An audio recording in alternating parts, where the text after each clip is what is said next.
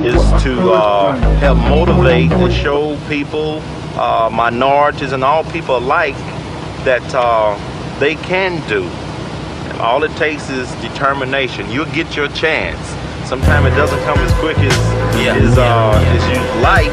And there's a lot of hurdles, but you will get there. What kind of fool is believe in that. I'm a different type of fool. Could you fool? Could you fool a fool? Could you fool a fool with a tool? What you do? What you do? What you do? What you do? If you do too, what I do, what I did, what I do, what I see, what I saw. What it do, nigga? What you do? Eat food for a gun shoe. School made another fool, nigga. School made another fool. School another fool. Make 'em use the rules. Make 'em use a new rule. Same things I'ma do to you, nigga. Do to you, nigga. Shoot you, nigga. Play with a fool. Playing with a fool. You playing with a fool. With a tool. You playing with a fool. With a fool. With a fool. With a tool. With a tool. I'm a fool with a few screws loose. Screw up with a foul crew too. Shoot you. Disgrace you, man. Misplaced hate, face it, man. Misplaced hate, face it, man. You would do the same if you was insane. You would do the same if you was insane. Gangsters is insane, nigga. If you had a mama like mine, you would not be a lame. You would not be a lame, nigga. All in the fame, all in the fame, all in the fame. You a lame, you a lame. Could you fool a fool with a tool? With a tool? What you do? What you do? If you knew too what it did, what I do to you, did to you. Shoot, disgrace you, misplace you, disrespect dialects, nigga. I am fucking motherfucking different on some other shit. Jazz.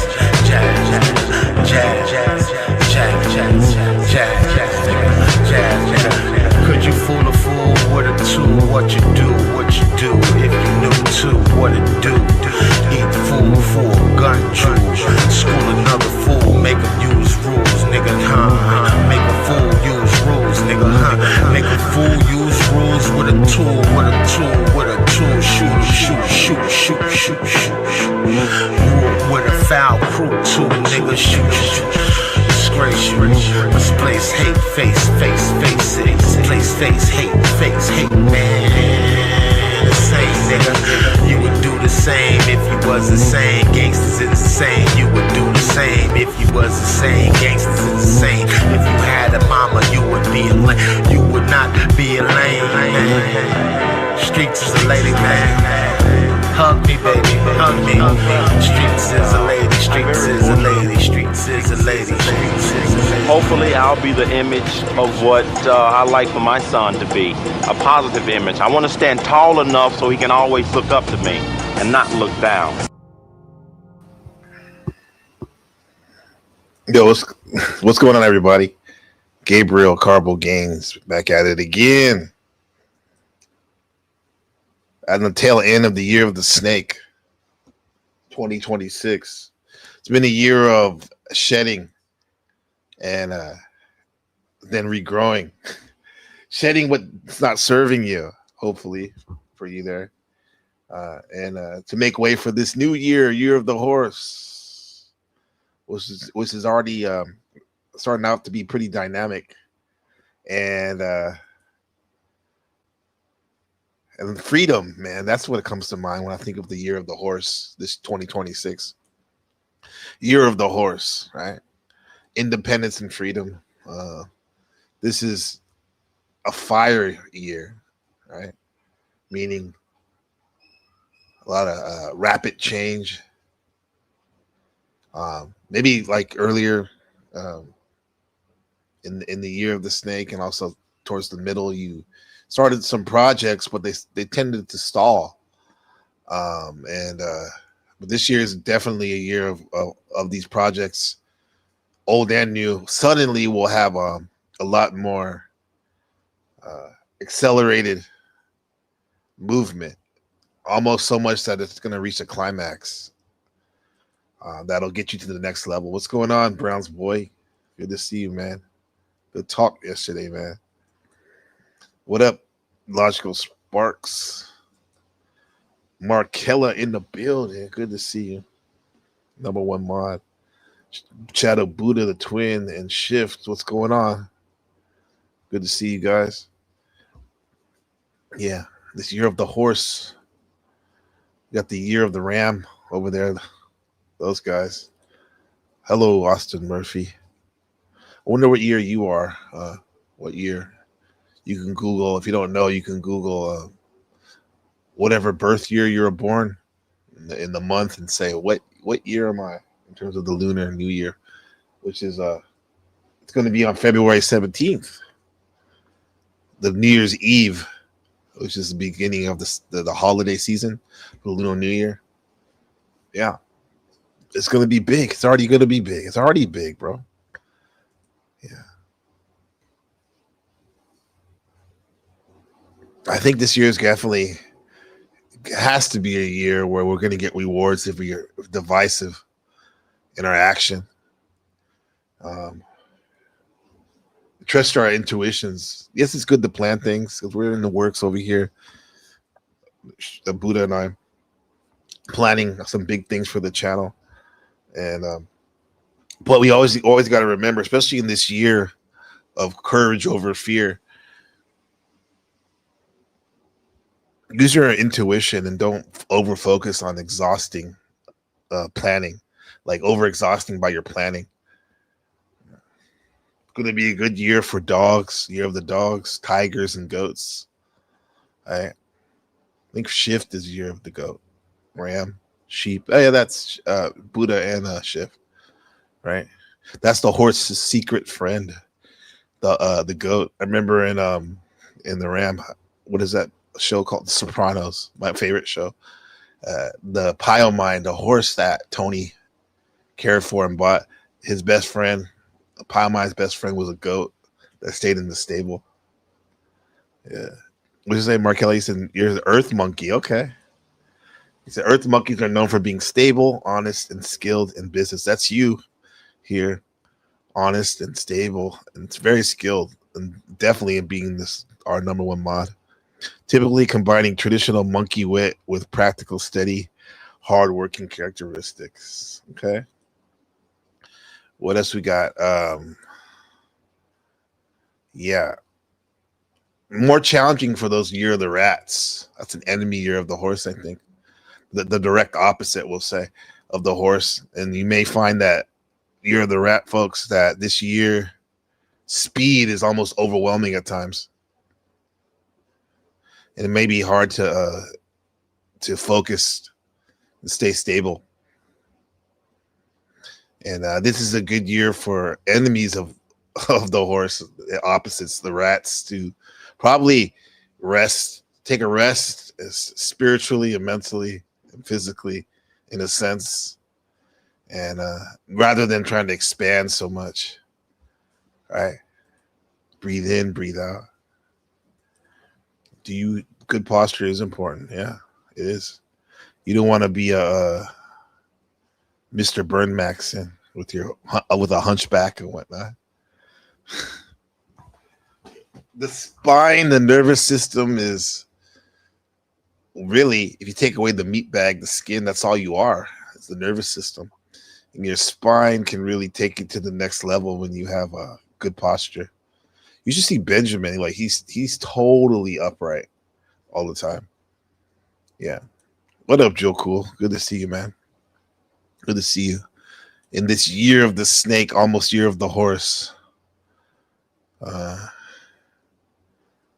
Yeah, for those people who were born in 1954, 1966, and 1978, 1990, 2002, 2014, that's a year of the horse, right?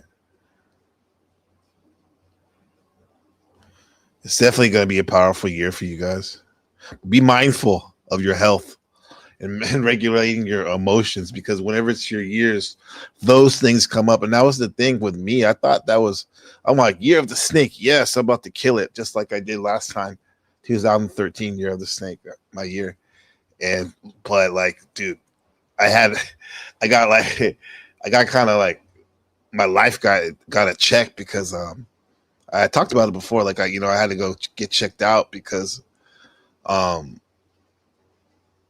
yeah, there was some stuff on a test I took where it was like, bro, this could be life or death stuff. And took the test and stuff, and it was good, but it caused me to revamp my priorities in life, right? Which is good, and that's a gift, actually, even though it can be scary. Yeah, and now we're on our way to like bigger and better things, bigger and better things. Like I look back at how this year of the snake started last end of January, February, and I'm like, bro, I can't believe I'm here right now. I fucking feel great, and there's so much left to do still. But at first, though, you gotta take care of business first, right? Blessings. What's up, Machine Lies? Yeah, you definitely gotta take care of things if this is your year, if your year of the horse. Emotional regulation, and like last broadcast was the epitome of that. The last of the vestige of that unmitigated rage, unregulated rage. I had to get it out and see for myself how that doesn't always serve you, and you can still express your emotions, which is important. It is important to be emotional at times, but you need to regulate these things if you want to come across as someone worthy to communicate with. For sure. Yeah. What's the lucky colors for this year? Blue, green, and red. Decorate your clothes in your home. Try not to be like that old, like wearing black and dull gray all the time. This is a bright, vibrant year, right?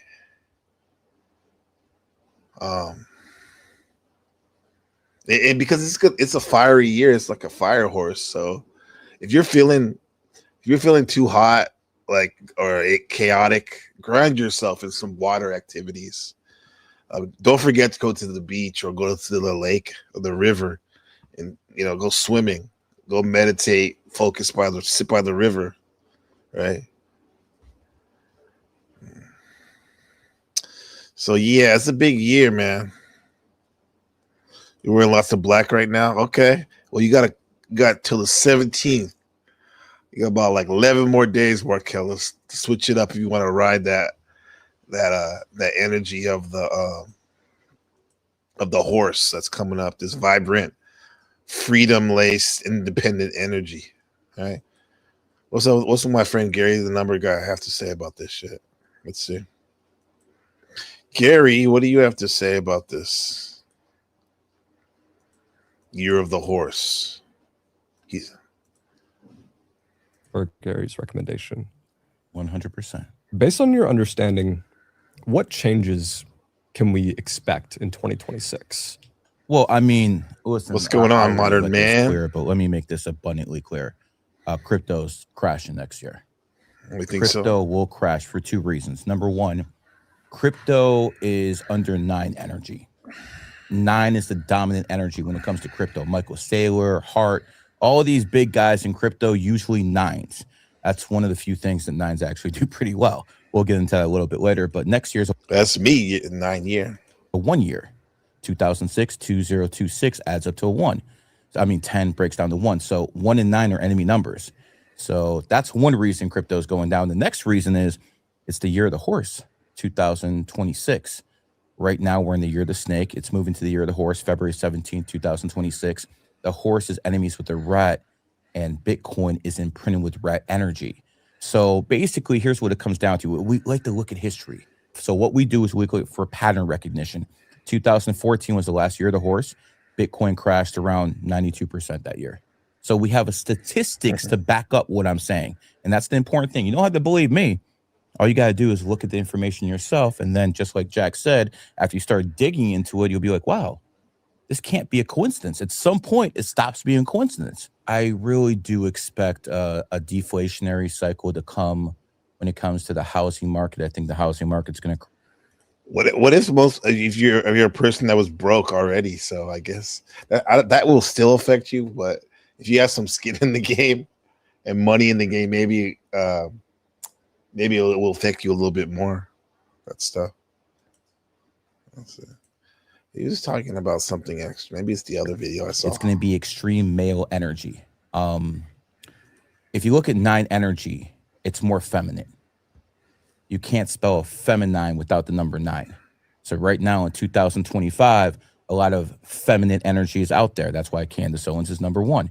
She's a snake, but she's also a woman. That's why she's elevated to the number 1 stature this year. Next year, it's going to be someone else. I think it's going to be Myron Gaines, but we'll see what happens. He's a horse in the horse year.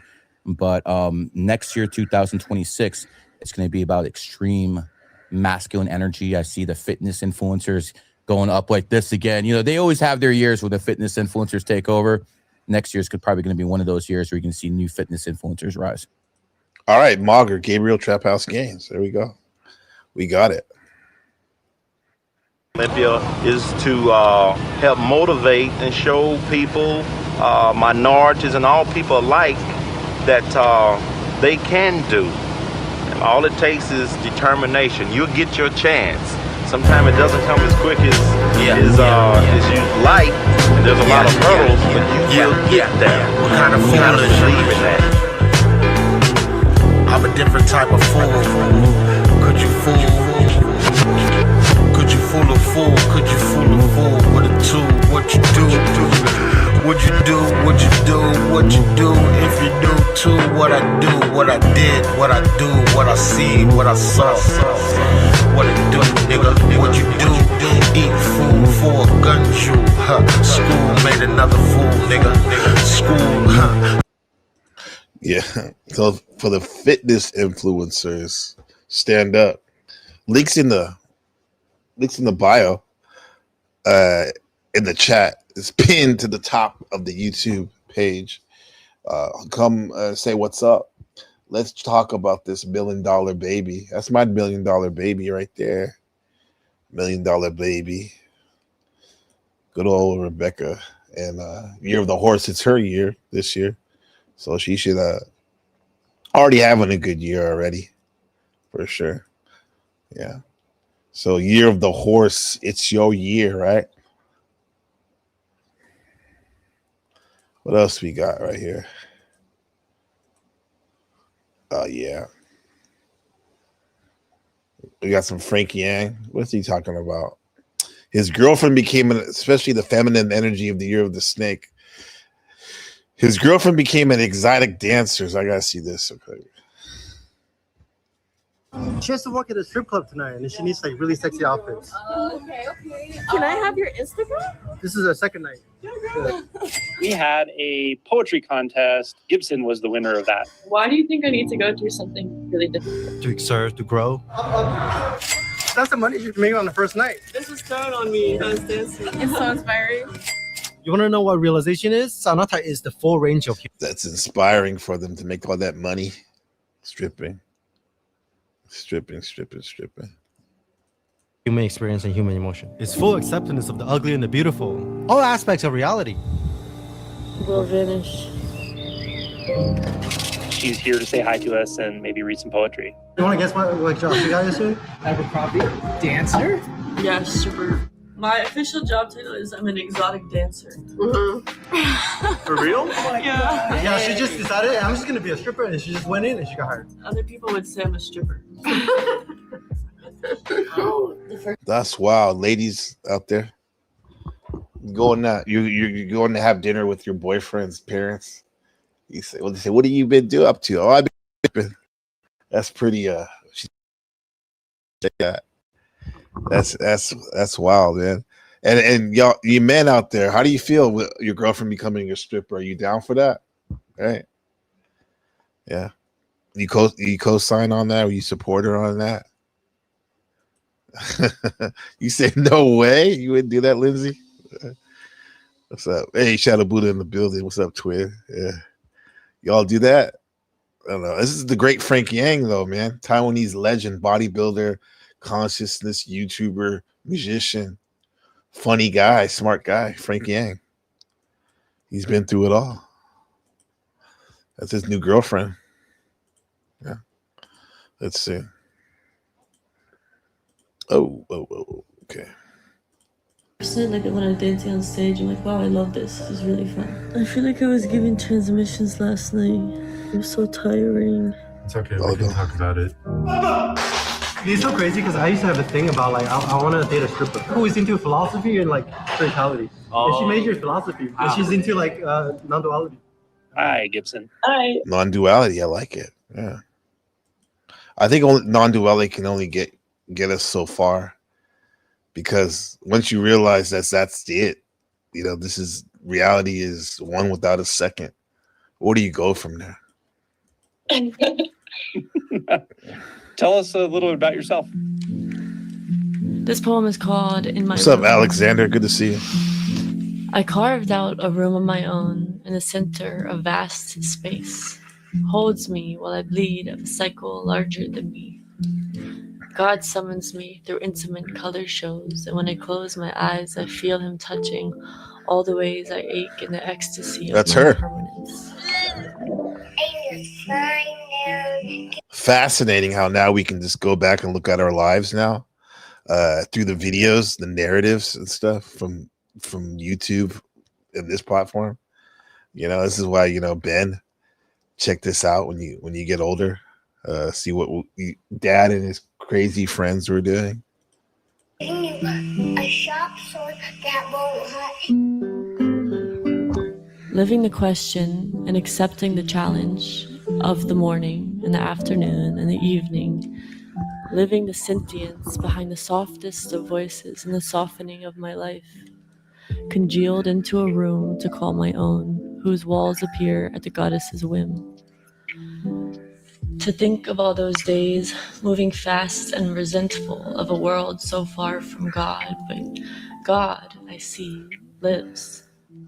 I write to suspend myself here with you, silent one, as words and ink are often more silent than mere lack of sound. What a slice of life. Good moments right there with your loved one, you know, just chilling and stuff, talking, playing music. Living the unfinished business of perfecting patience is to perfect patience.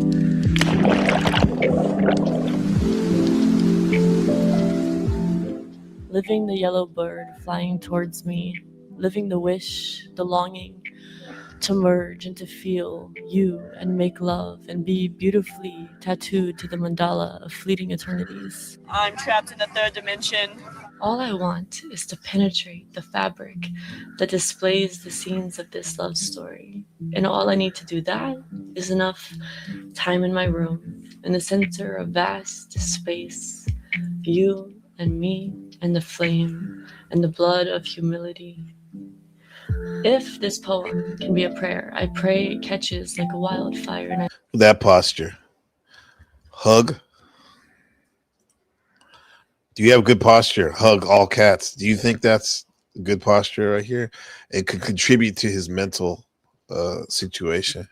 I pray that you burn with it, along with the walls of the room in the intimate center of everywhere and nowhere. And I pray that this intimacy takes every last bit of me. I don't need to know why, just eyes closed.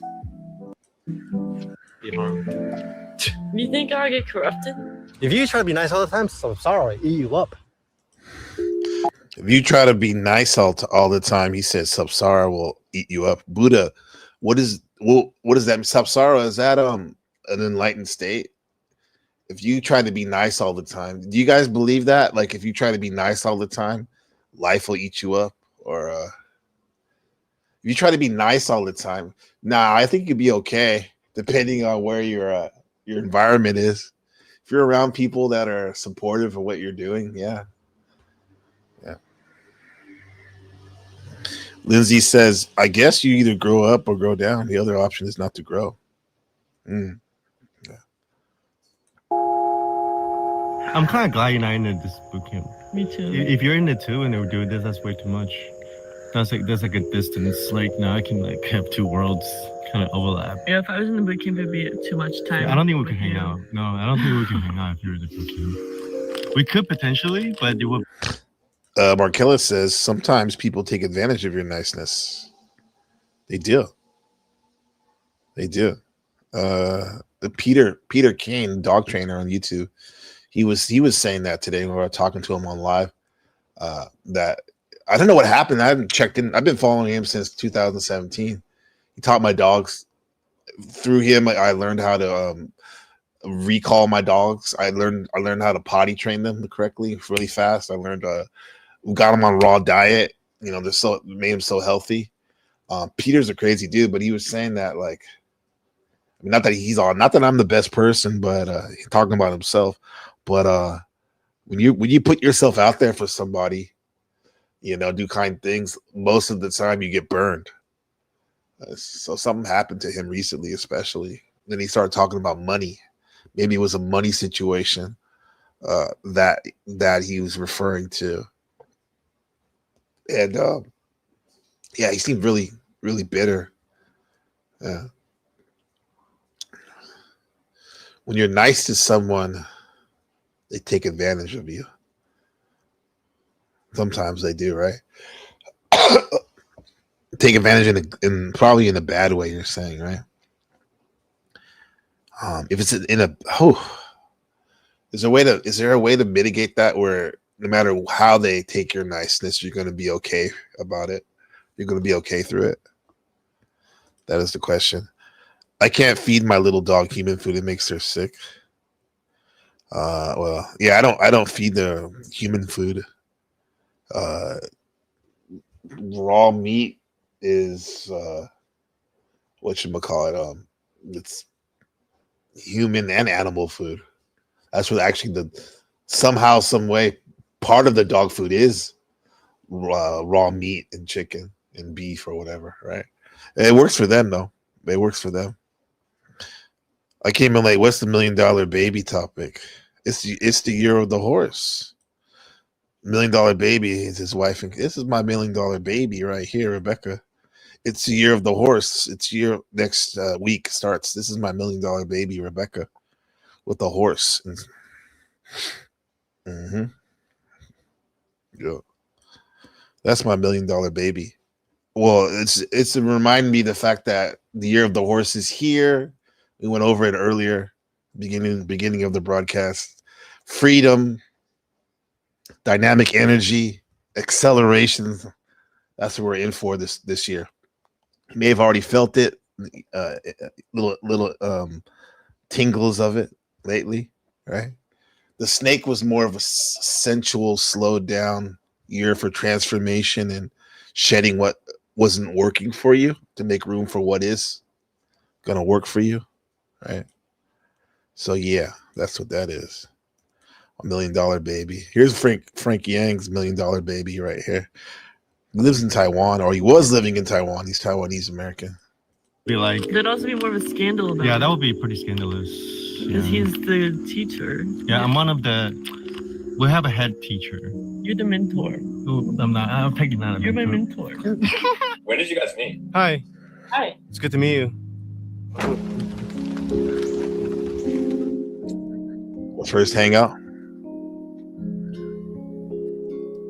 Obviously, they probably knew each other online or something. Yeah. Look how she's sitting, bro. It's like reminds me of the back in the university over there at CIS in San Francisco. Some of my female cohorts.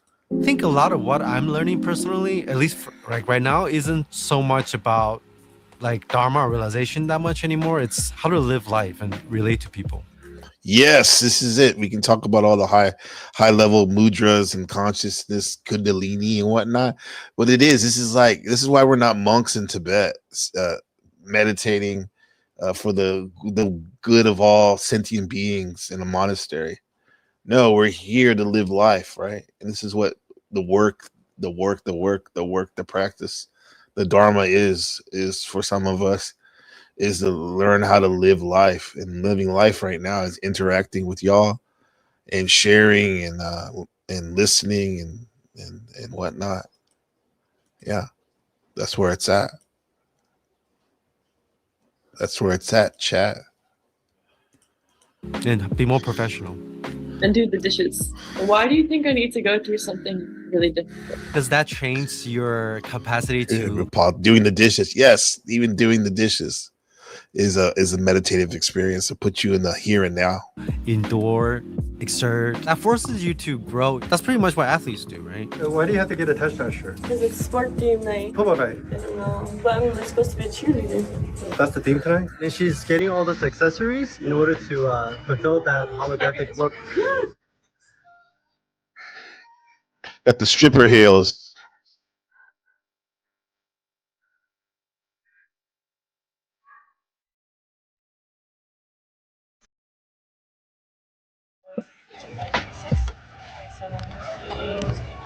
All ones, huh?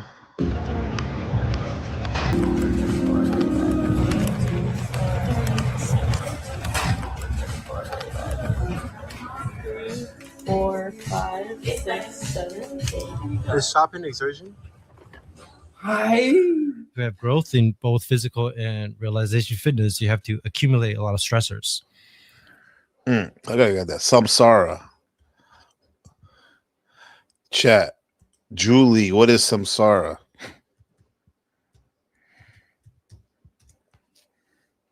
Okay, there we go. Samsara. Samsara will eat you alive, Frank said, if you're too nice to everybody. Samsara. Samsara typically refers to the cycle of birth, death, and rebirth found in Indian religions. That's transformation.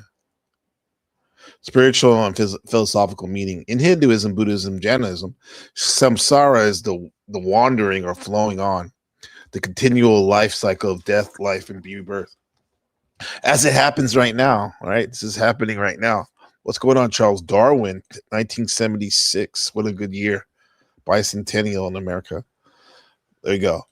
So the cycles, souls are reborn into different realms, human, animal, heavenly, or hellish, based on their karma, their actions, right? Karma is actions. We say cause and effect. Can we get back to the girl doing stuff? Oh, you mean the stripper? My friend Frank Yang's new girlfriend? Yeah, we'll get back to that. Patience, grasshopper. The goal, because the goal CD is to escape the cycle of suffering and achieve liberation. year of the horse liberation, known as Moksha or Nirvana. Okay. All right. How do we do that? How do we do that? What do you say? Let's ask. How do you do this? Julie, how do you do this? Jules?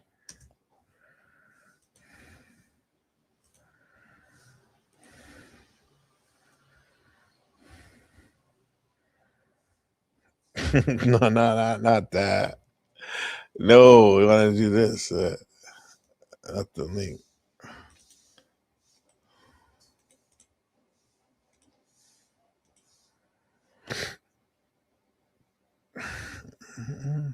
To escape the cycle of suffering, samsara, and achieve liberation, both Hinduism and Buddhism prescribe systematic spiritual paths focus on transforming one's actions and knowledge and state of mind. That's it, right? Well, the goals are similar, the methods are differently. Okay. Hinduism offers 4 main yogas, or paths suited to different temperaments. Karma yoga, performing one's duty selflessly without attachment to the results or rewards of his action. Yeah. Not caring so much about the end goal. Path of devotion. Cultivating a deep, loving relationship and total surrender to a personal deity, such as Vishnu or Shiva. Looks like Frank is devoted and in a loving relationship with his girlfriend right here. With my wife too, I'm like that. The path of knowledge, using intellectual inquiry and meditation to realize that the individual self is identical to the universal divine. The microcosm is the macrocosm. As above, so below. So below, as above. Raja Yoga, path of meditation, disciplining the body and mind through specific techniques as those outlined in the 8 limbs of yoga to reach a state of deep spiritual absorption. That's the boot camp that Frank was talking about. They have boot camps and meditation where retreats where you just don't talk for a week or two, right?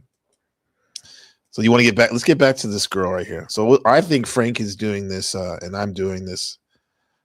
Well, probably a integral system of all these yogas: path of devotion, path of action, path of knowledge, and path of meditation. Right now, we're looking at the path of devotion, bhakti yoga, cultivating a deep, loving relationship and total surrender. Is that what's going on here with Frank and his girl, who's a stripper now? Let's see. What'd you say? Once upon a time, there was a TV show called Monkey. I'm on religious spot. You have some good ideas. Okay.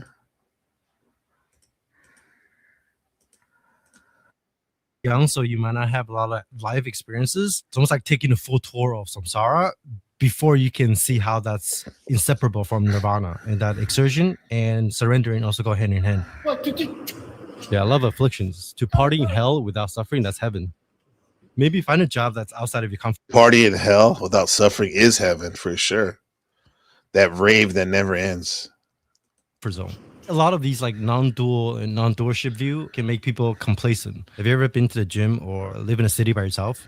I do yoga, but I don't ever lift weights. And I have never lived alone, but I'm thinking about moving to. And I got the guitar. have never lived alone, but I'm thinking about moving to my own apartment soon. They can't do sex. Well, like she did. If we only sell fantasy. Club like that has a lot of bouncers, so Right, 'cause customers it's a high-end know to one. be customers know to be on their tippy toes. There's cameras in the room. Wow. And then after the conversation, he was like, that was too deep. It wasn't about like your body for me. It doesn't matter how much money you're making. She's talking about her time as a stripper, her new job. Just look at it as like a 3-month stripper boot camp. Yeah. Just exertion for the sake of exertion. Does Frank Yang make money on YouTube? Hell yeah. He's a big YouTuber. Yeah. Bodybuilder / consciousness guru. That's what I call him. Yeah. Here, I'll drop his channel. It's pretty cool. To have compassion, you must have power. Transform dark energy. There's always more power to be harnessed in darkness than light. That's why the universe is mostly made up of dark matter. Part of the training is swimming in through with us your afflictions. Not only that, but the universe is all space. That's dark, right? And the lights of the stars, they shine bright in between. Much more space, darkness than light.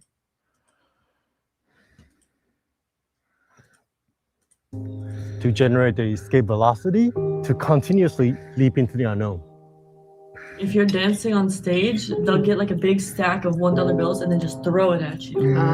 It's like a music video. Then you have to pick it up and put it in here. Then, because it's high end, the people that work there wearing suits, they take a broom and they sweep it all up. They count it for me, put it in a pile, and then they give it to you. Because lots of times I'm like just trying to be nice, and it doesn't actually make you more. Samsara doesn't give a fuck. To take on the afflictions and to purify the karmas of other sentient beings, it requires a lot of fitness. You have to be completely immovable to be effective. The more karmas that you take on and you eat, the more powerful you become and the more compassionate you are. And the more realization fitness you have. I just want like people who interact with me to feel good. Yeah, that makes sense. Doesn't give a fuck. As your afflictions. To generate the escape velocity, to continuously leap into the unknown. If you're dancing on stage, they'll get like a big stack of $1 bills and then just throw it at you.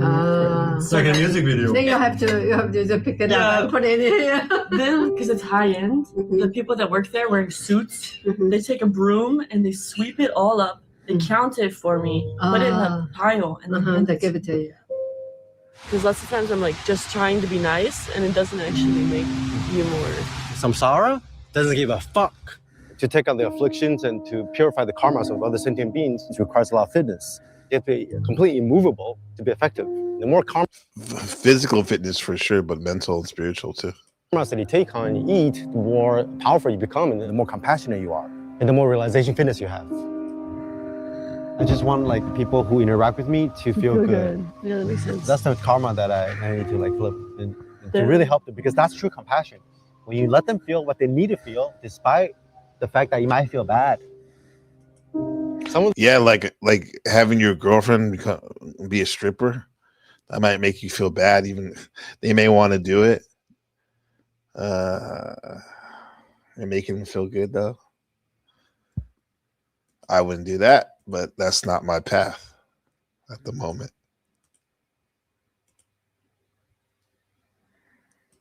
The feedbacks I get from the teams at CC is like extremely brutal. But to be brutally honest with me is what I need to hear in that context to grow. And that is also coming from love. There's a sense of beauty in brutality and brutality in beauty. Sweet dreams that light up the eternal night with their suchness, resting in a ruthlessly starry mood. That's Frankie Young's mom and his new stepdad.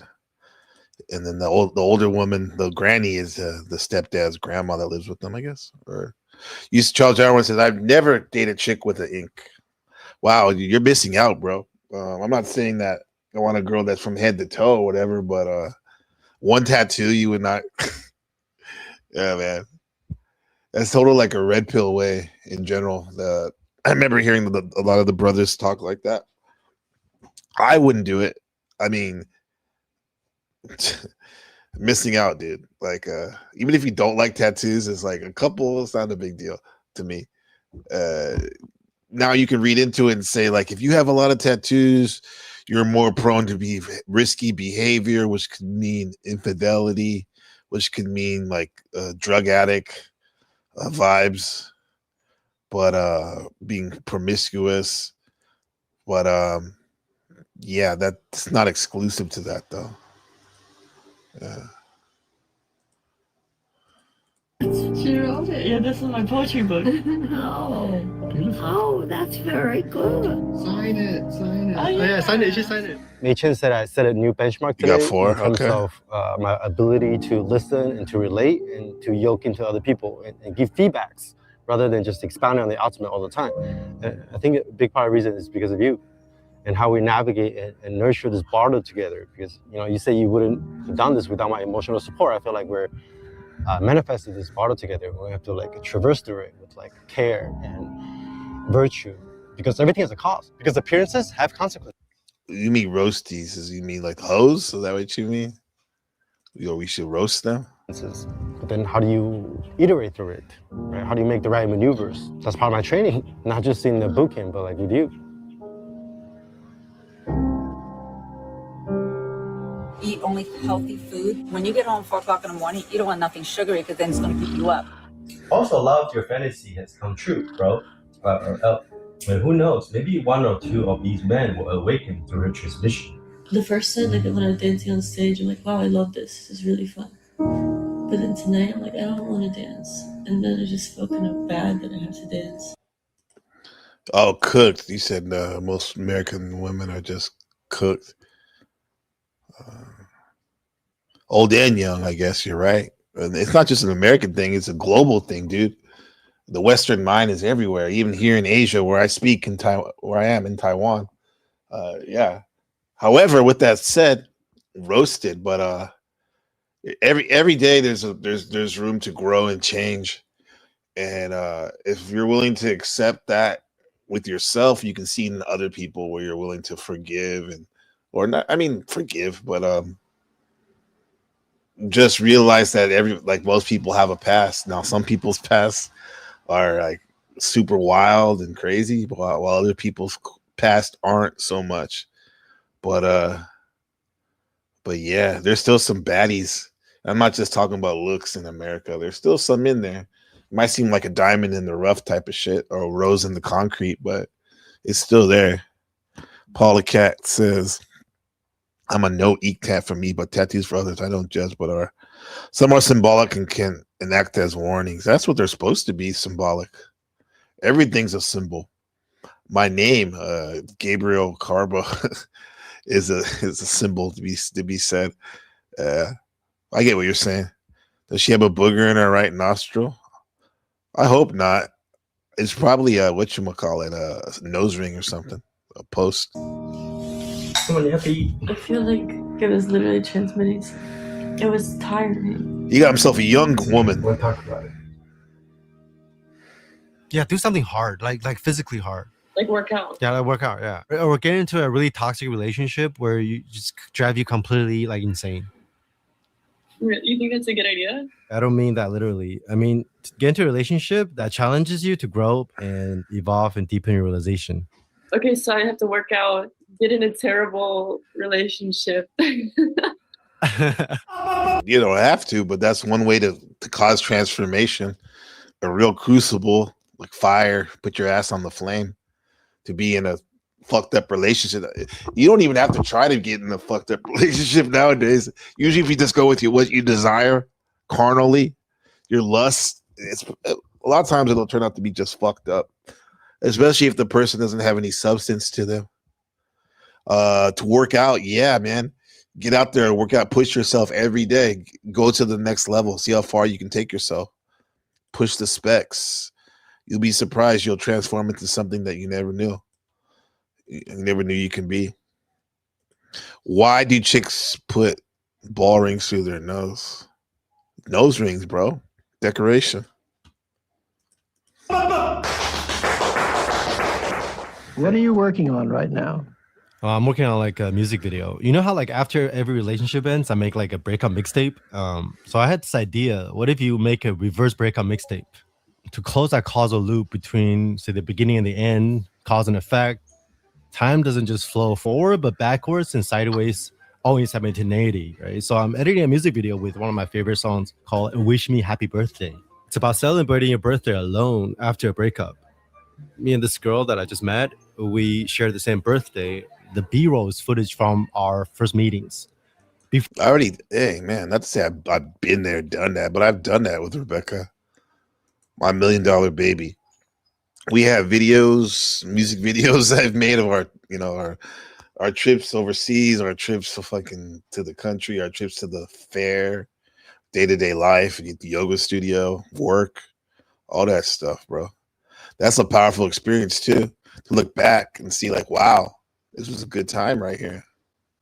Yeah. Before the relationship even begun, everything rises only to pass away.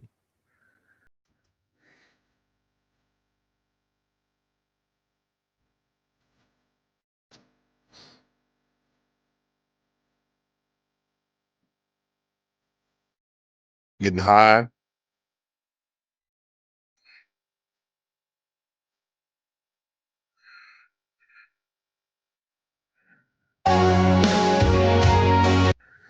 That's where they spend their time. That looks like Taiwan, all the clutter.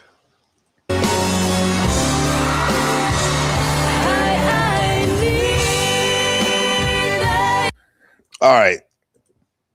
That's that. What do we get from that? They're into each other. He's definitely into her. Do you guys think it matters if one person's into the other person more than the other? I don't think so. But now here's the question right here. Does it matter if it's like what one person is really more into them than the other person is into them? Maybe then that could be an issue. Yeah. Ooh. What we got here? Let's get back at it here.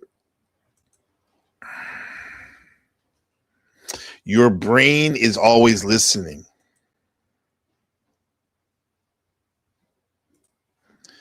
It does not know whether you are programming it for success or for failure. It simply strengthens whatever you repeat most. Every thought you feed it becomes a pathway, and every habit you practice craves that pathway deeper. And over time, these patterns turn into the beliefs, actions, and outcomes that shape your life. Neuroscientists explain that the brain constantly rewires itself through repetition.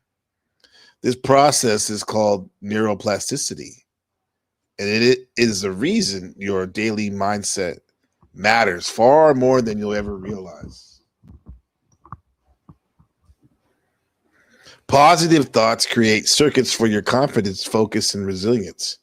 Negative thoughts build networks for fear and doubt and hesitation. Your brain is not judging. It is following the script you gave it. When you speak with intention, practice discipline, choose clarity, and repeat empowering habits, you are literally sculpting a stronger version of yourself.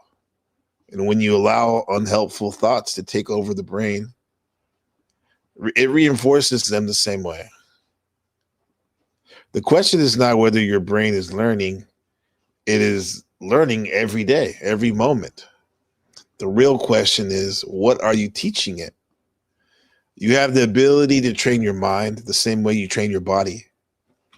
Start practicing thoughts that move you forward. Build habits that match your life you want.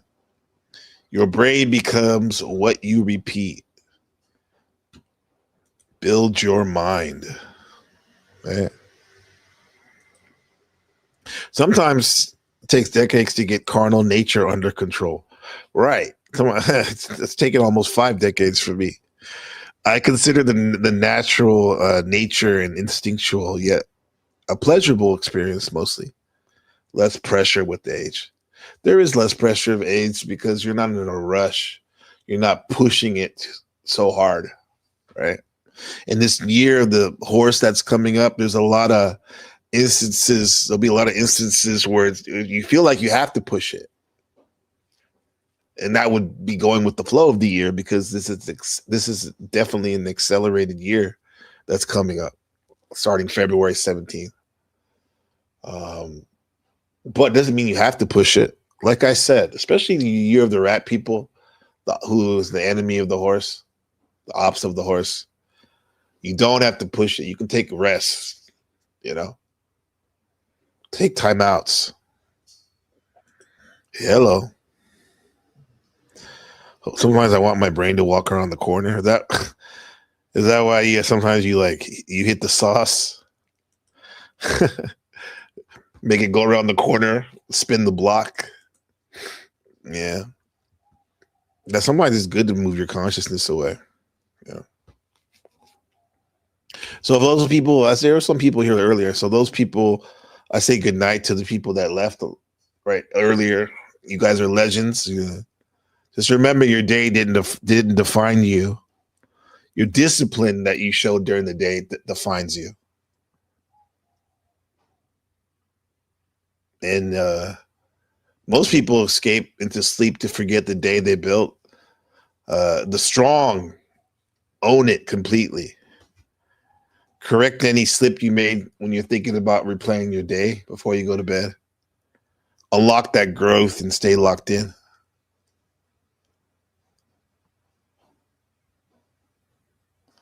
Stare your patterns down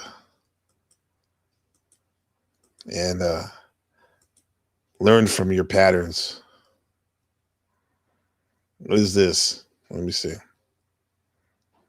It was Nicki Minaj say. Paula says biological time clock on women. That didn't used to be a factor, but programming. Yeah, biological clock. That is the thing that's ticking, especially if you want to have kids. A lot of children, you got a window of time. The earlier, the better. The earlier, the better. The less complications and whatnot. Like early 20s. When you find that person you want to share the rest of your life with. It sounds weird, but yeah. Have some kids early. Have some children early. Right? Less complications. Because once that clock starts to get into the fourth quarter, yeah, you can get a little desperate. Men is different. You can always have children. As men, we can always have children, but you don't want to be so old that you can't even be a part of the child's life, right? You gotta be mindful of that too. Hit me up on Twitter sometimes too. Yeah. Twitter's fun. If you only have to have two,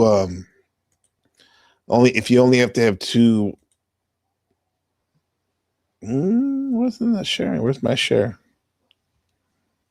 Oh, only have to have 2 apps this year. Should be Twitter and YouTube, especially if you're a creator. Where's my screen? I might have to reset my screen. Hold on, give me 1 sec.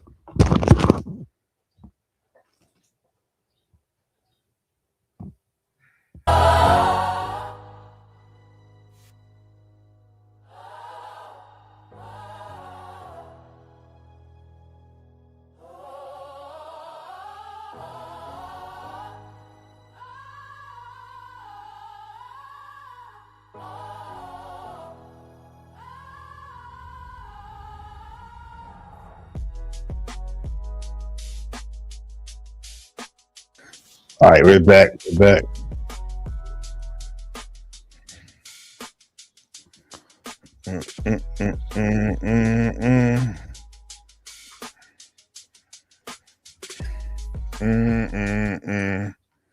Yo, what up? Back at it again. I went somewhere, Charles Johnson, I went somewhere once. We are all architects of our own destiny. If so, I'm shit at drawing. Yeah, maybe you have one of those modern art, like Jackson Pollock way of looking at drawing your building of your narrative, your life. That could be it. I like that. We are architects of our own destiny. Some of y'all that have the co-creation stuff going on with God, maybe you co-created your reality of what's going to happen with God before you got here. Paula says, I'm at the point of eat when you're hungry and sleepy. Fortunate to see this as an option, a way of life, on not the local time cycle of the day. Yeah, hit me up on my the Twitter at TestStream88 X. Is me. One app. Hey, what's going on? Mirror. Hello from Spain. Not sure where I saw. Yeah, I saw you on the YouTube channel. I saw you. Good to see you from Spain, huh? Yeah. Yeah. According to my ancestry.com and my granny on my mom's side, we have a lot of Spanish blood in us. Basque country. Good to see you, man. Mirror. What do we got going on right here? Okay, so we have so that Frank Yang. Oh yeah, Nicki Minaj. Okay, here we go in the deep truther.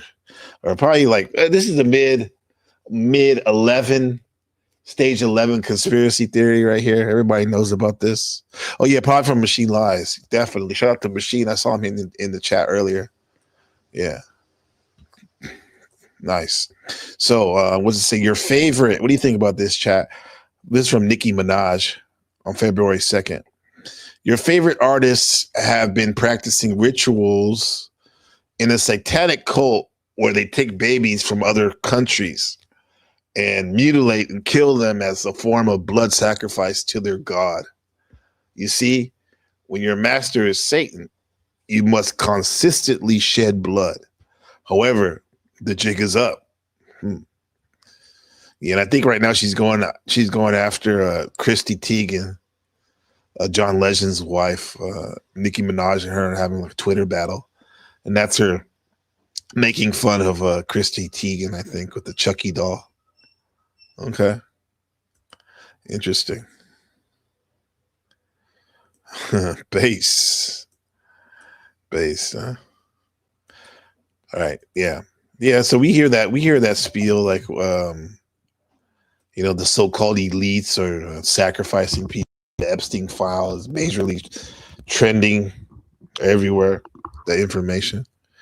I would think that people, those sick people, they use children and because they're so innocent, right? If they're willing to hurt and harm innocent people, they're willing to do anything to get what they desire, which is sick. All right. What does this guy have to say about Alex Jones reposted this blood ritual sick video, cannibalism revealed in Epstein documents. This is a blood sacrifice to their god, Old Testament kind of stuff. They're on demon time. Of all the different drops, this is the most disturbing, and it carries with it a horrific reality of the world that we live in. And honestly, it's a world that most people would rather not even know exists. And this account here is an interview from an alleged victim. And what happened on that yacht is horrific. Think about the hundreds of thousands of children who are trafficked every single year, and that's just the United States alone. There are millions more worldwide every single year. Now, Nicki Minaj posted this on her X account a little less than 24 hours ago. Are y'all understanding that these people have been sacrificing children as a way of gaining and maintaining power? She then goes and follows up with, your favorite artist has been practicing rituals in a satanic cult where they take babies from other countries, mutilate, and unalive them as a form of blood sacrifice to their god. This is the music industry. This is Hollywood. It's the elites of the world. It's the Republicans. It's the Democrats. It's the rich and the powerful. This isn't anything new. I'm glad he said that. It's the Democrats and the Republicans because, that left-right paradigm, red versus blue, conservative versus liberal, they're all on the same line, just different spectrums of the same thing. A system that's there to control your thinking, your attention, right? Focus on politics as the highest expression of consciousness, instead of trying to figure out who or what you are and what you're doing, right? Don't get me wrong. Let's be aware of our local politics and what's going on in our communities. However, the left-right paradigm was about to be shattered, and people were waking up to it. And then President Barack Obama was elected, and the Democrats fell asleep. And then Trump was elected. President Trump was elected, and the Republicans fell asleep. But the left-right paradigm is still there to get your attention on it, to what's to that dynamic, instead of focusing on things that you have in your own sphere of influence. This is Old Testament kind of stuff. The Canaanites would have these sacrificial rituals to their god Baal in order to try to gain personal prosperity. And now here we are, all these years later, different time, same demons. Yeah, I know people don't want this to be true. I get it. It's too horrific. You know, you don't want to believe that this kind of evil exists in the world that we live in, but it does. I would say everyone said, I want the money for my children. Did they know where the money came from? I think if you told them, if I told them the devil 100%. himself said, I'm going to exchange some dollars for your child's life. This is why child trafficking is a billion. There's Epstein himself, right? He said the devil himself. Okay. Not that it's a real person, is it? You guys think the devil's actually a being, or it represents an energy of being totally absorbed into the self and what you desire? Or do you think it's actual a being? Dollar industry. But the reality is infinitely worse. Over 300,000 children are trafficked every year in the United States alone, and 40% of them were first sold by family members. An estimated 30,000 never make it out alive. And these are just the ones that we know about. Imagine the ones that we don't. The devil is real, and he's in the people that do this. You said the latter? Yeah. The latter. Yeah, an energy. And not to get woo-woo-wee-wee about it, even though that is woo-woo-wee-wee is metaphysics. Yeah, it's a spirit or energy that people will get absorbed with. What I've looked into Satanism and Luciferianism, and supposedly there's a difference between the two, but colloquially, I think we're talking about the same thing, about being totally absorbed as man as God, yourself as God, right? El Perro, what up, man? El Perro. Yeah, El Perro, if you're listening, what's up? Perro, H. Perro, good to see you, man. Hurricane Perro. Austin Murphy says, yes, I think it's a physical being in a red fur coat that lives in the north. Shit, I don't even, he's being sarcastic. However, the way the world is, maybe that's why most people aren't allowed to go into the airspace of Antarctica or the North Pole, right? It's because there are some weird creatures over there. Yeah. I don't think there's an actual being. Okay, you don't think there's an actual being. How about you? I think people make excuses. You think so? Make excuses like, oh, the devil made me do it, when in fact their own desires and programming probably made them do it. When I mean do it is like those evil things, right? They get passed off on the devil. The devil made me do it. There was a Paris album named Paris the Rapper. The devil made me do it. Paula says, how can we know? I don't know. I felt evil around people, and then when no one's around, so I don't know. Yeah, evil. Now we're talking about evil, right? It's funny how evil can be flow into being totally absorbed with your self-interest, your own self-interest. Yeah. I remember Jocko Wiles on his podcast with Echo Charles. He read that they're talking about the question was, does evil truly exist? And Jocko was like, well, let's read this account of this woman, this Afghani woman who was kidnapped and sexually assaulted and abused for months by the what do they call that group? ISIS, right? And they were like, he said they smelled horrible, like shit. They were watching porno movies all the time. They were abusing her and other younger women. And it just sounded like an awful account. And Jocko was like, man, yeah, evil does. He's making a case that evil actually does exist. It's not just a archetype of a way of a being, or what in the Christian sense, like what not to do, right?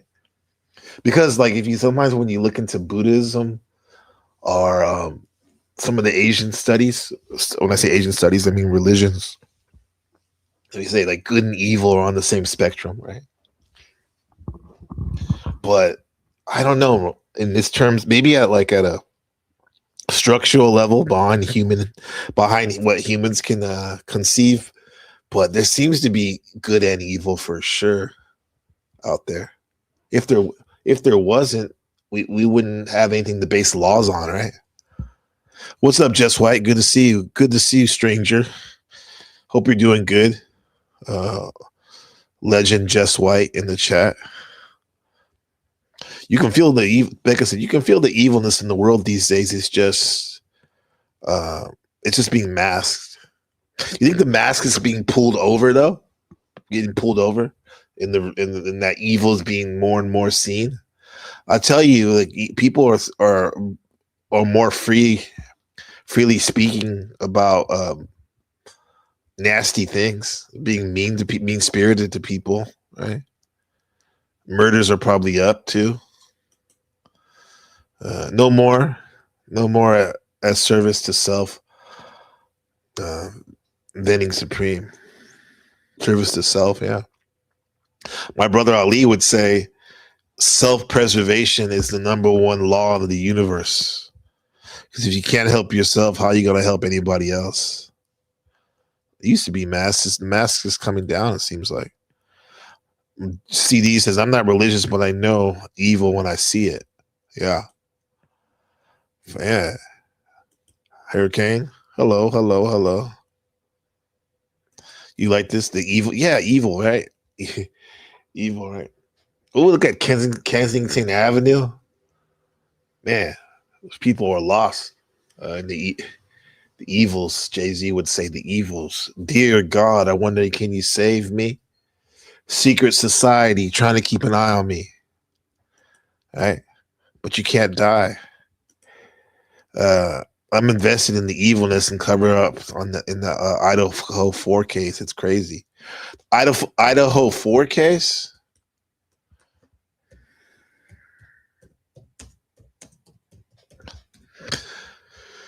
In this world we're living in this world, in this life I lead, can we get like a 2-minute synopsis of it? Well, let's go here for a second. Idaho. Shout out to Idaho. That's where Uncle Fatty's at right now.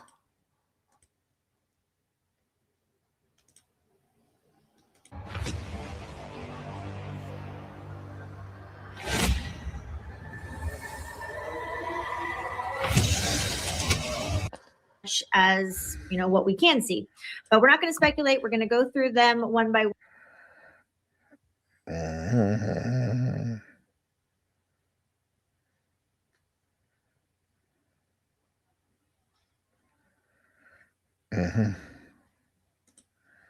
Next tonight, chilling images of the Idaho College murders are now being made public following the sentencing of convicted killer Bryan Kohberger. Crime scene photos inside the house where 4 students were viciously stabbed to death.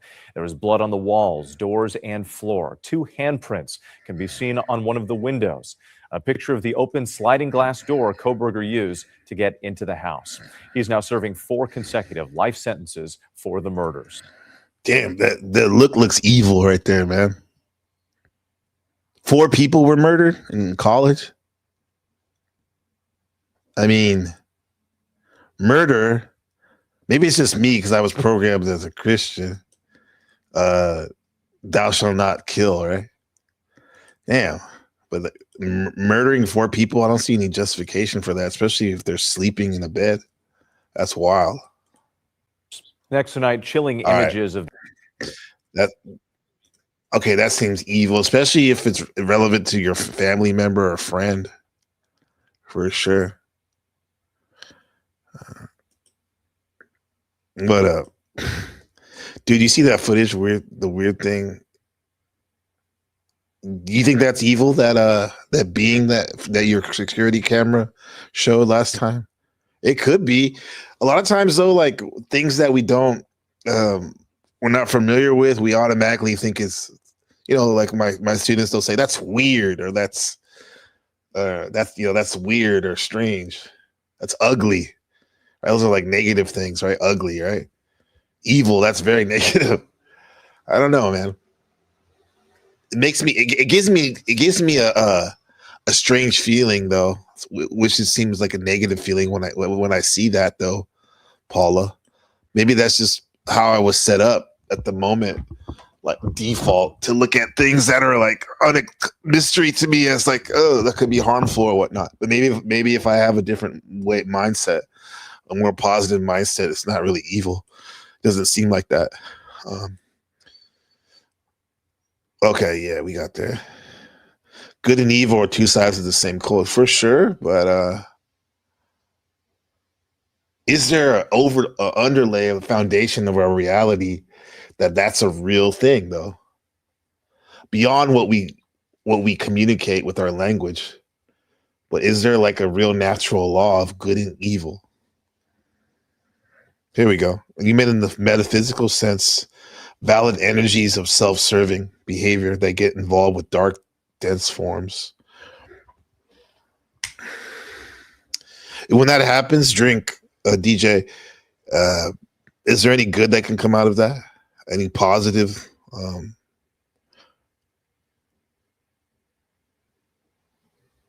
Any positive effects of that for that particular self that's experiencing that? What you're saying? Rebecca, evil absolutely exists. I believe in casting bad energies into others. It scares me. Yeah, people seem to do that. Yeah, casting, like cursing. I don't say this. If you believe in it, it says I don't do that shit. It scares me because when you believe in it, quote unquote magic, using your will to change forces, nature and humans are in nature, so they're part of nature technically. Especially if you believe it, I can definitely see how a curse can hurt you. If you believe curses can hurt you, like because you're aware of it, your minds are very powerful. Yeah, Just White in the building, brother. Buddha defeated Mara under the Bodhi tree, just like Jesus after 40 days in the desert. So they're more than likely everyone has to confront something like that. Yeah, I'll show you. I think I have him. Oh, that's funny. That's like right on time. That's the next thing on our docket, subject on our docket. This when Buddha is this historically accurate. When Buddha defeated those evils.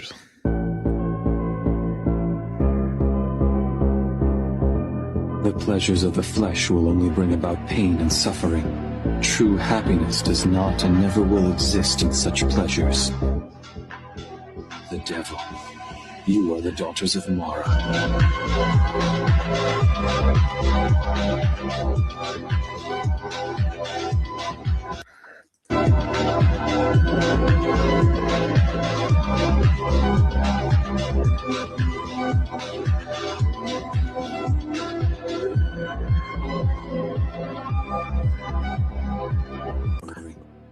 Very Sigma.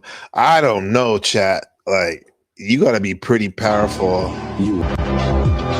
You gotta be pretty powerful if you can stand tall, man.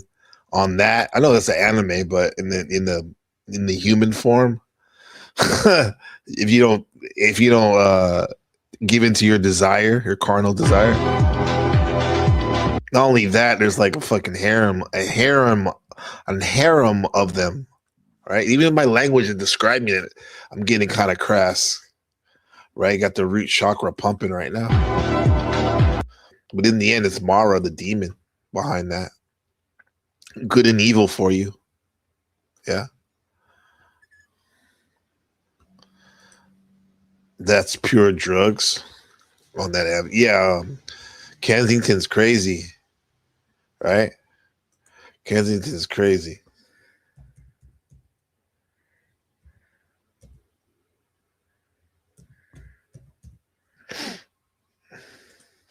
Six, 7, huh? Let's see Kensington, huh? Let's check in. I think there's a webcam here somewhere.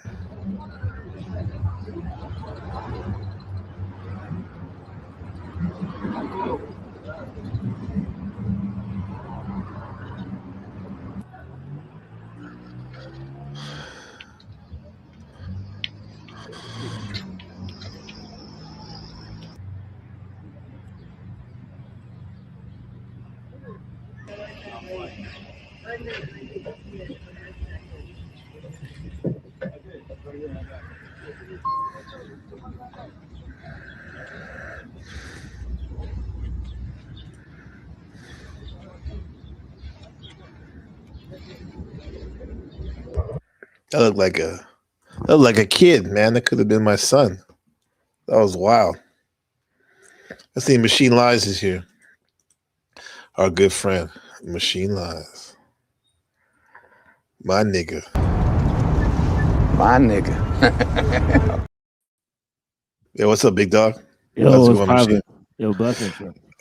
Oh man, just going over the docket, man. It's funny how like we were talking about good. We got into talking about good and evil, and then Paula had mentioned when Buddha was tempted under the Bodhi tree by Mara, and that was like literally the next thing I was going to show.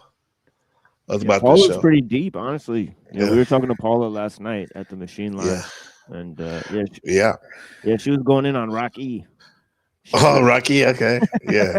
Good. Keeping them honest. Oh yeah, we got Right. somebody else too. The homie from Spain said that he found me through your channel. Mir. Oh yeah, Yeah. The homie. Yeah. Yeah, So he that guy- was in the yeah, chat that guy's earlier. Cool, man. Yeah, that guy's cool. Yeah. Yeah. Nice. Thank you, Machine, for that. Yeah, for for sure. bringing the great people. We got another great person. We got a visitor. Special. My nigga. What up? What's up, Zephyr? Good to see you, my friend. Not much. Not much. Yeah. It's the usual. The usual. Yeah. I've been traveling inward mostly. Inward, good. Yeah. Yeah. What'd you find? Probably it's a lot. It's a lot. It's not a Yeah. story for today. Okay. We'll talk more later. All right. That's good. We're glad you're here. Brought you here though. Yeah, Yeah, that's good. I'm Yeah. generally the- positive. That's Yeah. what's important. Generally You positive. like this? That's good. You like this picture because like you're the horse almost, and I got to thinking about like my wife is Year of the Horse, right? And she's my $1 million baby, right? And yeah, so it is Year of the Horse. So everyone get ready. It's gonna be it's a dynamic year already. A lot of And remember, it could be like the sculpture at the Denver airport. So be careful what you create. you're talking about that type of horse, right? The four flaming horsemen of horse. the apocalypse. Yeah, the flaming Yeah. horse. I watched Bill Yeah. Cooper's documentary about the pale horse this morning. So Mhm. Yeah. Machine, you know about those horses? Like that behold that pale yeah. horse, the four I got horses. an outro What video you know on my about show that? about it. Yeah. Yeah. The little What music you- video. Yeah, Where it I shows bet the you it's four good for- horses. Yeah, the Uh-huh. first, the 7 seals and the first Yeah. 7 seals are the horses. Yeah. You know, and Oh, those are the yeah. first four? Okay. All right. Yeah. Okay. All right. Damn, we're coming in a fire horse year. If I'm not mistaken. So Yeah, that's something I gotta do. Second edition of my book, I'm gonna do a breakdown of the Book of Revelations. But in the first Mhm. one, there's too much going on there to actually break it down, right? Because Uh-huh. it's like, because the shit's already like 400 pages. I mean, we had to do an exegesis of Paul's epistles, his letters. So we kind of okay. missed out on that. Yeah, but Right. The cardinal astrology. Yeah, cardinal means popping it off. That's the initiation energy, right? Right. So yeah. So let's see. Shout out to Machine Lies. Thank you, Markella, for showing that. Yeah, we've been talking about this stuff, this cool stuff. Let me show you what else I had. We just watched this Mara video. I was saying, like, I don't know, Buddha was strong mode to be able to be not give in to the desires of all those women and stuff. He saw beyond it, how it was actually the Mara behind that, his daughters or whatever. Yeah. Yeah, because lust is a big thing nowadays. The social engineers try to get you with that. Let's see. Okay. Dun, dun, dun, dun, dun, dun, dun, dun, dun. Oh yeah, this is political stuff right here. Myron Gaines, he was saying about Eminem, right? Eminem. This is from a couple years ago. I don't know why Yeah, he's you know what's tripping off. weird is that the recent debate that Wilson had, right, with with the guy named Shapiro. A bit Right, I think it Shapiro, was, like, yeah. Brandon Shapiro. I could be getting the name wrong. It was something like that, Shapiro something, right? But it was a a debate about ICE that they had, and he kept mentioning that Myron Gaines was a federal officer. Well, that's kind of weird. Well, why did he keep saying that? Yeah, he's like, oh, Myron Gaines is a federal officer, and his opinion was that the guy should have been, chilled or whatever. Right? But yeah, it's kind of weird. Well, yeah, I mean, I think Myron Gaines, that's part of his brand. I don't think he still is technically. Who knows? He probably, my thing is what little I know about that is that when you're a federal officer, there's probably times when you either need their help or they need your help. So it's like you kind of like never leave blood in, blood out. But yeah, he was a Homeland Security agent before he started actually when he started the Fresh and Fit podcast. That's pretty weird. That's pretty strange. Yeah. And supposedly his supervisor was like, "Bro, you got to make a choice, man. You be saying all this controversial stuff, either the podcast or Homeland Security." Homeland Security. That's crazy, right? I think that's what he is doing. Yeah. You can collect a lot of info on people while they're working for us by being a podcast guy. All the thoughts. Yeah.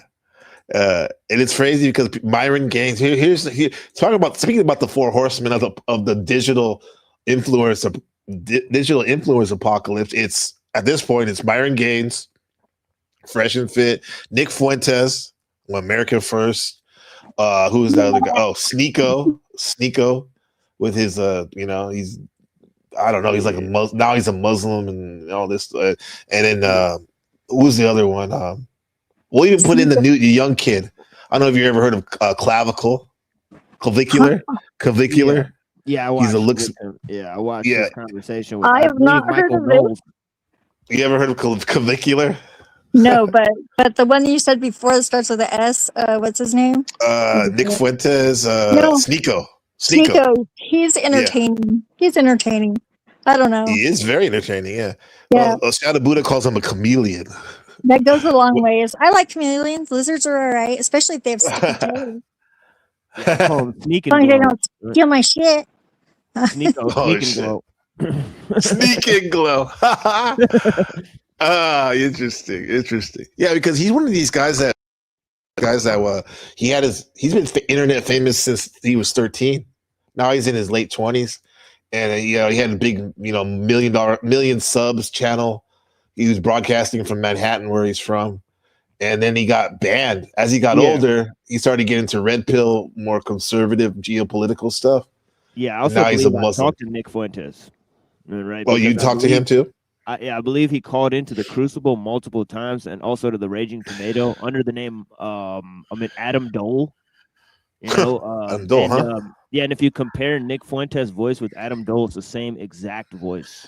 It sounds the same. Yeah, either like that's his cousin from Chicago, or or they're the same exact guy. It's really weird. That's great. That's wild, bro. Shit, I want to hear more of those conversations. What's up, Max? Good to see you, man. Yeah, you're welcome up to come up on the panel. Yeah, because he's definitely a mover and shaker of this influencer stuff. Yeah, but I think he's most likely paid for controlled opposition. Right? It kind of seemed like, especially the links with Kanye West and Alex Jones. Right? Definitely. So, the whole January 6th thing, right? So it's looking pretty bad for all these groups of people. Right? Including Alex Jones, including Andrew Tate, right? Who's also really a weird. Oh yeah, he's part of the four horsemen. Now we say six horsemen. Yeah, he's kind of like that, or whatever. Yeah, fake Muslim as well, and obviously they're using Christianity and Islam a lot, to promote degenerate behavior, right? So and also to promote liberalism at the end of the day, right? So it's like they're trying to move If I had to guess, they're trying to take conservatives that are radical and move them right of center. Right? That's their entire like they've been paid by the feds to do that, most likely. But yeah. Yeah, and I think it's a good timing because they're riding the wave of the thinking of Dow, like we spoke of last time a little bit. Like, you know, the Dow is going to do its thing. It's always doing, you know, it's as its own movement, right? And I think that the social engineers are using the movement of the fact that, like, a lot of people are fed up with the fact that this ultra liberal last 15 years way things have been going. And then now the pushback is to get it back to center by going more conservative right. And with that said, people like Nick Fuentes and Andrew Tate, like old school, you know, like, you know, back masculinity, back, you know, it's in now. However, like you said, even though that's the way they come on the surface, there's still that ultra liberal, anything goes way about them.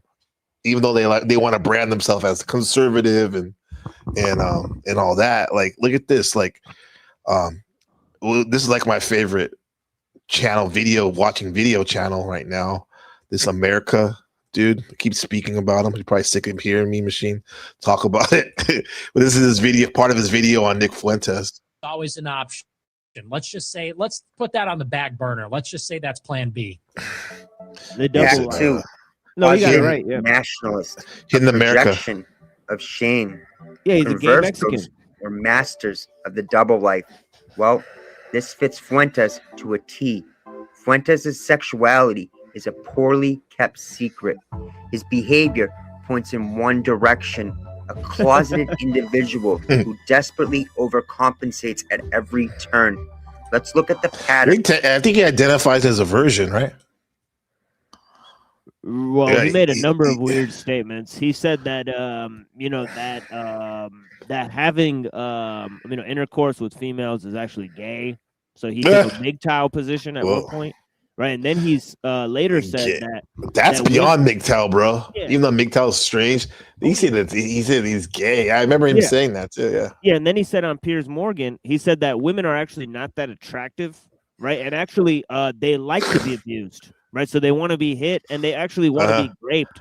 You know, this is what he said in his own words. He said that women are not that interesting. A, and B, they want to be abused. Right, and then then this pairs off with with Wilson's statement, right? Because we have Wilson reviewing it and agreeing with them, right? And him saying that that women are actually not the fairer sex. It's men that are the fairer sex. Yeah. You know, so it's kind of really strange statements that they're going on, sort of a woman-hating campaign. Mm-hmm. Yeah, the way they put it together. Yeah, because I remember Wilson saying that. Zephyr, what do you think about that? Men being some men are saying that men are the fairer sex, the more attractive in general. Some ways, you know, Dan says in their heads. Yeah, exactly. What up, Dan? Yeah.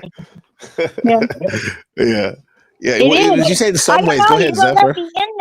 You don't let me in there, asshole. See, that's why I like Dan. He's mysterious. He won't let me in his head. I don't know what's going on there. What do you mean though? Like Zephyr, you said like in some ways. Can you give an example? All men have their inner divine feminine self. For sure. That is your internal being. It is not like you're a pussy on the inside or whatever, but it just means that you have that part of you that is in balance, like and understands and could communicate in both ways. You know? Mm-hmm. Yeah. Okay.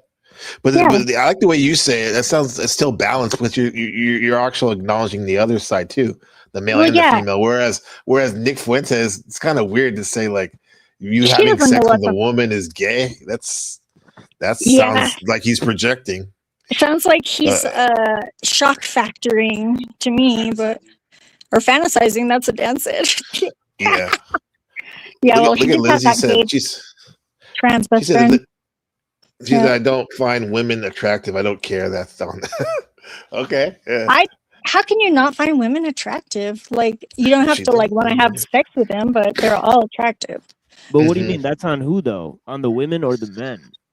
I don't I don't know. know. Well, I guess maybe both. Probably both, I would guess. Whatever you're into. Yeah. Yeah. You guys can work Yeah. that out yourselves. Yeah, That's personal. Markella says, Zephyr, and your mic has some feedback. It's not really bad, but it's just letting you know. Yeah, you're popping. You're popping. Yeah, I probably was holding it too far from my face.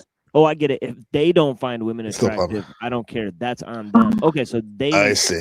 So they don't find. Okay, yeah, right, I see. Mm-hmm. Yeah, that's okay. If I had an inner woman, I'd double click that. I don't know if you guys saw earlier. I was playing Frank Yang, who's this bodybuilder from Taiwan, and he's also like heavily into studying consciousness and whatnot. And he was talking about how it was like a video artsy vlog he made about him and his new girlfriend, how she became a stripper as they started dating. I know, Zephyr, you said that you did that type of work before, right?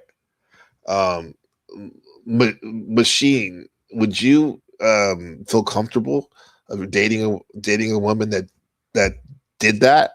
Like that, not your past is your past, right? But like that, like while you're dating her, she was a exotic dancer. I mean, I'm kind of a hopeless romantic, right? Okay. So surprisingly, I can't picture myself not being able to date like any kind of woman. I have sort of a soft spot for the ladies, right? And and I'm kind of like more open with that sort of thing, right? Okay. And so for me, yeah, definitely. I've You'd be seen okay like a lot with of that. like women around here, exotic dancers, that I've been friends with. And it's been like sort of intellectual, our friendship, right, or whatever. Yeah. Sort of talking about religion or something like that. So I don't mind, the company of people like that. I have sort of a diverse group of friends, and I don't really discriminate against women, like on like body count and all that type of stuff. I feel like I could love any type of woman. Honestly, it doesn't matter what type of past they've had. Honestly, a lot of the like females I've been with, right? I've not been with that many females, right? Like usually I just get married, right? So like I just like get married, like, and I've been married twice, right? In my adult life. So I got married like when I was 18, and then I got divorced when I was like 26, and then I got married again when I was like 30, right? So and both those women probably had a past, right, before they met you, right? Yeah. Right, of course. I mean, one of them, didn't. One of them does, right? But it's not really a big deal, right? At least. Yeah. Especially because I think with all due respect, like your current wife, I've seen her advertise before. She's very pretty, very beautiful. So no, thank you. But what I'm saying is, I think looks can overlook a lot. I'm not just saying like body count stuff like that, but just even I'm not saying our particular wives are nasty people, but even a woman who's kind of a nasty person, and maybe women say the same thing about men, it can be overlooked to a certain extent, like their little bad habits or whatever, because they're beautiful or handsome. Oh man, yeah, my wife got some horrible things, right? Like, almost everybody's seen our bad relationship, even online. I missed it. Yeah. It's kind of before you showed up, but we were fighting in in my chat and Jack Talcott's chat, and, all this stuff. We accidentally made our like sort of beef sort of public. But we're blessed to have some beautiful women, right? And I know. What more do you need in life, honestly? Right. It's just not like, I have to admit though, sustainability, it's hard no matter what the person looks like if they're if it's not compatible. And because I'm lucky that like we've had our ups and downs, myself and my $1 million baby, Miss NPC, but however, like I'm glad our personalities, they mesh pretty good, and that helps a lot. But with that said, I don't know if she was like, hey Gabe, hey babe, I want to be an exotic dancer now. I only want to have OF account. I'll be like, fuck no. Even and with that said, That's me personally. However, I can understand how other people would be like, "Oh, okay, is that really what you want to do? Have you really thought about that? Okay, let's see what happens." Because on a higher level of me, also thinks that like maybe this is holding me down to a certain extent with my next evolution. But like, yeah, man, if you love someone, you gotta let them do what they want. You know, if they truly want to experience it. But at this moment, me right here, nigga, nah. But but I know on another level, like if you really love someone, you let them, you know, be independent or whatever. Yeah, it's have like freedom. Minecraft, Have freedom. You know, where like, you know, we'll play Minecraft together and, you know, like she wants to play creative mode, whereas I would like to play survival mode on hard, right? But it's like you can't really create anything when it's survival mode on hard, right? So if you play with your wife, you got to play like survival mode on normal so that she could go do her creative thing and you go do survival. Exactly. And I also think too, I like how you used the analogy of the game. I think marriage in general or long-term relationship in general is life on hard mode. And I don't mean that in a negative way. Hard is good, right? That's how you get more points, right? And level up quicker. But it is a great thing though. It is, Schiff. It's really real. That's what I've been saying. Same thing. I'm like, if it's hard, that means that I got a tough level. That's it. That means I'm a good player, or else I wouldn't be here. Right, exactly. I like that.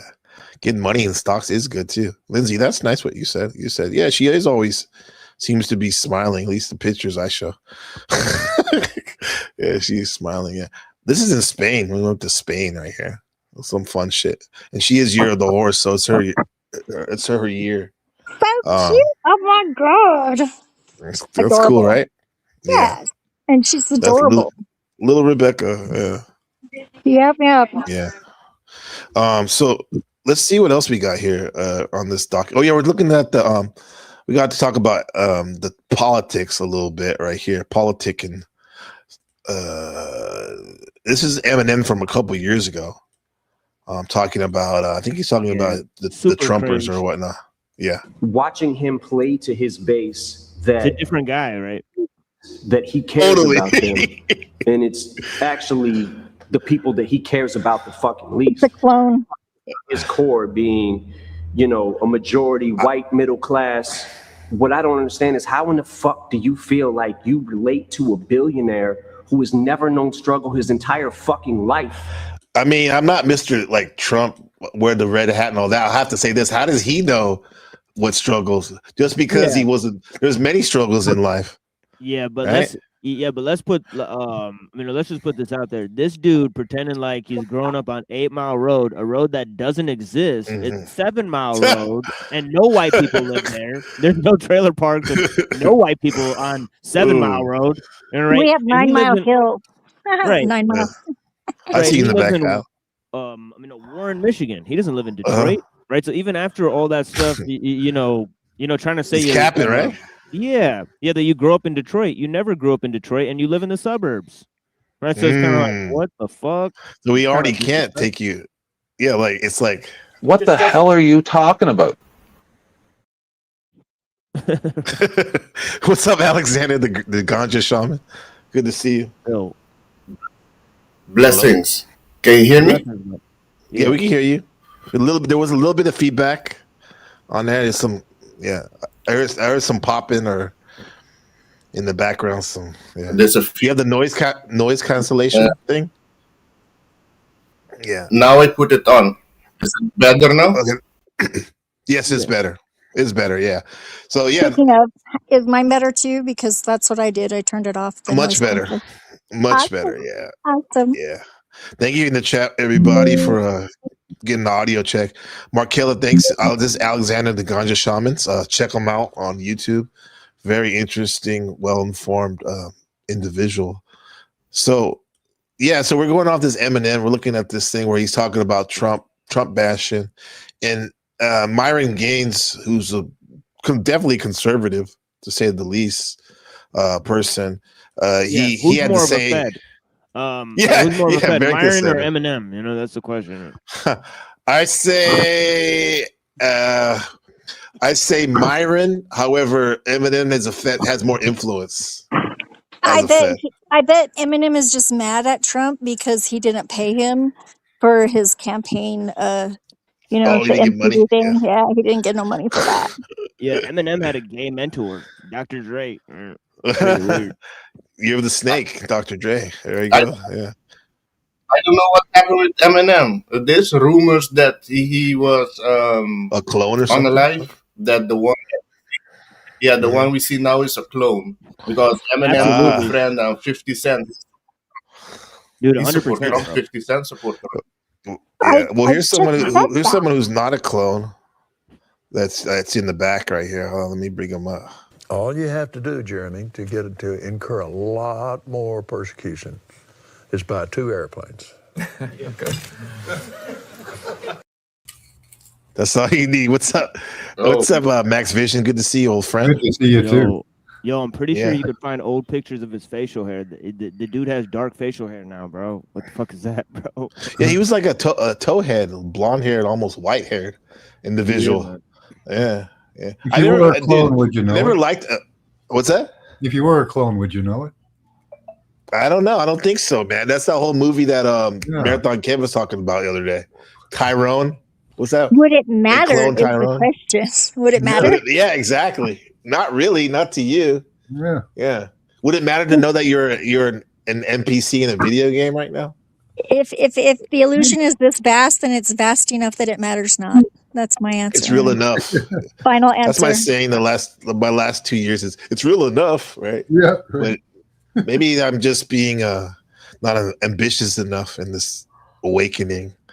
But Alexander, do you think it matters if you're a clone, actually a clone? Well, depending, because if you're a clone, your body's gonna deteriorate very fast compared to normal Mhm. human. It has some defects, it's not perfect.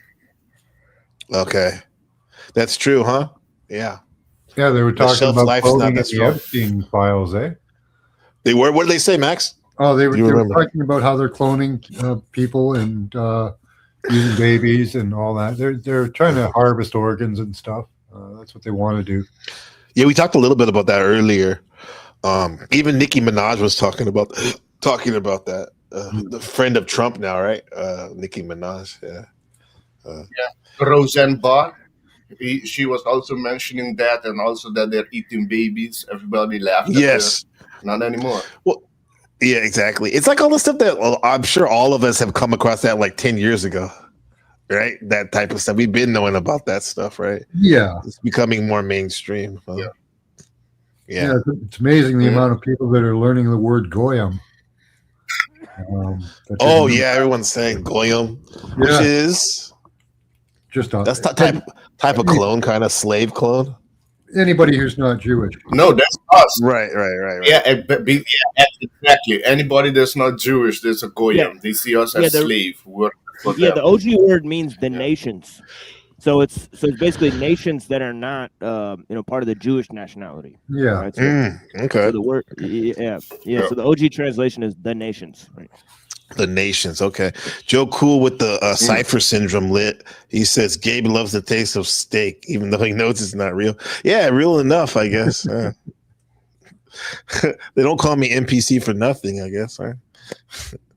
But yeah, let's see what else we got. Oh yeah, I was going to talk to you about what Myron had to say. See if you guys agree or disagree or have a different take on this. So we watched that Eminem thing where he's basically talking shit about Trump and all this shit. And Myron says, "Wow, how disappointing to see this from Eminem.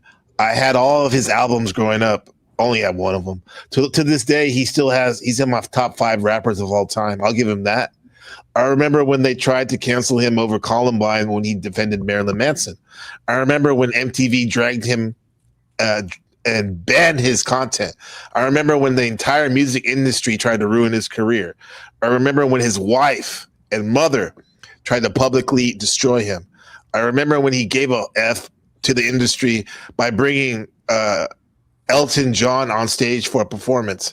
He was facing allegations of being an evil homophobe. Remember that? He hugged him very awkwardly. I remember black rappers being jealous that a white guy was better than them. And he took years to get his props. This is a guy that fought censorship and political correctness his entire career. Now he's taking the side of the same fraction that tried to destroy him in the late 90s and early 2000s.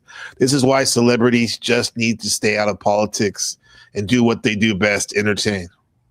Okay. Well, should he stay out of politics and just be a federal agent, Machine? Yeah, I mean, Not re- I mean, his statement is so inept. Like, do you really think he wasn't bringing Elton John on stage to push homosexuality?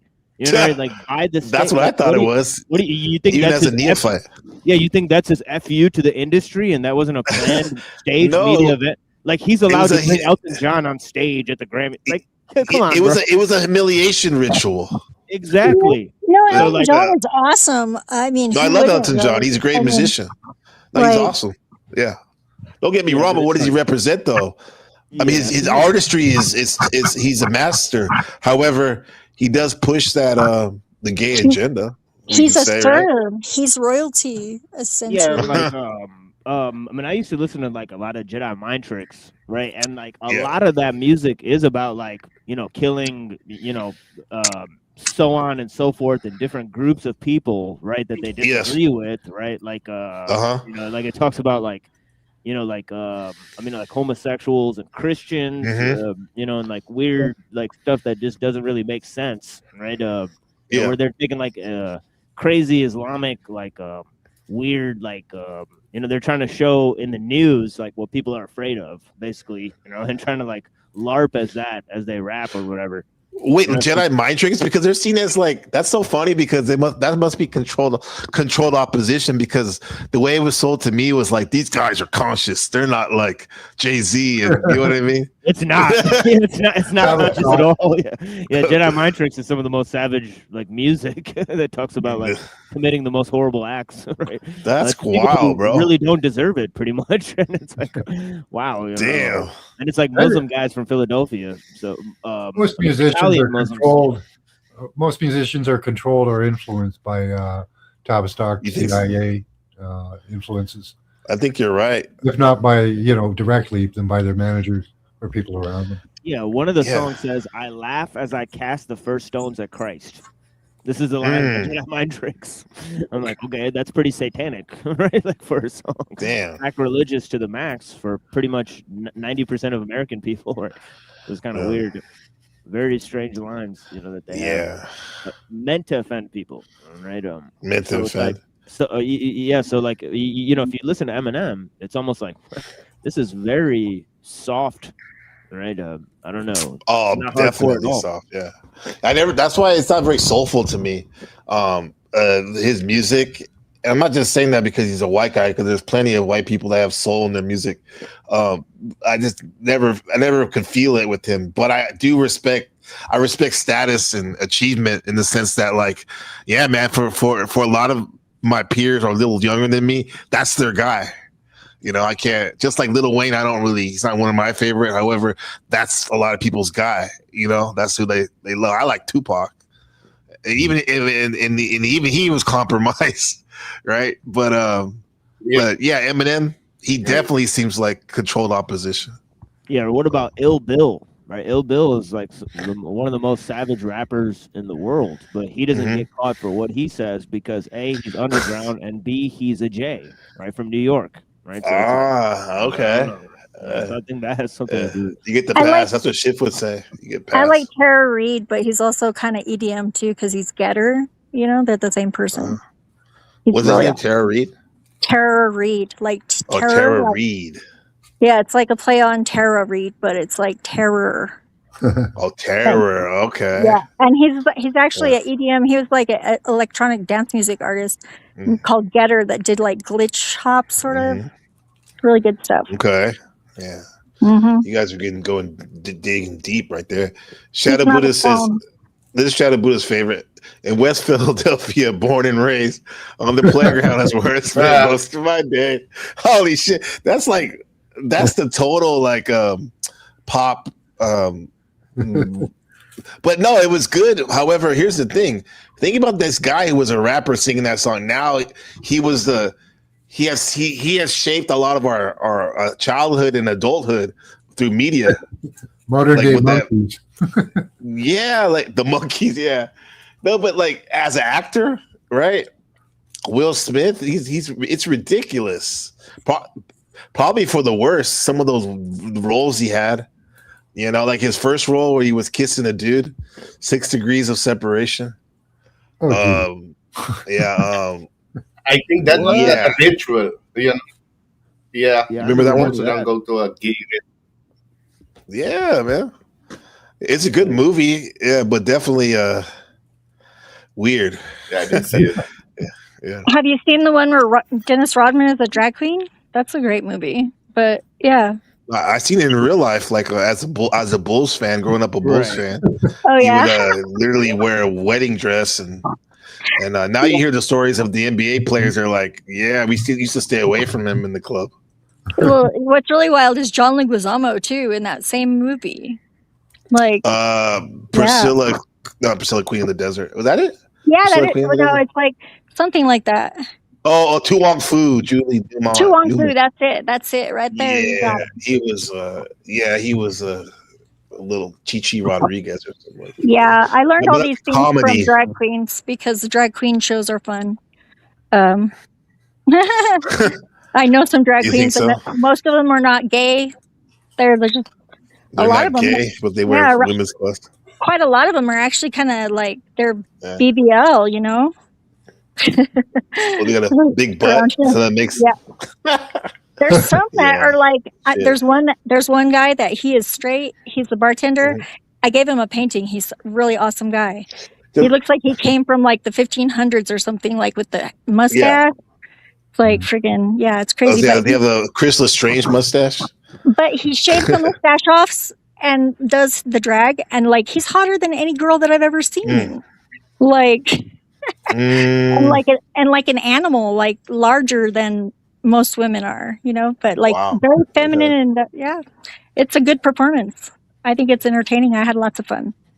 I dropped the lasagna Yeah. after that I've on accident. I've only I've been to one of those places one time. It was like because my college was in right across the street from the Twitter building in San Francisco on Mission, right? And then my good friend Jeff. I mean we're like we were at this bar called Mason 50, this regular bar, and there were these Irish girls that were like visiting, and we were like talking to them. It was my birthday, and we were talking to them, having a good time, and then they're like, "Let's go see let's explore the area." So we went down the street, and there was this drag queen bar there. They put on those shows, and they're like, "Let's go in here," and we're like, "Nah, I'm good on that, right?" And they're like, "Nah, come on, only for a little bit. We're visiting from Ireland or whatever."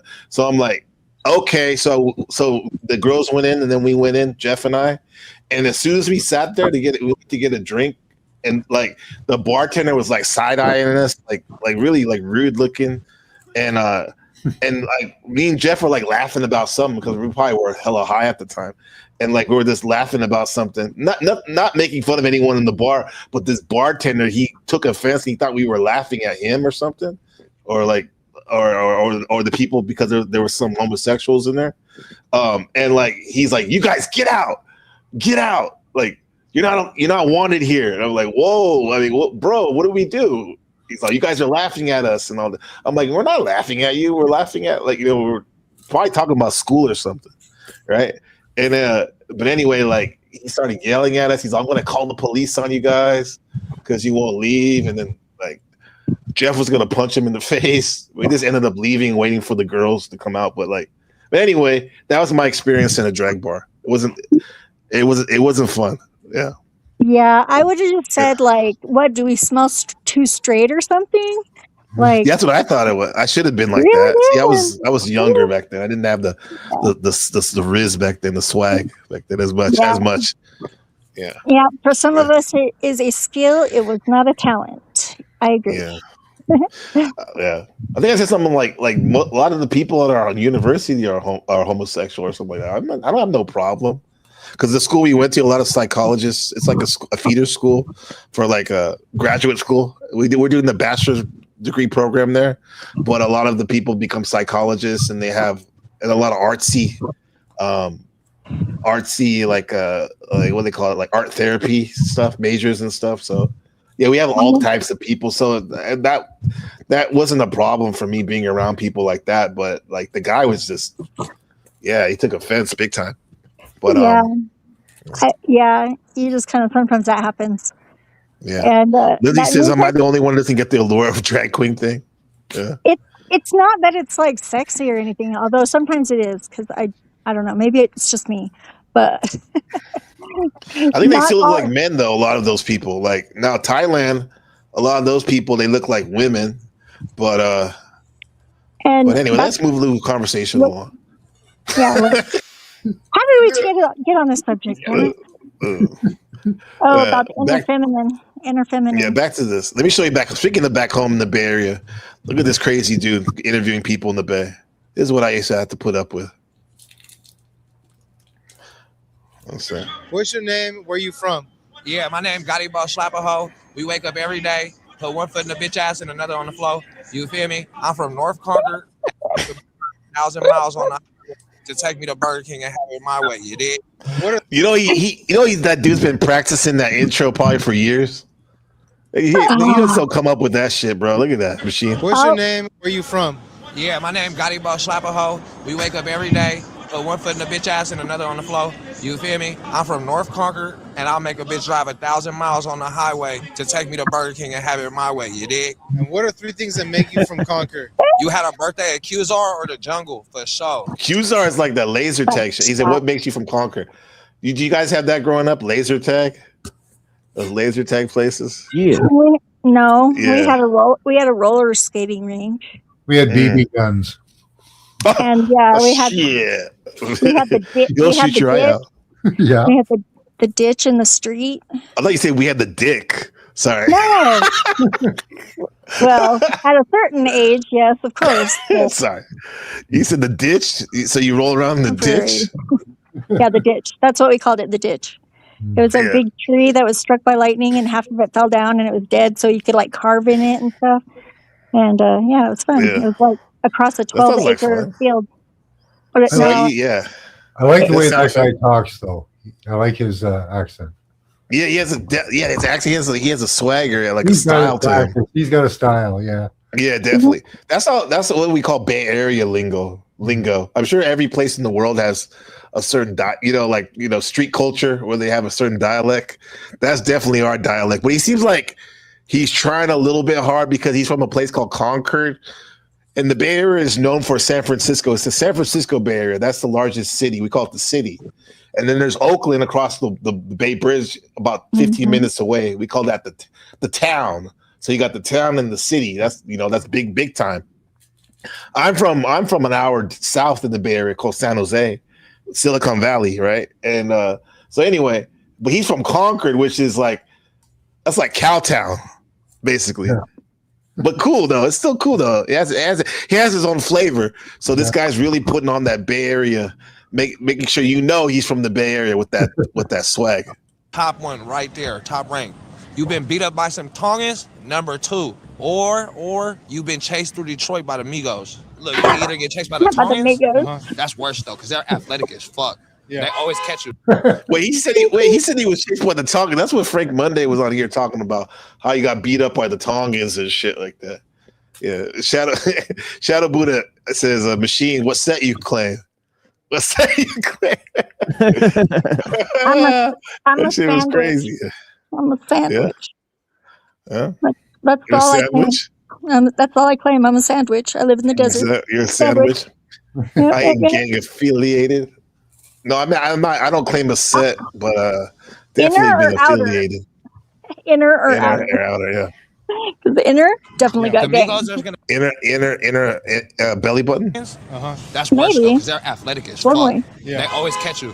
Yeah. The Migos are gonna be like 100, but they might not What's up, catch you man? though. Oh, Unless yeah. they play soccer or some shit, then they be hella fast. What's the best place to eat in Concord? There's hella new shit now, because like when all the famous people come, they usually stay there at Walnut Creek. Walnut Creek. Pull out, you feel me? We got Jen Korean barbecue. Walnut Creek is very nice area.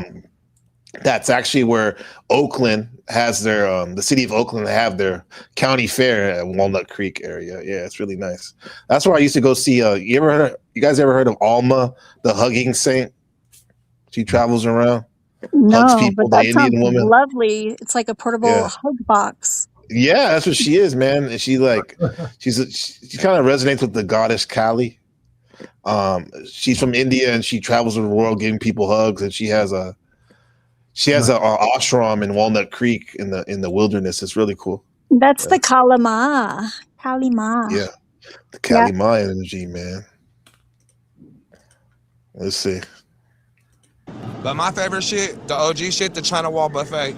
Why should someone move to $100. Concord? It's a little cheaper than like San Francisco and Oakland. I'm almost positive, but it's a little nicer than Pittsburgh and Antioch. Do you guys beef with the Nut Boys? Fuck Nut the Boys. Nut Boys, what the hell is that? Squirrel Y'all game. familiar with the Nut Boys? The Nut Boy. The Nut Boys. The squirrels, yeah. So okay, we got the Buddha over here. What do you guys think about this this is a positive meme right here. Despite all appearances, no one is really evil. They are led astray by ignorance, the Buddha. Put that in your pipe and smoke it. You agree? Totally agree. Yeah, because I think everybody is inherently good, and or at least they think they're doing what they should be doing, the best thing for them. But sometimes they're just like a little bit like narrow viewed about what that is. Yeah. Alexander, what about you? Think there's truly evil people there, or no? No one's truly evil. Sorry? Do you think that there's any evil people there? No one's really truly evil? Where? Anywhere. Where? Anywhere, Yes, because you do have. Yeah, there some of them. I don't know. They lost their light, because everyone has a light in them. Even Hillary Clinton. But Even yeah, Hillary, but they turn to the other side. Yeah, it's what the Native American says. We have two wolves inside of us. One that feeds off greed, anger, control, and the other one is cooperation, helpful, compassion. The one you feed wins. Right. Well, that's what you were saying. You said that they're led us. That's why they said if they're led astray, then by ignorance. And I guess it would be ignorance leading you astray if you weren't in tune with the light inside you, huh? Today it's more like convenience and ease and fear. Yeah. Max, what do you think about that?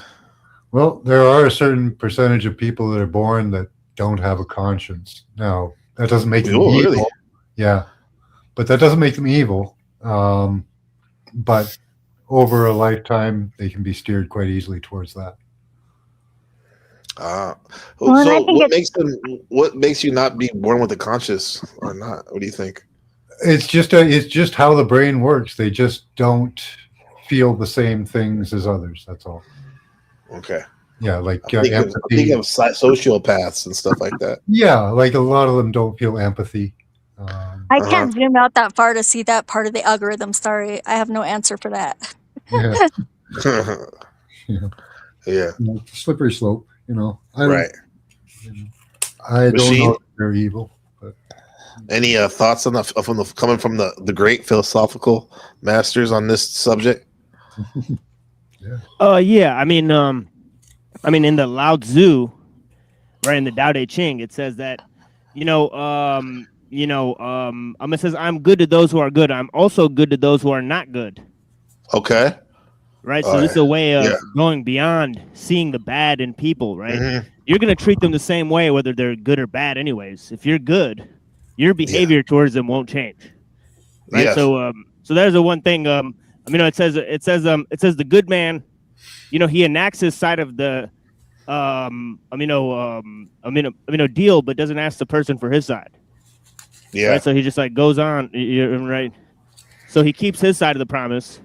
He doesn't wait around for the other guy to keep his side of the promise, right? And this is, it says, truly good people are not aware of their goodness, right? And it says that, what is a good man?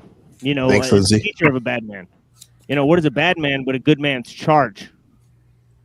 right? So it's the effort that the good man has to put in, right? So so I mean, so it doesn't matter that there's evil around for a good person, for sure. They're going to be operating because they're going to be operating by default in a good way, right? We got a friend, we got a guest here, Halloween 722. What's up, man? How's it going? Yeah, you can call me Ashton. Ashton, I like that. Yeah. Good. You can call me Gabriel. Nice to see you. Any thoughts about that? About good, and are some people who are truly evil? What do you think about that?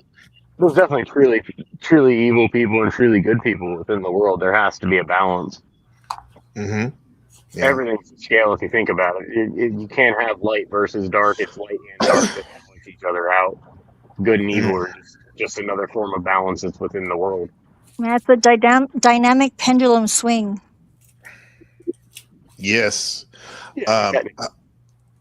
What about the non-dualist machine? How would they look at that, good and evil? Non-duality. Well, you wouldn't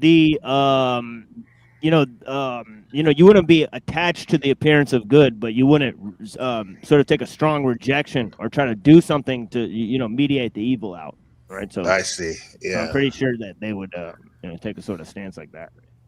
Okay. I wanted to get this. Lindsay, thank you for playing that video about Alma. This is Alma, the hugging saint. When I used to live in Oakland, we used to see her like once a year when she would come to our ashram.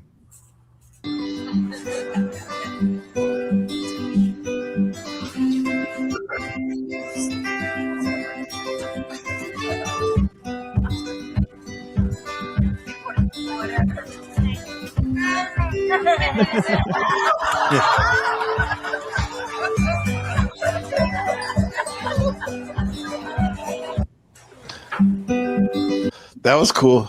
That was cool. Yeah, she seemed like a cool woman. That reminds me of the Dalai Lama. Remember when the Dalai Lama tried to do something like that? It didn't pan out right. Yeah. I think babies are very good judges of character. Yeah, and it's always smart to have one with you whenever you're making important decisions. Right. Or a dog or something too. Dogs are good at that too. Dogs, yeah. The Dalai Lama has Yeah, some dogs, right? Check this out. The Dalai Lama has apologized after Good a and video evil. showing him kissing a boy sparked outrage on social Oh media. yeah, I saw this. This happened back Dalai in Lama February also at was an event mentioned in the India. Epstein Now, files. the video shows the spiritual It leader was? kissing a boy on the lips Exactly. and then sticking his tongue Yeah, out that- and asking Yeah, exactly. the He child had to, contact with them. quote, suck Yeah, my he's tongue. Peter Pogo. The Dalai Lama's office issued a statement saying His He Holiness said, "Suck my tongue," and that's not like one could chalk it up like, "Oh, he's just innocent. He's been in the monastery all his life." Well, No, you know right? what they do in that monastery. Some of the rites Oh, what do they include these things called bikinis, right? So there's a bunch of sex magic rituals that are connected to the the rites of the Tibetans. This breaks my heart because, first Gandhi and then this. Gandhi's also he it's slept in the bed with his nieces to And overcome let his his wife desires. die. Yeah. Told her not to get help, and then So he Gandhi- got it after she died. He got doctor help. I was like, what? That broke my heart. So disappointed. Well, my yoga guru Bikram, everyone knows. You people know about him, right? Right, Bikram, yeah. Yeah, but with that said, if it wasn't for his yoga, I would have never met my mom, my wife. We wouldn't have Benjamin here. So, is there something to be said about the systems that some of these so-called great people bring about? Not to say we overlook their bad deeds, but is there techniques and the tools that they left us still good, or are they tarnished? Or I mean, I'm good on their techniques. So, but yeah. yes, yeah. Yeah, that's just me. I mean, you could say I'm gonna sit around. I'm gonna, with my crooked fucking, like hunchback and read books all day. But yeah, I'm not with it. I don't care about the yoga stuff. Yeah. If everybody has to pass a purity test, I don't think we get very far. Exactly. Well, yeah, right. But Machine, I'm not just talking about yoga though. I'm just using that as an example, Bikram, but I'm talking about whoever our quote unquote guru or teacher or mentors are through the book. I mean, I have that with Nietzsche. Like if you look at his life, he basically sucks in every way, right? He's a unimpressive goth. in every way, right? But then, It's like, like if you look emo. at his writing, it's pretty good. Right. Yeah. So let's say you shouldn't meet your. Well, let's say you shouldn't meet your idols or something like that, or maybe you Yeah. shouldn't even have idols really. But yeah. If you guys You're want to donate, you're more than welcome. Thank you, Markella. Take what I don't good you know. can from people, just like books. Take what good you can from it and toss them. Yeah. Yeah, You- tolerate what tolerates you if you can, or Yeah. go to a different space if you can't. Yeah. Yeah, that's what really impressed me with a lot of religious figures. They kind of said, "Don't make me an idol." Right. Like, But people still did it. Yeah. But that's their work to do. Were you gonna say something? What's it? Ashton? I'm sorry, it was an A name. What was your name again? No, Alex. Yeah, it's Ashton. You got it right. Ashton or Alex? Yeah. Were you gonna say something? Share something? I was gonna say, like, I never really was one to get into like yoga, but like the chakra energy stuff or anything like that, to me, it's just a bunch of gobbledygook, I guess. Well, I mean, the chakra stuff. No, but it they- definitely but they- seems. Huh? I mean, quick. Oh, then you can go, Alexander. No, sorry. The chakra stuff to me. Well, I'll just say this: like, I always thought it was interesting, but I never really was moved towards it. However, I've seen some videos the last couple of years that talks about like that chakra stuff. It's actually like it's a scam in a sense that there's people now that are doing this thing where they'll go like, well, you pay me thousands of dollars to remove my chakras because they have me locked down in this reality. So yeah. I think one thing's for sure: most people are in the root chakra, whether you agree with it or not. That's true. The That's why you bottom get That's why you got the people got the prostate problems, bro, down there. Exactly. Overly sexed and overly desired and all that stuff. I think Yeah. only one of your chakras should be movable, and most people don't have that one, Yeah, or they don't have access to it yet. they can't move it, huh? It hasn't sprouted. Alexander, before you say that, before you go, thank you, Modern Man member, for 3 more months. Appreciate it, brother. Thanks, man. I mean, when it comes to business and anything that's successful, a friend of mine the other day told me, he said, I don't know what it was, but someone was around and said, yeah, because money can't buy happiness. And he turned around and he said, no, money does buy happiness. You just got to give it away. That made all the sense in the world. Yeah, appreciate that, man. We got you, bro. On some exclusive content. Alexander, what were you going to share with us? You remember? Yeah, no, with the chakras. Chakras. I know Yeah. that. He's not the only one that talks about it, and there's just energy points on our body, and the Earth also have chakra system. So that's how I say. So what he said about that, I don't think that's a lie and shit, but that it compromise everything. You have to question everything that he preaches. If he's into children, I don't think we're into, we've done that type of evil here, but those people that done that, then it's questionable, whatever they say, Right.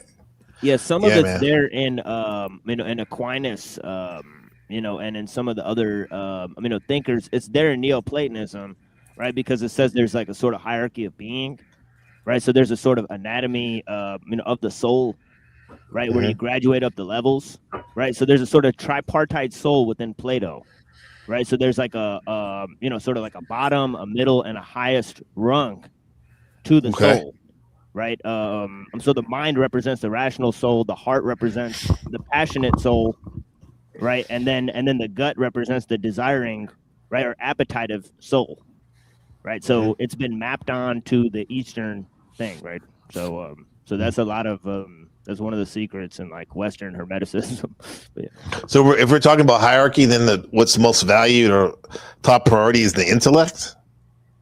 Because that's the highest, right? That's what it says. Yeah, that's what it says. Yeah. Okay, which makes sense about the world, the way we live, this Western mind that we use, and also too, like how people like last broadcast where people were saying like this person's so emotional or this is emotional, where in fact in maybe other paradigms, emotions have a higher priority than intellect. Yeah, but that's Plato said for the correct constitution, logos, the rational soul, is guiding thumos, and eros, right, which is the desiring and the passionate souls, right? So logos is the charioteer, as he says. And logos in layman's terms is the rational soul. Yeah. The rational soul, rational mind, huh? Cerebral. Mind, yeah. The charioteer okay. is like the card of the tarot that is the chariot, you know? It doesn't move without the wheels of fortune. Mm. Well, how can we overlay the wheels of fortune to what we're talking about, like in terms of desire, intellect, and emotion? I think that, I don't know. I don't know that answer. It's different for everyone. You got to do you. Yeah. And cooperate with each other. Yeah. I think trying to love people, that's a good idea. Mm-hmm. Sometimes from afar. Yeah. From afar, that's safe. Yeah. Was Well, I was dangerous. blessed. I always pray for the enlightenment of my enemies. You know, that's the best way to do it. And just let it go. I It's so don't much want my lighter. enemies. I don't want my enemies to be smarter than me. That takes away the Why? fun. Because then they'll be good. They'll be good and they'll be helpful and all No, the it takes things. the fun out of me beating them up then on every aspect possible. Well, maybe if you paid them or they consented, that would be okay anyways. I don't need their consent. If they're my enemy, then they're my enemy. They are not my friend. I don't need their help. I need them eradicated off the face of the earth. He's So you fighting never an heard that? avatar too, so you can tell. So you never heard that? Hold your enemies closer, your friends close, and your enemies closer. Never heard that one. I've heard that, but I've the never trope. followed that. It's normally you hear the enemy of my enemy is my friend, but either way, if they are my Sometimes enemy that's true. first, if they are Would my be enemy the small first, hats. then I don't. Well, I mean, Enemy of my enemy. that's fair. If everybody wins, it doesn't matter. Crush my enemies. See the lamentation of their women and them driven before me. Yes. But everybody, I know that everybody's necessary, so it's like they have to figure it out eventually. So I'd rather they just be enlightened then. They could be necessary for me to turn them into my own personal slaves for my own country. If you can do that, go right ahead. That's your thing. That's a fair point. You're responsible for that. I That's don't fair. know nothing. You probably shouldn't talk about it. If I'm going to Right, create you my gotta own keep it under wraps until you get it. Until you get the slaves, for sure. if I get my own country, then I'll get the slaves. But I don't see me getting my own country anytime soon. If you do it right, they'll be volunteers. That's fair.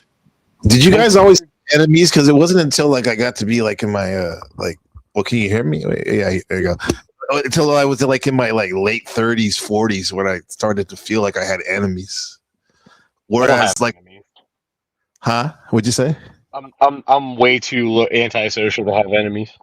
Yeah, Yeah, maybe that's why. Yeah. Unseen, like, you know. Oh yeah, unseen now. Yeah, like the seventh house represents seen and unseen enemies, right? And sometimes people go back and forth on that, like with a particular person throughout your life. But like my son is different though. I don't know if it's the age he's living in, we're living, or this is just him. Where even in kindergarten, he called people his ops, certain people in his class. So the kids pick up the lingo quick. Yeah. And now they got robots. I think a lot with kids though is they're not actually looking at them as enemies. I think they're more looking at like childhood rivalries more than anything. Right. It's not like they're an actual like threat to each other because they're so tiny. Oh, for sure. But with that said, I'm not going to discount like the vivid life, the social life that these little ones have. They do. But I agree with you.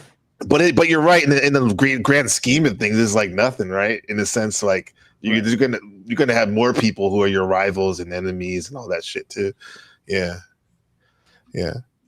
I think people who are egotistical, they feel like I don't have any enemies, even if they do, because they think their shit don't stink so much. Nobody can rival me. Because sometimes when I used to think about enemies, it's like they have to be at least equal to what your ambition is in life or trajectory in a sense to actually be considered an enemy.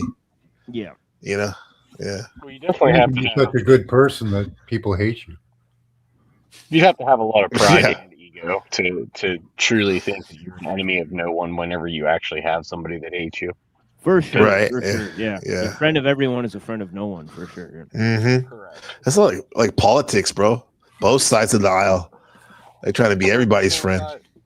They're literally the same party except for like a few differences in between certain things. That's really the only difference between that and Yeah. I don't know if you guys heard me earlier when I was talking about like how people lost the way, whether you're a Democrat or Republican or neither. Where like, for example, when Obama became president, it's kind of like the Dems. They forgot about that were starting to wake up. They forgot about the left-right paradigm, because I heard a lot of people talking about that before 2008. Oh, they switched everything on its head. And then the Republicans, conservatives, they forgot about it too when President Trump came in. So it's Absolutely. Yeah, they went it's like, from what the being fuck? like anti-state people to like being like pro-government. It's really weird. And the other side flipped around. Now they're the people that are, exposing the Epstein stuff, right? Now the leftists are saying we exposed the Epstein stuff, even though that was all the conservatives, and the leftists call them crazy the entire time. Now they're saying, well, we did that the entire time, and now the conservatives are going and saying, well, you should just support the government, no matter what. flat out, yeah. Good Lord. Yeah. Last time we were together the last time we were together was during Occupy Wall Street. That's why we had to have major disruption. Oh yeah, I remember that. Yeah.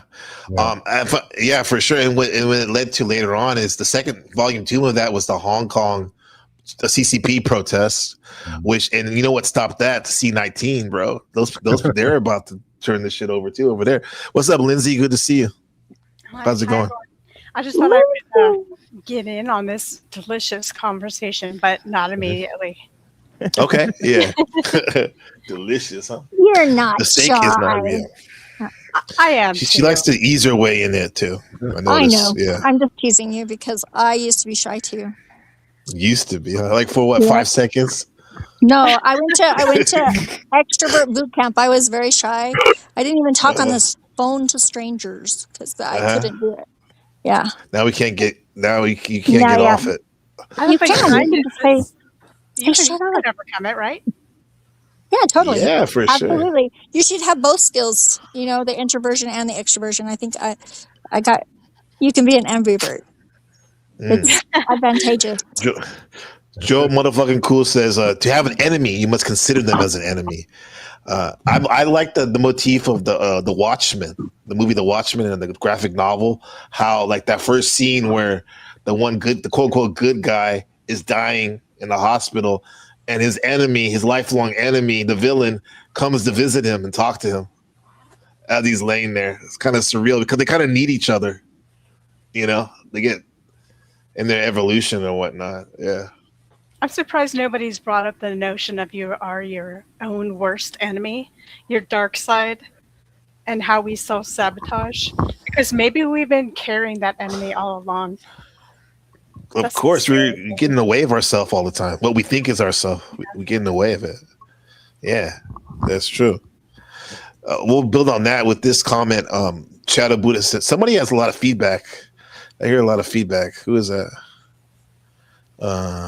Let's see. A little better, whoever did that. Yeah.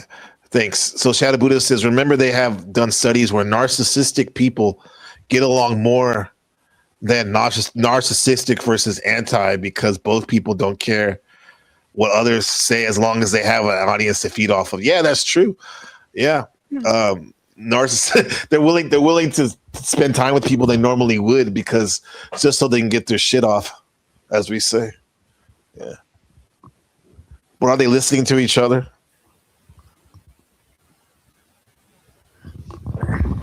Their subconsciouses are, at least. Almost always. Okay. Well, I'll have that thought. I want to show you. This is kind of fun. It's MILF season. I don't know why I called it that, but look here. Check this out right quick.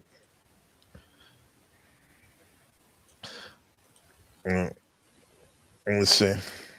So these are turning my mom challenge, turning my mom into my challenge. Here we go. It was pretty interesting. These women, they took their mom and changed their clothes.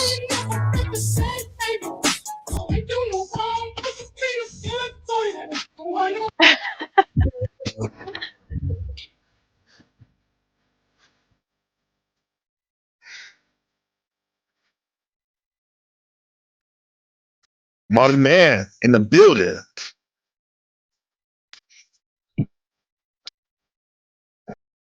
Hey, but she winning right here. That's We gotta vote who's the best in this session. That's pretty good right there. What's she gonna do? Oh, she gonna look good. Watch. She already looks What? good. What the hell is that? Did you see that? What the hell? She became a gimp or something? she already looked good. Now what happened? Right. Let Wow. me turn that song off. Okay. I Thanks, just say, Shadow. wow, mom. Wow, mom.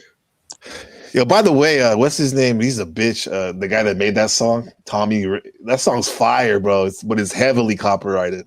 I love that song. I We'll love just the watch it funk. without. Look Funk at is awesome. What? That was a make under. Yeah, okay. That little club thing. I love the pink dress. Love it. Oh, whoa, she looked hella younger when do you see that? Look at that. She already does look kind of young, but look like a teenager. Look at this one. It's the same. She's the same. I'm like, they could have put her in a Renaissance fair dress at least with a crown or something. Oh, she got the Cute. goth going on. Yeah. I don't know, but who's winning on this one? The pink one. You got to The go pink back one and for see, sure, like, huh? even Yeah. before she changed, Not she had a bad. big fat booty. Winning. Winning. Look at this. See, she about to come up now. Uh-huh. See, look at this. Her. Okay, she looks. Wait till she Yeah. turns around. You got to pause it when she turns around. Look at that thing. That's a whale tail. Wow. What do they call those dresses that the girls be wearing? That Mermaid. material. Oh, is it Well, mermaid? it was a mermaid, but isn't there like a name Shape. that material? The sheer, whatever. What is it? Yeah, her daughter also dressed her the best. Out of all I know. Huh? Is that like the feather lace or what is that? Lame? Pink? Yeah, I can't pause it. This Crazy woman look. dress. You dress her pretty good right here. This one. I was like, I she like went to the that dress. club right there. I like the halter top. It's cool. This shit, I was like, this lady's is very pretty right here. She's gonna come out like fire. She switched it up though. Look. She, not expressive at all. And this one was like, what is that? The shadow? The shadow! Ugh. Okay, Oh, I'm it's all waiting. good, man. I'm waiting for the It's all DILF. good. The DILF edition. Oh God. Okay, let's see. Be fair. Yeah. Oh, you can't be careful with you've heard about nurses. They're freaky. And That's, wild. Yep. I had a Wow, crush huh? on an ER nurse a while back. Yeah. Oh, I love that dress. Yeah. That's the dress. Oh, this is playful. I like it. Yeah. This one tripped me out right here. It looks like mom, average like mom outfit, cool outfit. It's total 90s. You know, she used to wear this back in the day when she went to the Green Day concert or the rave or something. This is funny right here. This one. She's like the same. Come on. Like stoners and shit. She looked like she could break dance. That would be awesome. Yeah. You want to see the DILF turning my dad? Okay, let's see turning my dad challenge. Let's see. It's only fair. No more Dalai Lama. Sorry, girls, to break your heart on that. The Dalai Dalai Lama. Lama had one of my favorite quotes ever until he molested a kid, which was, don't get me laughing, which was the root of all evil is comparison. When first time I heard that, I thought, money's worse. But then when you really start thinking about it, you see how illogical it is, and it just resonates. It's kind of true. And then he stuck his tongue in a kid's mouth, and that phrase just never had the same kind of feeling. I can't get over it. Yeah. Yeah. Those two people are the same person, though. The person that came up with that one thought has the equal and opposite potential.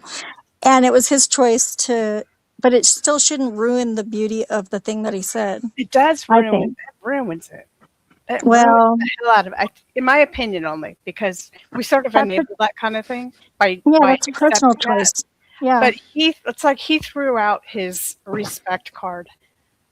I understand what you're saying, but it's like, everything. Yeah, I'm like, just, only the OG Dalai Lama quotes are good for me. OG Dalai Lama. Yeah. Yeah. Well, we can take his quotes and learn from them. It doesn't mean you got to live the life like he lives his life. Just because Hopefully, one part is impure doesn't mean the rest is worth To throwing me, away. Though. Yeah. logically that makes sense, but on Yeah. some other level, that's like, no, you know what? F that guy. Really, Yeah. huh? You're just Yeah. asking for the universe to show you all of your past lives where you're a shitty person because we've all been there. hmm So be careful. I'm just saying. I'm Even warning. even I in had this life. some contentions with that, but we're going off Yeah. on a tangent, so I love don't this. know if we can go there or not. We can. Go for it. Totally. I love you, Lindsay. Of course we can. Ah, now I can't remember what I was going to say because I'm squished with love. You guys are lucky you can do that as women. Like, can you believe like if I have an argument with a machine, I'm like, I love you, machine, but Nishi was completely wrong. I do love him, but platonically for sure. But like, yeah. Remember that meme? Ew, brother. Or what Well, was that? I would not. Was it? I wouldn't hug you too long, Lindsay, because I know you don't like girls like that, and I wouldn't want to make you uncomfortable. I think Lindsay's girls. secure in her feminine heterosexuality, big time. Mhm. Yeah. Or maybe And that I would be respect that. easier, huh? If you would, Yeah. forget it. I Okay, would go on. verbally flirt with you, though, for sure. I mean, unless I made you Hey uncomfortable now, and you hey told me to now. stop. This is getting rated R. Hey, modern man, you were just here. You left, bro. You were here even less than last time. What happened, bro? Come on, man. You gotta let it breathe sometime, right, guys? Here we got something for you guys to cleanse the palate. I can't find a dad challenge, but this is like one of those how you used to look when he was younger compared to now. Have you seen those? Those are kind of fun. I love those. I can't play that music. Let's see. Okay. Thank you so much for muting it. Wow. You think he was influenced by Ralph Macchio? Yeah. Especially this one, wait, the first one. He's about 60 years old and he still looks good. He looks young. Yeah. Yeah. There's Ralph Macchio right there. Yeah. Kind of a mullet theme running through it. Mullet theme. Look at Max. I bet Max could put him to shame. His old picture. Yeah. Yeah. Look at his hair. It's like he likes that spiky stuff. There's some more of these. My dad. Oh, here we go. Look at this guy. Let's see. Wait, how is that material grow? Oh wait, this guy's old, but he's still. I guess he's considered handsome though. Let's see. He's fit. He's not. No, wait, when he was He's younger. rocking. When he was younger. Yeah, look He's at that. rocking You guys will holler at yeah. him, right? Maybe. Yeah. He'd be running too fast for me. Unless he's like Bruce Jenner. Oh, Bruce Jenner. Oh, Bruce he's Jenner. a mogger. yeah. Yeah. No, it's just, well, Bruce Jenner was somebody that was attracted to everybody, right? I mean, he was healthy. He was on cereal boxes. He was. he He's was from my accomplished. hometown. Right. And then, I don't Seeming and know. being are different. Seeming and being are different. I always remind myself of that because you don't know what was going on really. You just know like the external No. part. Right. And You when don't your know the- when your paradigms are squished, though, sometimes it's hard to recover. I see that theme here with the whole Bruce Jenner thing, and also with the Dalai Lama thing too. Same thing when they're There you go. stretched out. Okay, we got here. This is him like it's Kardashian when he first came on the scene on that show, right? Probably around that time. That's him now. We know him, right? The champion, like you said, the Wheaties boxes and whatnot. Okay, this here. Okay, that's kind of different. Something going on. Do you approve of this one, Lindsay? Yeah, that's You a good approve? looking person, right? There you go, mullet. Max, mullet Max is right there. Oh yeah. Yeah. Some people rock Uh-oh. mullet. Machine, do you approve? Not a the prettiest drag queen. There's a difference between. Yeah, I know. God, there's a difference between. between attractiveness and approval. You know what I mean? Like, I don't know if you're saying, would you go for this? Would you date this person? Or are you just saying? Well, talking about attractiveness. I would call them ma'am. I would. Yeah. I would call them ma'am. That's Yeah. Do you think there's a conflict of interest how Bruce Jenner goes hard on the gays? Pun Nice intended. pun. Yeah. As a conservative, he's a conservative, right? I kind think of he does find that go- hard to believe that they, I mean, really He does. very, very stretchy then with the mental. Yeah. You know what's strange is the pressure that you feel because of society. You may feel in the Uh-huh. whole MAGA thing, Absolutely. to accept these people when they do bust open the paradigms that you have, and they go against the grain of maybe your previously held beliefs, or you just don't quite understand or relate to. And I'm talking about the drag queen kind of transgender kind of thing. Yeah. How there is pressure to accept these things, and because if you're not accepting of them, then you're overlooking the quality of the person inside. You know what I mean? But then there's You that. don't have to like them though. You don't have to like them. You can still complain. Like, just Were you done, Lindsay? Yeah. sorry. Yeah. I didn't mean to interrupt you. I'm just That's like, okay. It's just I understand so- it's uncomfortable though. Yeah, I guess so. Yeah. Yeah.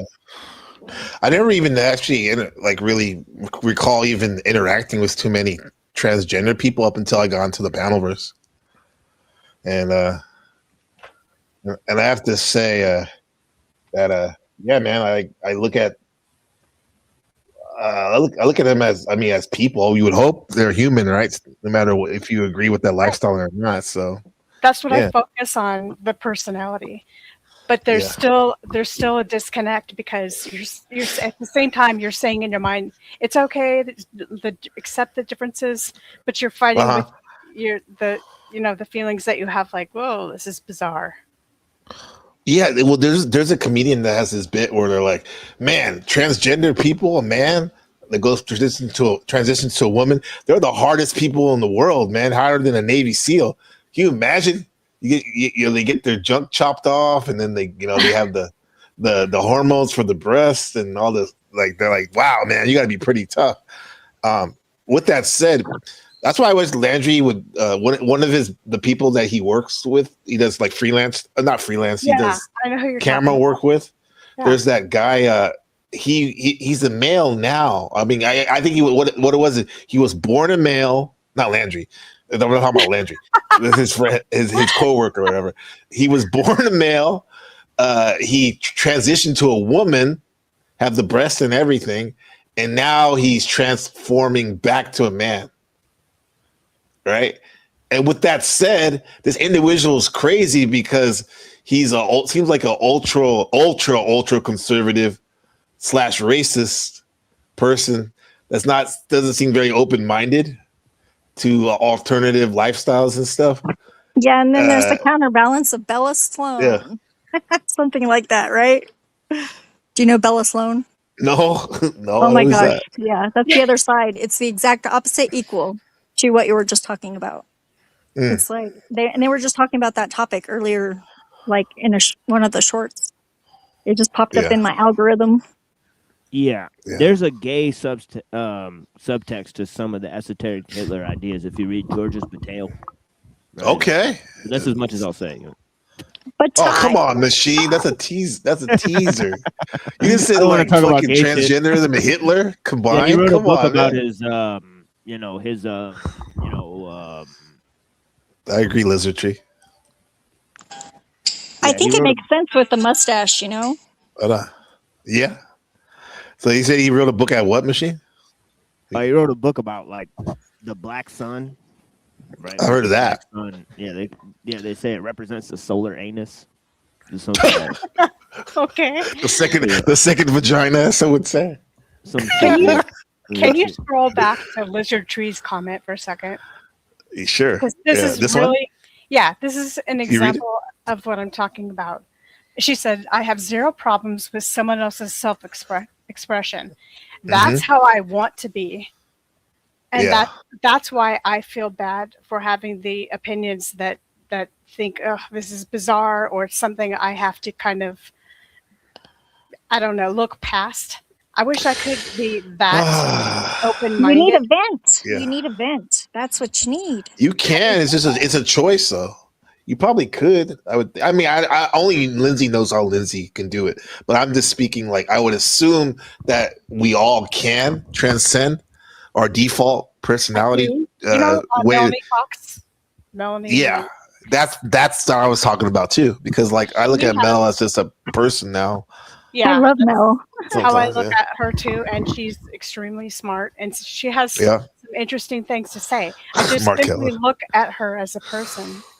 We're kind of going off in the weeds. I guess I need to apologize, but I'm thinking this is what a live stream podcast does. That's what we do. What seeing you in real person? How do you think that would be? That would be exciting, right? I think it would be exciting. But I think meeting in real life, like the people, maybe that would make them more of a person. Do you have the matter in your space? Yeah, probably. Yes and no. Well, yes, for sure. But then again, it'd be definitely different, especially for maybe some of us wouldn't even be as outgoing as we did if we were right in front of somebody. You know, it depends. Yeah. Yeah, I tell you what I would do. I would sit there and talk at you for an hour, so it'd be the same as on the show. You lecture us. Do it at the same time. That'd be awesome. Yeah. The machine life.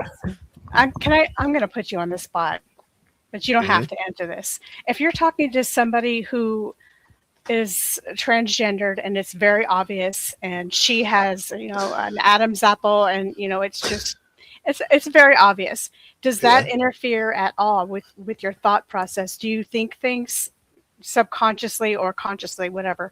Do you think things like, well, this is weird, or try to pretend like it's not a big deal that she has an Adam's apple? Or can you absolutely not. No, absolutely not. It's just like talking to a normal person, because it's not like I'm going to be having sex with them or anything. So just treat them like a normal person. Right? It's just machine. That's why he's pretty elevated. For me, I would think all those things, Lindsay. Those thoughts are intruding. Yeah, I'm not wanting to have sex with them, but I still think these thoughts about almost everybody I meet.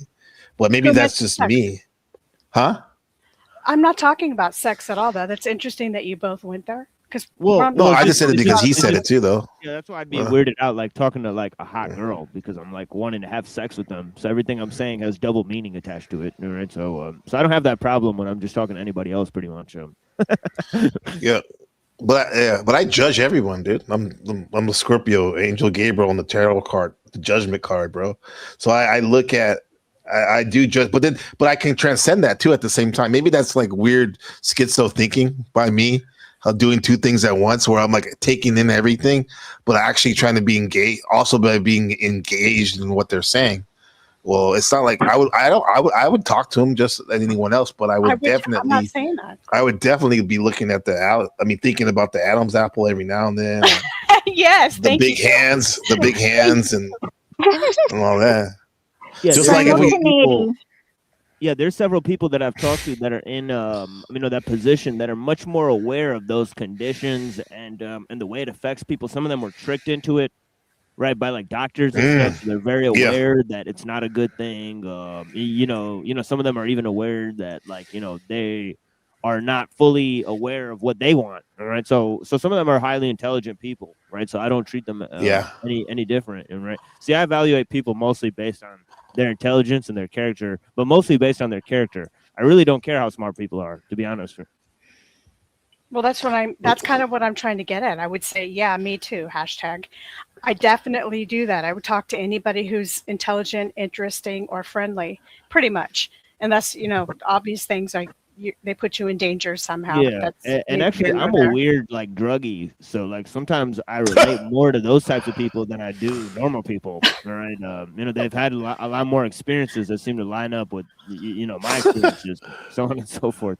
What I was trying to get to though is, even if you think that, because I think along the lines with that, even if you think that there are these intruding thoughts. For some of us, not for you. That Adam's apple, or try not to look too hard at his. Adam's apple. Try not to look too hard at his package. I don't know. What? Bulge. I think in that case, Lindsay would be technically a bulge, right? He's a beautiful woman. We're just having a conversation about transcendence or something like that. But would she be more? Okay, hold sorry. on. Like I'm gonna reach past your bulge and grab these Cheerios and just having a conversation here. You guys want to see me dust my disco ball? No. Yes. Do you want to show us that? Yeah, I'll To do it show and later. terror? I'll do it later. You guys don't. No, find go that ahead. No, legit. go ahead, because I've been thinking about disco ball. As long as it's not too distracting. No, I was just interesting joking. enough. It's actually in the other room, but I have a small Okay. one. I have a small one in my purse. I might be able to All find it and dust it Gabe, for you. can I tell you a story that illustrates my point that I can't articulate at all worth beans? Yeah. Please do. This is a real quick story. My mom. Take your time. Okay, my mom's best friend has a niece who is extremely gay and extremely, I guess you would call her butch lesbian. So extremely. Okay, active. yeah. She's at an event with her girlfriend, and her voice is very deep. She is pierced, tattooed, and has a masculine presence. And like I said, she's talking kind of deeper, and for all, it's just very hard to tell her gender. So my mom, thinking, this is a happy event. I talk to whoever's friendly. I want to be nice. My mom is the hippie type. Yeah. Making conversations with this lady. Wasn't really sure which pronouns to use, so she just called her. She just used her, and she was focused so hard on trying not to have any kind of problem with this woman's looks, that she went to shake the lady's hand, the lesbian's hand, and instead she dipped it in her coffee. Man. Trying really hard to pretend like everything was okay, and that process just totally blew it. And then the lesbian lady said, "Okay," and walked away. She's weirded out. She was weirded out by your mom. Yes. Oh, that's how it works, man. That's total. And it really doubt. is the best solution in that situation. She said she was so embarrassed and humiliated, and she had hot coffee all over two of her fingers. Now, do you think that, like, on that moment, just to be brutally honest, that would have been, if your mom would have said, like, "I'm so sorry, it's just that." You faded out at the end. I'm so sorry. What? Do you think she would say, like, if she was brutally honest, she was like, "Oh, I'm so sorry about doing that. I just didn't want to offend you, with the wrong pronoun." Do you think the person would get? It depends on the person. They can take that as a person that's trying. At least she's making an effort not to be accommodating or whatever. I mean, You think so? Yeah, I don't think so. because Not for at least me. recognition of like their existence is validated That's by like that.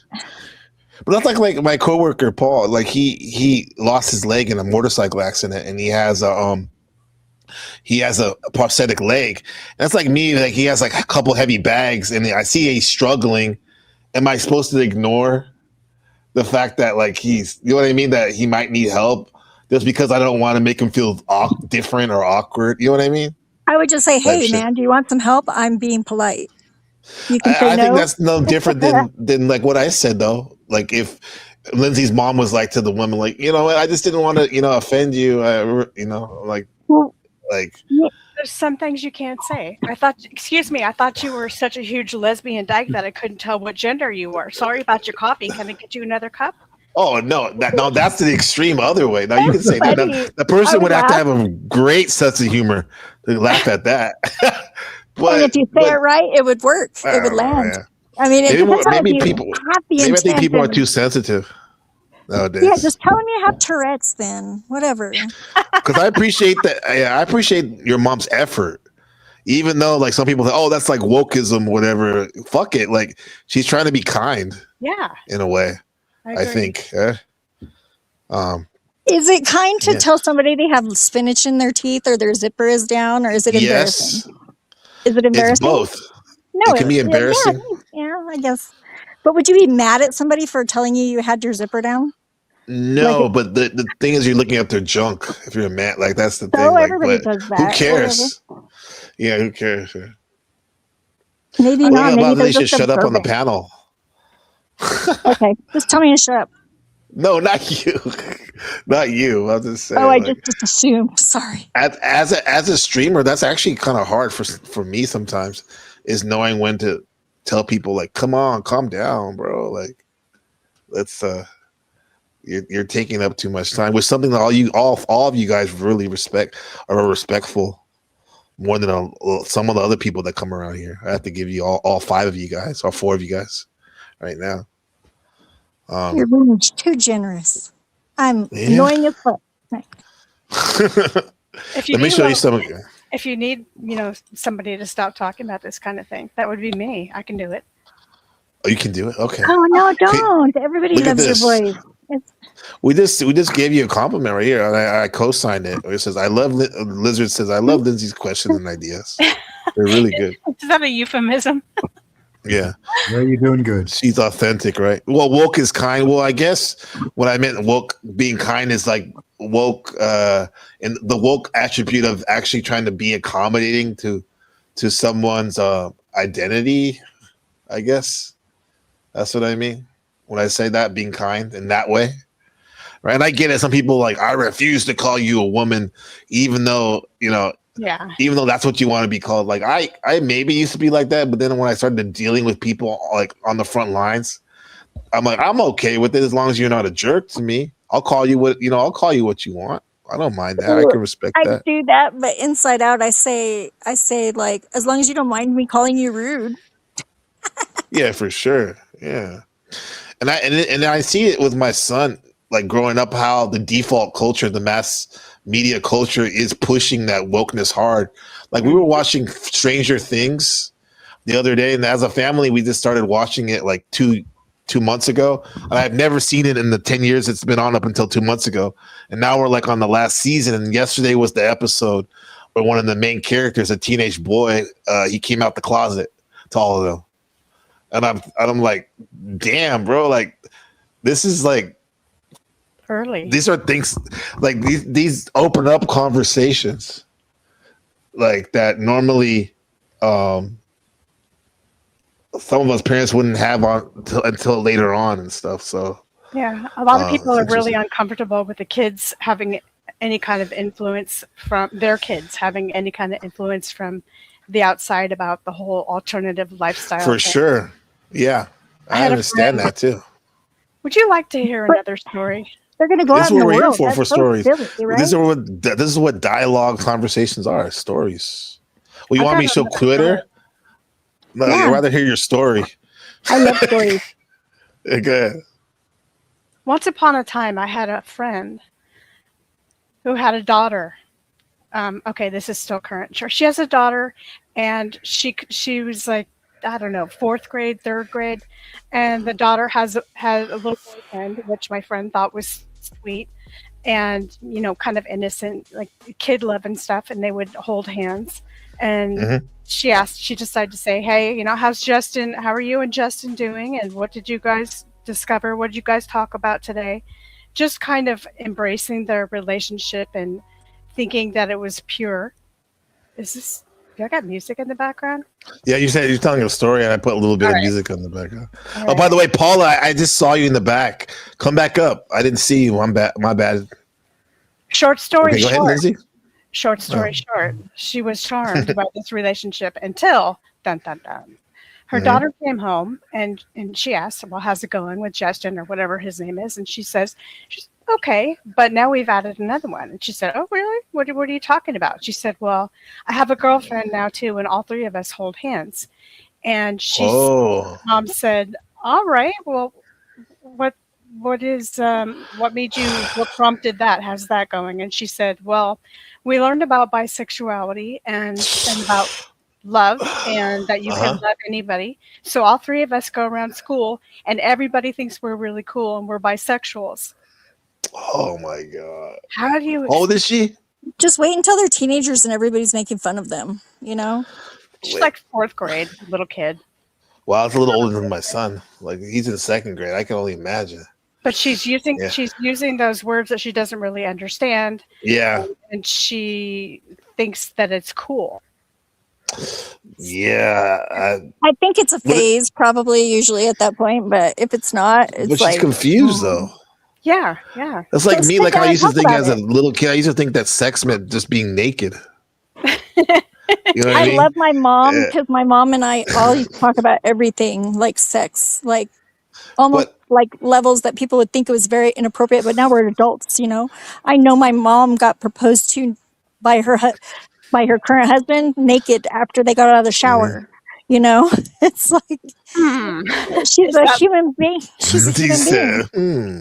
Yeah. Hey, Paula, good to have you. Thanks for coming back. My mom's name is Paula, by the way, too. But that's not you, Mom. Is that Paula, your mom, right there? Synchronicity. In North Carolina? No. I do have family in North Carolina, though. Okay. Well, Chief said that was disgusting, Lindsay. Oh. That story. Yeah. That no, I mean not. I mean just. I assume he's talking about the indoctrination. I'm speaking for him right now because I hear with the schools. I'm playing along. No, now, Lindsay. How did your friend? What was her action towards it? Like, or did she do anything, or not She do said she was anything gonna, about it? I never got to hear the outcome other than she said she was going to have a talk with her because she doesn't really know what all these alternative forms of relationships are. And she thought it was something cool. She didn't quite understand it. Mhm. And why she's going around the school saying bisexual, what does that mean to her? Yeah, fourth grade. Come on now. Like you shouldn't be having, the sex. Like so, it's like I like though that she's gonna talk to her about it because obviously she sounds confused. Because I mean, innocently that's just like three girls that are friends, right? Wait, it's a boy and you said it was a boy and two girls, right? Yeah, she had a boyfriend and then a girl joined, and all three of them walk around holding I hands see. in a group now. Oh, that's boyfriend though. That's She yeah. said, I have a girlfriend now too. Do you remember in fourth grade having a boyfriend or a girlfriend? It was more like we just say we are, but we don't do anything. Yeah, I remember that. Yeah. I had a never did boyfriend when that. I was little. His name was Dustin, and he would ride his bike to my house from over a mile away. Uh-huh. And we would kiss behind it's like behind the tennis court, like I guess, but it was like, yeah, so it makes it How sound old like were I was you? rich, but 6 or 7. What? Yeah, we lived in the country. But look at this. It was enduring because it was pure. It was two kids.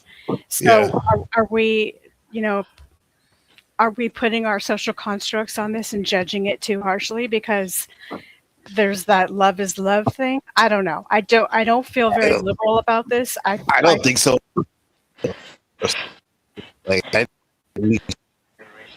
I'm sure I have very unpopular opinions when it comes to this, so I'm going to also refrain from being Well, that's like what makes it interesting because you are much more liberal and open-minded, yeah. right? So It is interesting. We just got to ease into it, you know? that's what It he said. doesn't have to be so shocking.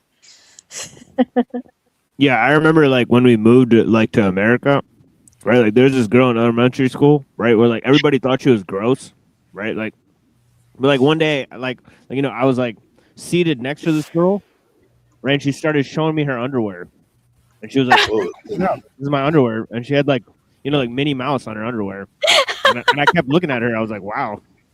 Was And that then, innocent or I don't know. It is what it is, but I remember like I couldn't look away. Like I was looking at her the whole time.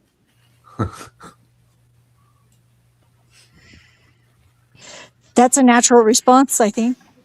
Nothing to be ashamed of. What to? Yeah. You said, "Wow," huh? Yeah. People write I think songs about that. Like there's a song called Panty Shot. And it's like that one might be a little bit inappropriate, but that Panty guy, Shot? I don't know him personally, so I can't say, but there's been rumors. I still like the song. My mind kind of went to is there something going on at home with her where she thinks she has to show her panties or There was like one girl that didn't like to wear clothes when she was 3, and she would just go around in her like big wheel with naked in the neighborhood, just driving circles. Donuts. Like, yeah. Sometimes she just Is want to there- be free. I mean, there's something if the parents are, now I get it. Like everyone that raises their child how they feel, but I know my son would probably be uncomfortable riding her one of his. Yeah, You might Is say anyone- that. Yeah. it popped out my mic. Yeah. Yeah, it's like you roboted or like it skipped out on what you were saying. I got to head out anyway. Thanks for having me up. Have a good night, Oh, y'all. no. Wait. Okay. I'll stop talking about this stuff. I don't want you to leave. I barely ever get to talk to you, Max. I got to go. It's bedtime. Peace, Max. Blessings. Sweet dreams. Is the one to be on the Epstein file. That's kind of What's what up, I man? wanted to bring up because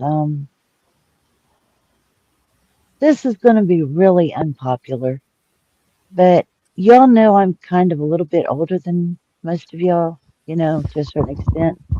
But I'm 48. I'm 61. She got you. But My boyfriend is almost your age. Go ahead, Paula. well, if you look at the condition of society and how it's become with the open-mindedness and the wokeness, there's being open-minded and then there's being so open-minded that your brain falls out. Right. Where do we draw the line? That's what I'd like to know. Islam. I don't know. And like if the brain actually falls out, yeah, that's definitely the line. Yeah, man. Where are fourth graders?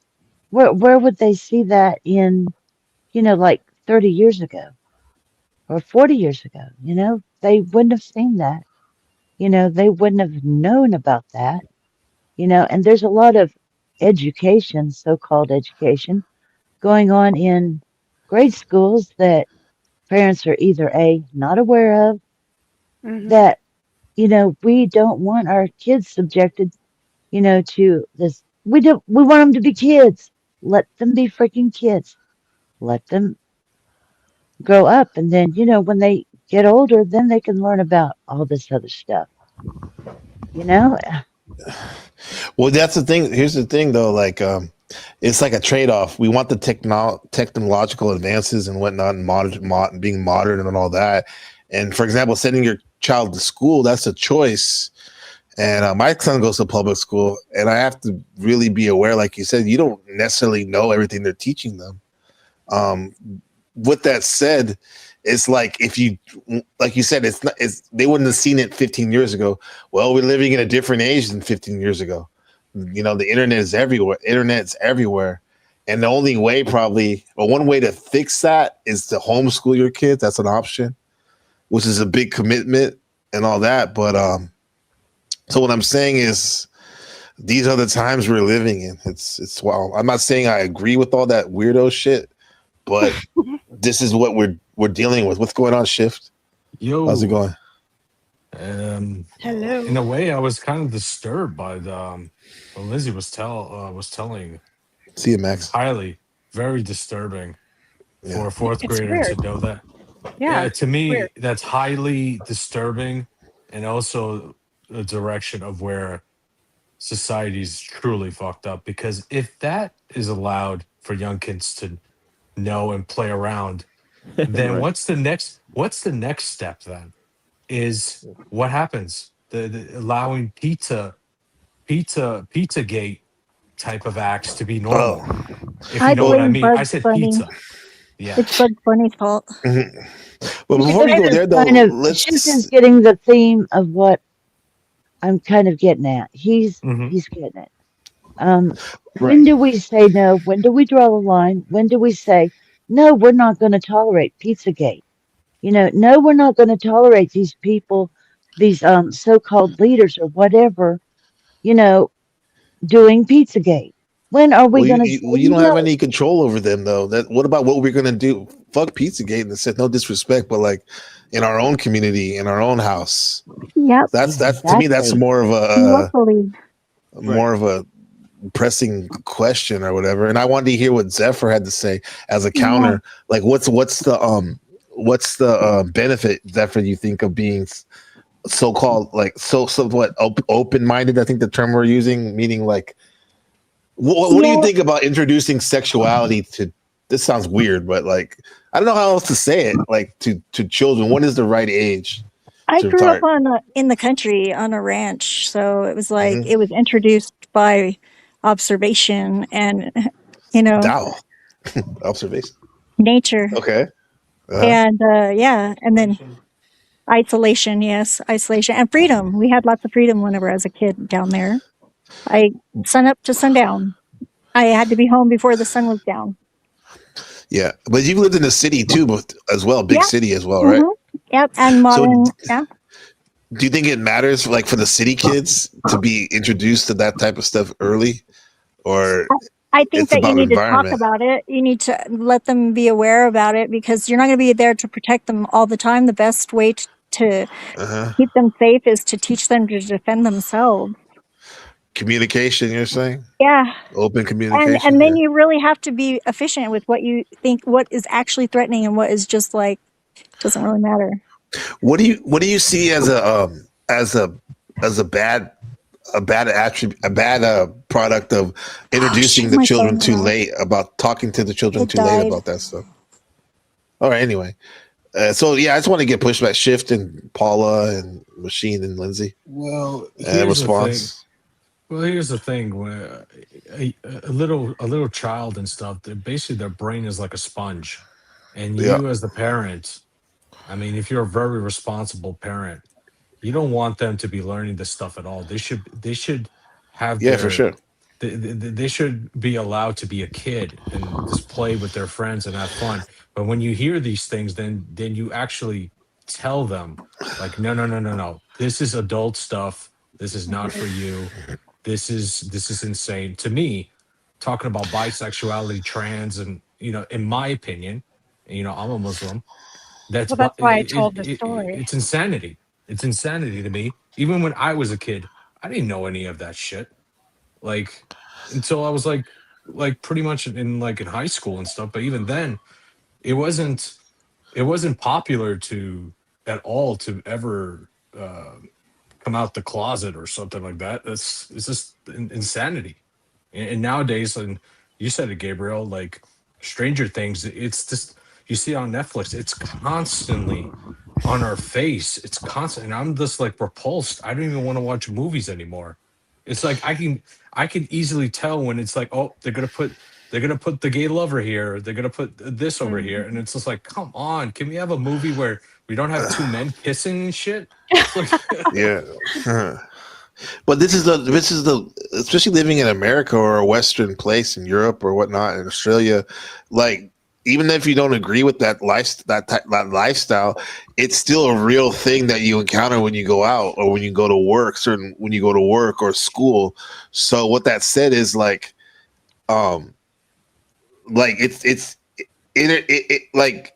introducing, like if my son sees two girls kissing or even a boy and a girl, he'll be like, ew. Right? He doesn't want to see. He doesn't want Right. to, which is good. That Yes. bashfulness is good. That shyness, right? We like that. With that said, as he gets older, like a preteen or a teen, I don't think it's awful to let them be aware that there's people in our communities that do have that lifestyle. Now, I'm not going to promote it. I'm going to say I don't agree with it, Ben, for example. But however, this is the thing. This is the thing, right? Type of shit.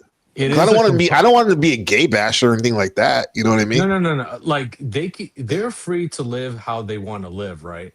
But to me, it is a component of society, but it is a hidden component and it should stay hidden. What you do in private, if you're an adult, do whatever the fuck you want. But I just don't want to fucking see it in the public, and it should not be promoted.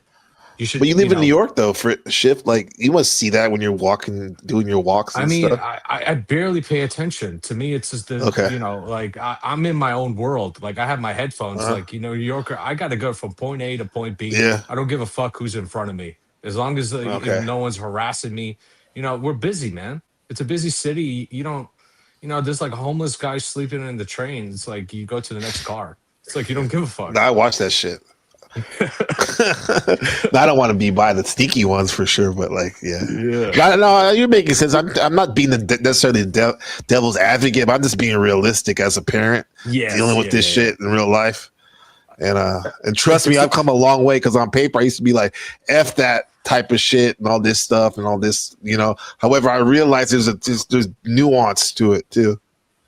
There's a nuance in dealing with it.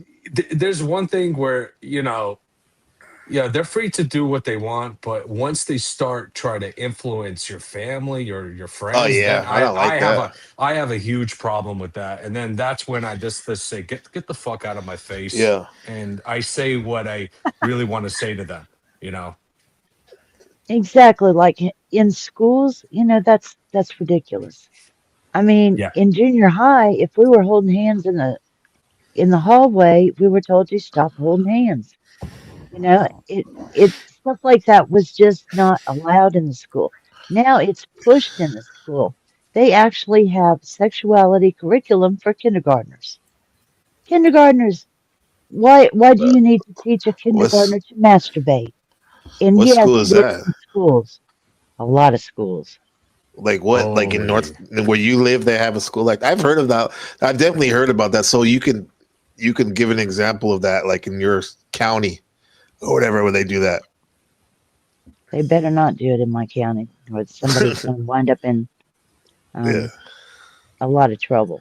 So no, that wouldn't happen. But in the cities, they are doing some of that stuff, and that's kind of ridiculous. Yeah, that is ridiculous. Because you're getting, They don't even know about that shit.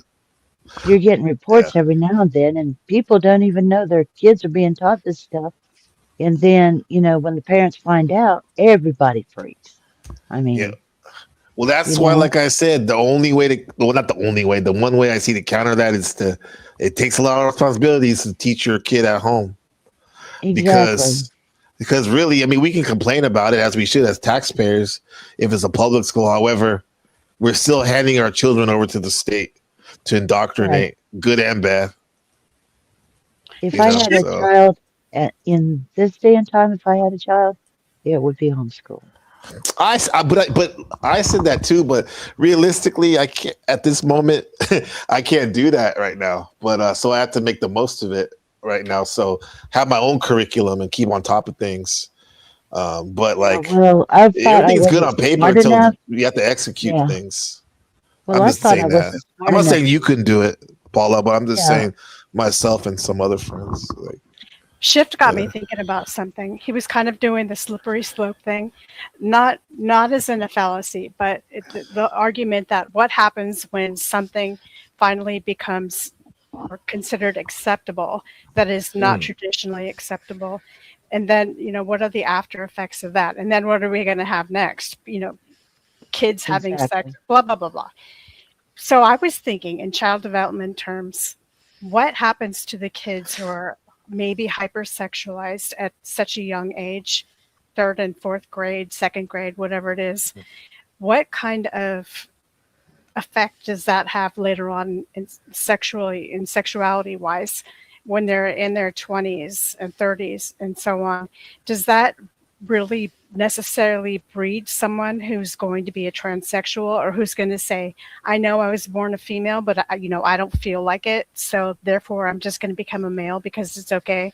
I'm going to take steroids or do whatever it takes to be male and fit in, and if people don't accept me, well, be damned. Or hey, it's okay to be polyamorous. Don't you know what that means? It means you love everybody. So I've got 5 lovers. What's the big deal? Is that that early learning about sexuality necessarily going to lead to those things and that kind of thinking? I wonder. That's a good question. I mean, if we just pull up Google, let's see what it says. I mean, I'm actually kind of intrigued with that. Would this early sexualization lead to transgenderism? I mean, yeah, does it lead to more? No. Lead to more sexual deviancy? Of course it does. Later. I mean, to us, Yeah, I mean, it can from my more than it instinct, would, more than it would if it wasn't introduced. I would Well, say. look right there. You just called it deviance. To some people, it's not deviant at all. So what happens when half the population thinks of it as a deviant, sick thing, and the other half is say it's natural? being oversexed? Be open about it, and kids have a bit of sexuality about them too, and it starts crossing the lines. Where do we draw the lines? Oh, I was saying being Exactly, oversexed which is is what I deviant would- behavior. Being That's oversexed. what I was saying. Where do we draw the line? How long do we have to put up with, deviant behavior? A lot of it is deviant behavior. One of the themes of my channel is we look at comparative spiritual like religions and whatnot. I was raised a Christian. I like to study Buddhism as well, for example. And I would say like the middle way, be balanced. Don't be over sexual. Don't be over sexualized, man. Like try to keep it even. Yeah, Keep your Islam, desires in check as much as you can. Yeah, Islam. That is as an adult. As an adult, you can make that choice. But when you're a child, those choices are Well, made this is what for parents you. are for. This is what parents to help Right. them with that. To help them with that. And I had So to it have depends the on the talk parent, with I a guess. 13-year-old, I had to have the talk with a 13-year-old that downloaded pornography off the internet. Oh shit. know? That's So crazy. we had the talk, we had the discussion. Yeah. I told him, I said, that's not real. Those people Yeah. are actors. That is all fake. He's like, Yeah. it's all fake? I said, yes. Things don't happen like that. People don't do like that. Because I didn't want him growing up with an expectation that, whatever woman he winds up with needs to be a porn star. That's a real thing that now kids or young adults, they really believe that. They really believe that they're doing some wild shit because of that. Well, I had to That's nip good that that you in the caught it. bud. I had to. Yeah, it was. Do you think it's over with though? Like, you think? If he does, it is not freaking obvious. He keeps it Yeah. to himself, but he's 29 now. So there is another way hope of he's not thinking listening. that. I mean, Nah, he's a normal young man. That's normal now in this modern era. You're good. It kind of benefits like corporations too. If you hypersexualize people, Yeah, it does. but they buy products early. They do Risk surgeries behavior. early. I mean, Look at those Bratz dolls. Yeah, That's yeah, exactly right. what. Yeah. The plastic surgeons are making bank and shit. It's just the destruction of the nuclear family. In a way, before back in the 50s and 60s, a guy could just work at like McDonald's, get a house, get a car. It was pretty reasonable living. But when you destroy the nuclear family, basically cause inflation, destroy the dollar, and you have to have like mommy and daddy work at the same time. Who's taking care of the kids? A nanny. What do you think is going to happen? A broken home, and just another product, basically to the corporations to be a slave. In a way, like kind of like a to the system. But you're right, and it's like it doesn't look good at all. But luckily, as human beings, we can evolve even when we're adults if we choose to. Because my mom worked all the time, and I was raised. I had a babysitter and all that shit after school. So. But I think I was able at some point in my early adult life to see like, hey, man. Because of all the imprints I've had, all this negative shit, like made me have a lot of troubles in my life. However, I have the choice to change my life for the better. So that's one silver lining, I think. You're a kid and you're in an identities forming stage, like teenagehood or whatever, and your brain isn't even fully developed till you're 25. They say.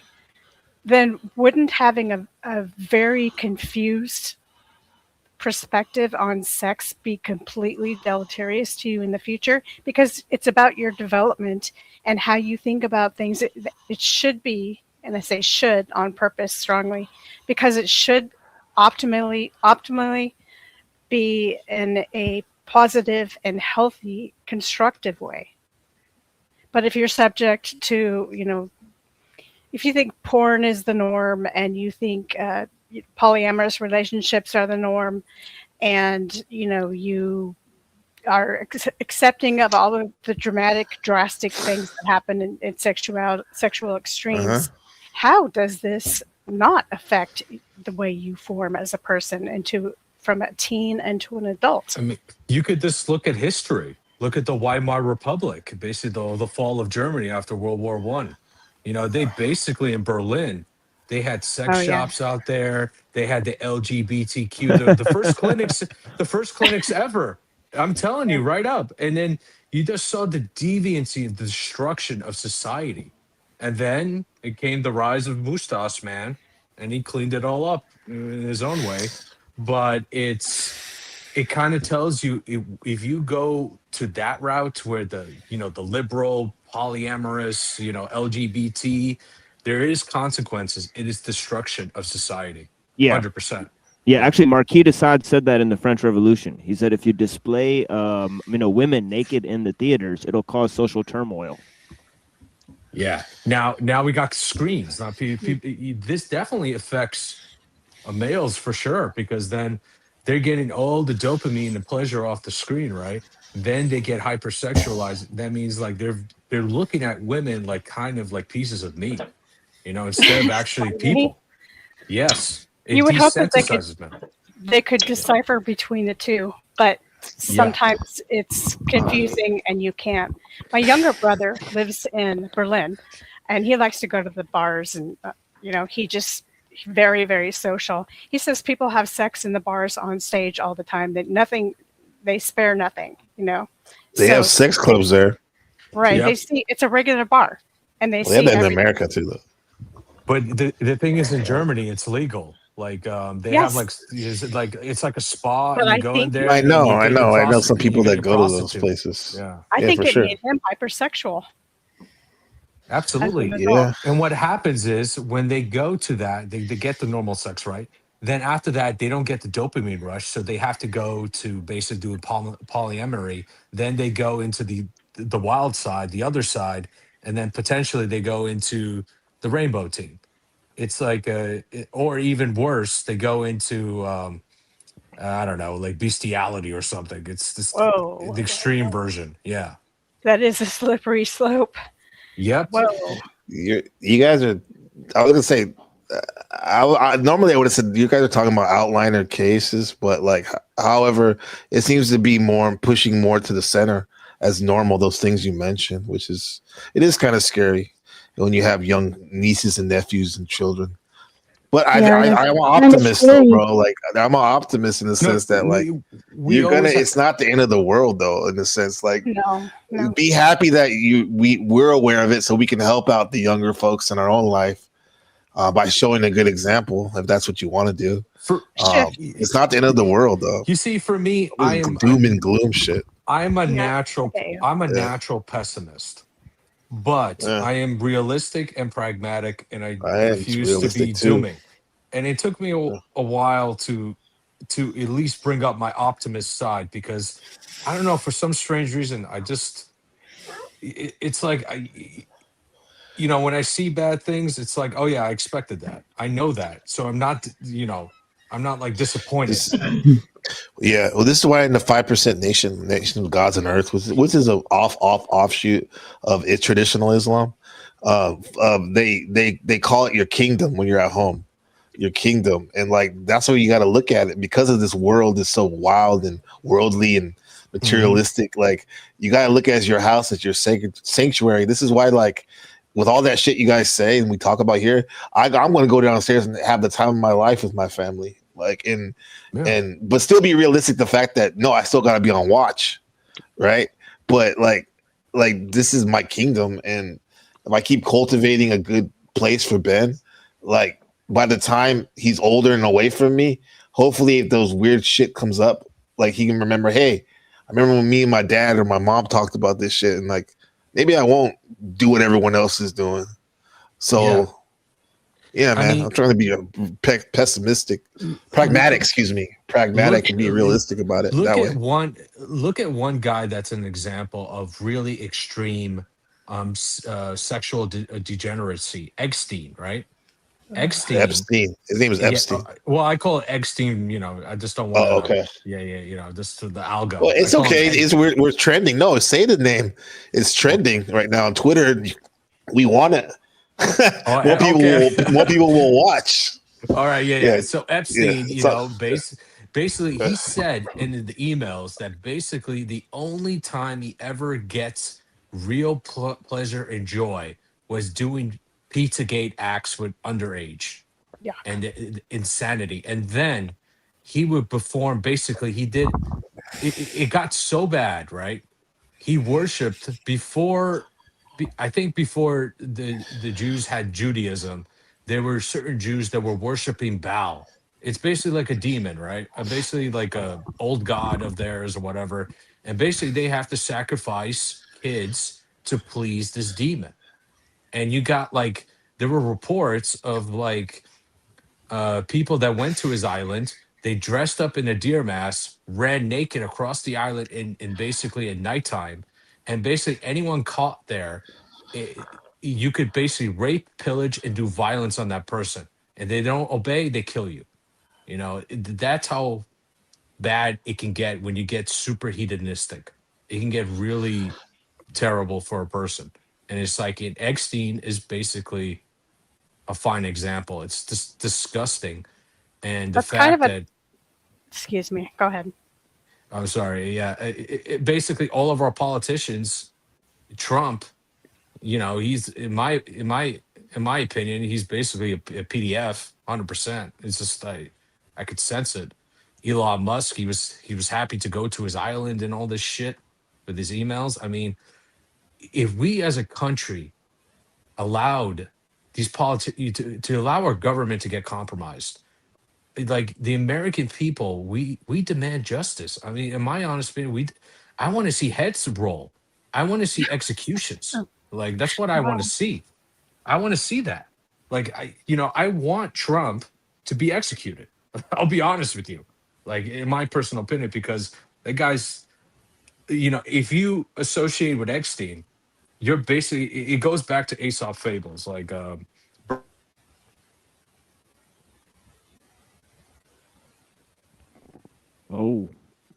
what got happened? him. Oh, that must have happened. Oh, there you go. Yeah, birds of a feather flock together.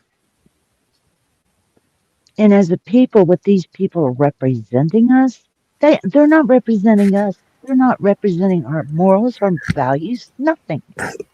Yeah. The reason I muted you, Schiff, was because please don't about the president. We mean no harm on the president of the United States. Only good things. Yeah, man. That don't co-sign on that. Don't please. Yeah. Definitely don't say that. Yeah, don't say. I don't want the Secret Service looking into the broadcast. That's a serious thing right there, bro. You can say Epstein, but you can't say the other thing.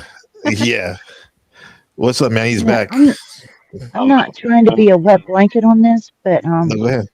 We've got a no muscle that we need to start exercising. We need to say no to some of this stuff. We should. Absolutely. Yeah, for sure. I don't think anybody here co-signs I got rid of TV. I got rid of my TV. I had Netflix for 6 months. And I was so disgusted. I don't want that kind of crap in my face. And I mean, I'm not gonna go there, but I respect your choice though. I want to give a rebuttal kind of thing, if this is an argument or a debate or whatever, to Schiff's point. I mean, you got me thinking. We're sort of putting all of these different alternative lifestyles into one big basket. And I think, in my opinion, there's absolutely nothing wrong with being gay at all. I wouldn't put them in the same basket as I would, say, classify a PDF. I probably can't say the word, or you're going to get your channel taken. That's fine. PDA is fine. Yeah. PDF. We know what you mean. And one thing I have to support this argument, against the destruction of the nuclear family, because I don't think necessarily LGBT is going to destroy the nuclear family in and of itself.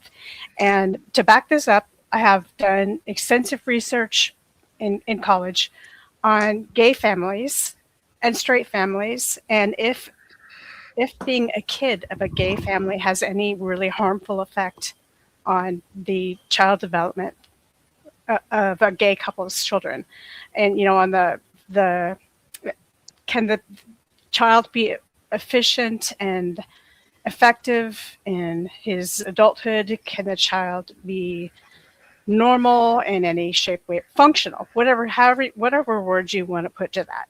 Or is he ruined because he's the kid or the child of the gay parents? Is there something that is going horrible that's going to happen to him that's going to destroy the nuclear family of some kind? So what the findings were really interesting. The findings were, yes, kids of gay parents are more likely to be made fun of or given a hard time because they're a little bit different than the traditional, but that they got over that teasing and the hazing, and that wasn't anything that impeded their emotional and growth and functional growth in any way. But the thing that was the healthiest determinant of whether somebody is going to be functional as a child, whether they have one parent or two, whether the parents are gay or not, is if they are loved and wanted. I know this sounds so corny, but if a kid knows he is wanted and loved and appreciated, he's going to be okay. That was the final findings. Not necessarily, not guaranteed, but it made an argument for the fact that if you want that kid and you love that kid and you're nurturing that kid, even if you're a gay couple, you will raise a perfectly normal, healthy, functioning child. So why is it necessary that the family unit is going to be destroyed just because somebody's gay? You can adopt kids. Different things you can do. I'm not saying that, being gay will destroy it. What I'm saying is that the media is shoving this down our children's throats. Actually, it was a comment for Shift. Oh, I'm sorry. I'm sorry, dear. Hey, go away. I mean, go ahead. Not go away. Go ahead and comment on it. Go away.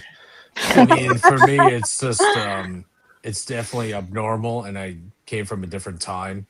And to be honest, I don't lump normal LGBTQ with the PDFs, but they are a minority group basically, and the fact that the media is shoving in our face to people like to me, I just don't care about them.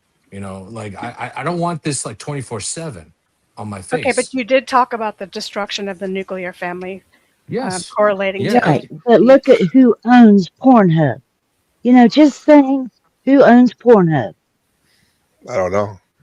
I have a pretty good idea, but I'm not going to say it because I don't want to take the channel down. So, it's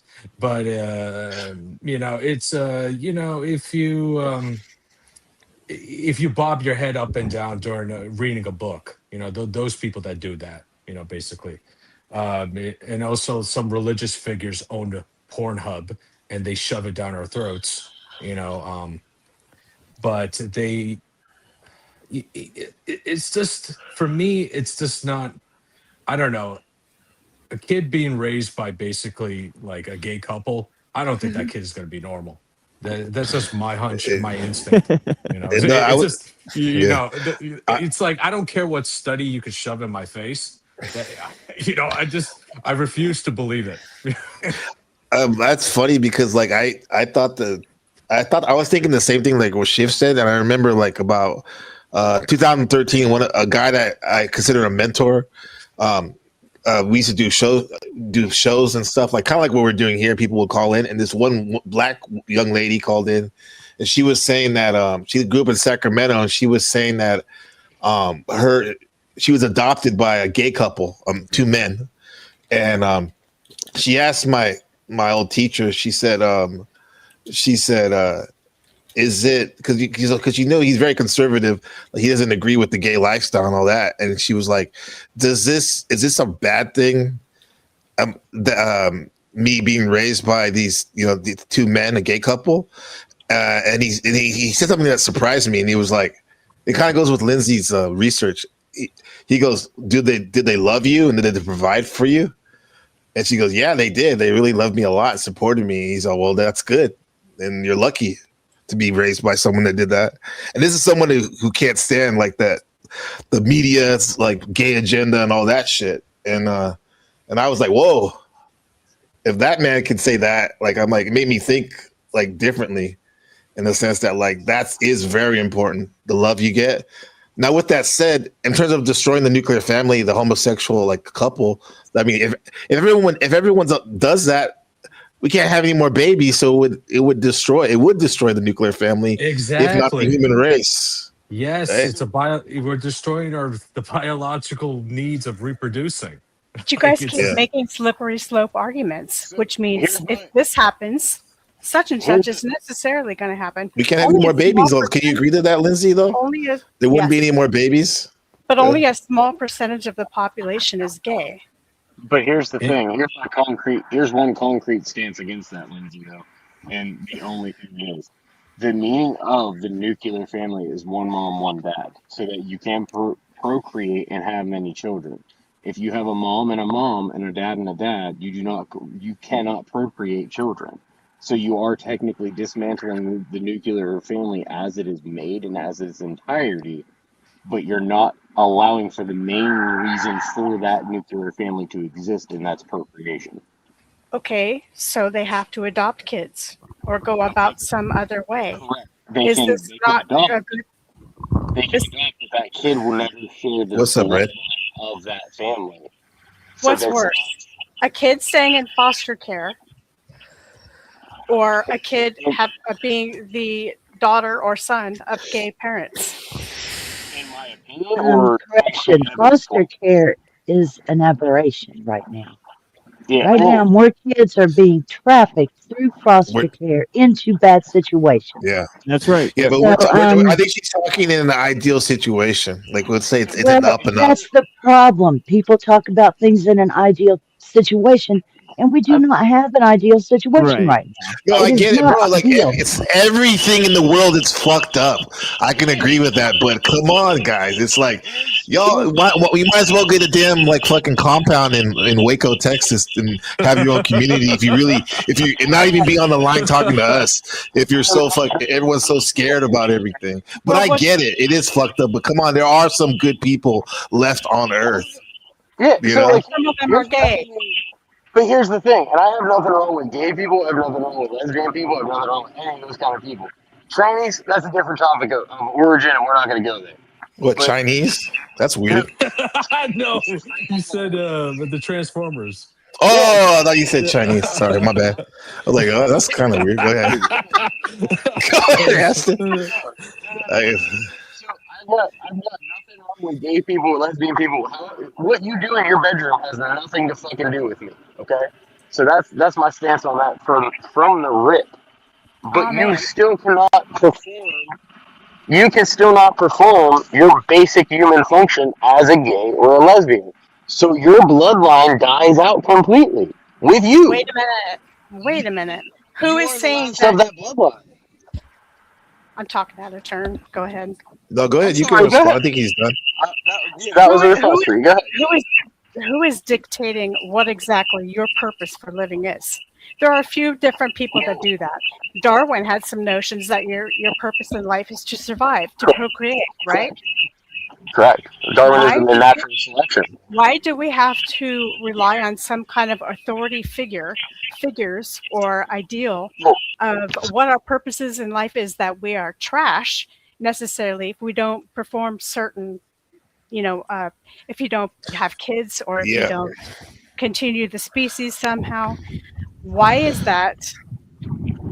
Why does that notion even exist? Why can't people think outside of the box, create your own reason for living, which may be variable as long as you're not hurting anyone?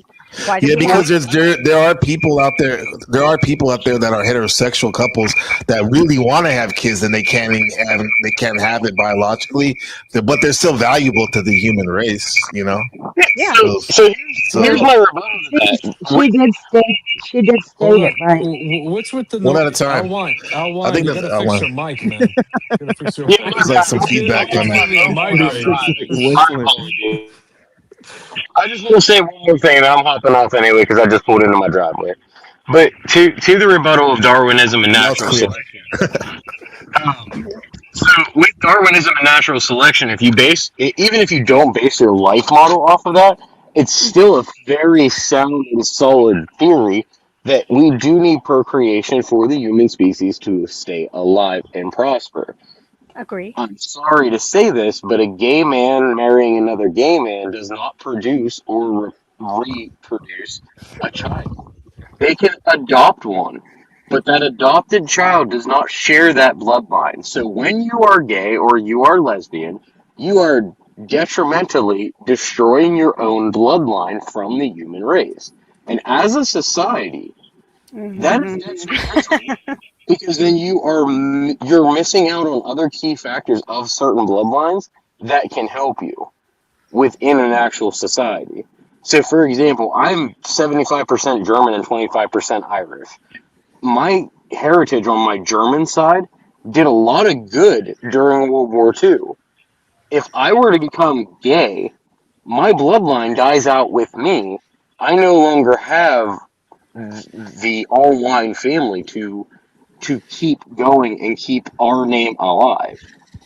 Whereas if I'm staying straight and heterosexual and I have a wife and I have children and I prosper and my kids then become, adults and they get married and have their own babies and so on and so forth, my bloodline is still alive and very well. Therefore, the morals and the teachings that I teach and pass down through my bloodline will continue within the society to create a better place in the world. And as small and as minute that you might think it might be, if we have a grand scale of these things occurring and these things happening, we have a greater, better, and happier society. Now, granted, you're still going to have a bunch of shit happen in the world. Society is not perfect, nor will it ever be perfect. But you have to keep a bloodline that keeps the civility within the home and a civility within society to keep your society in a better state. That's where natural selection comes in, and that's where Darwinism comes in. Because then you have the Maybe he's hitting the Wi-Fi.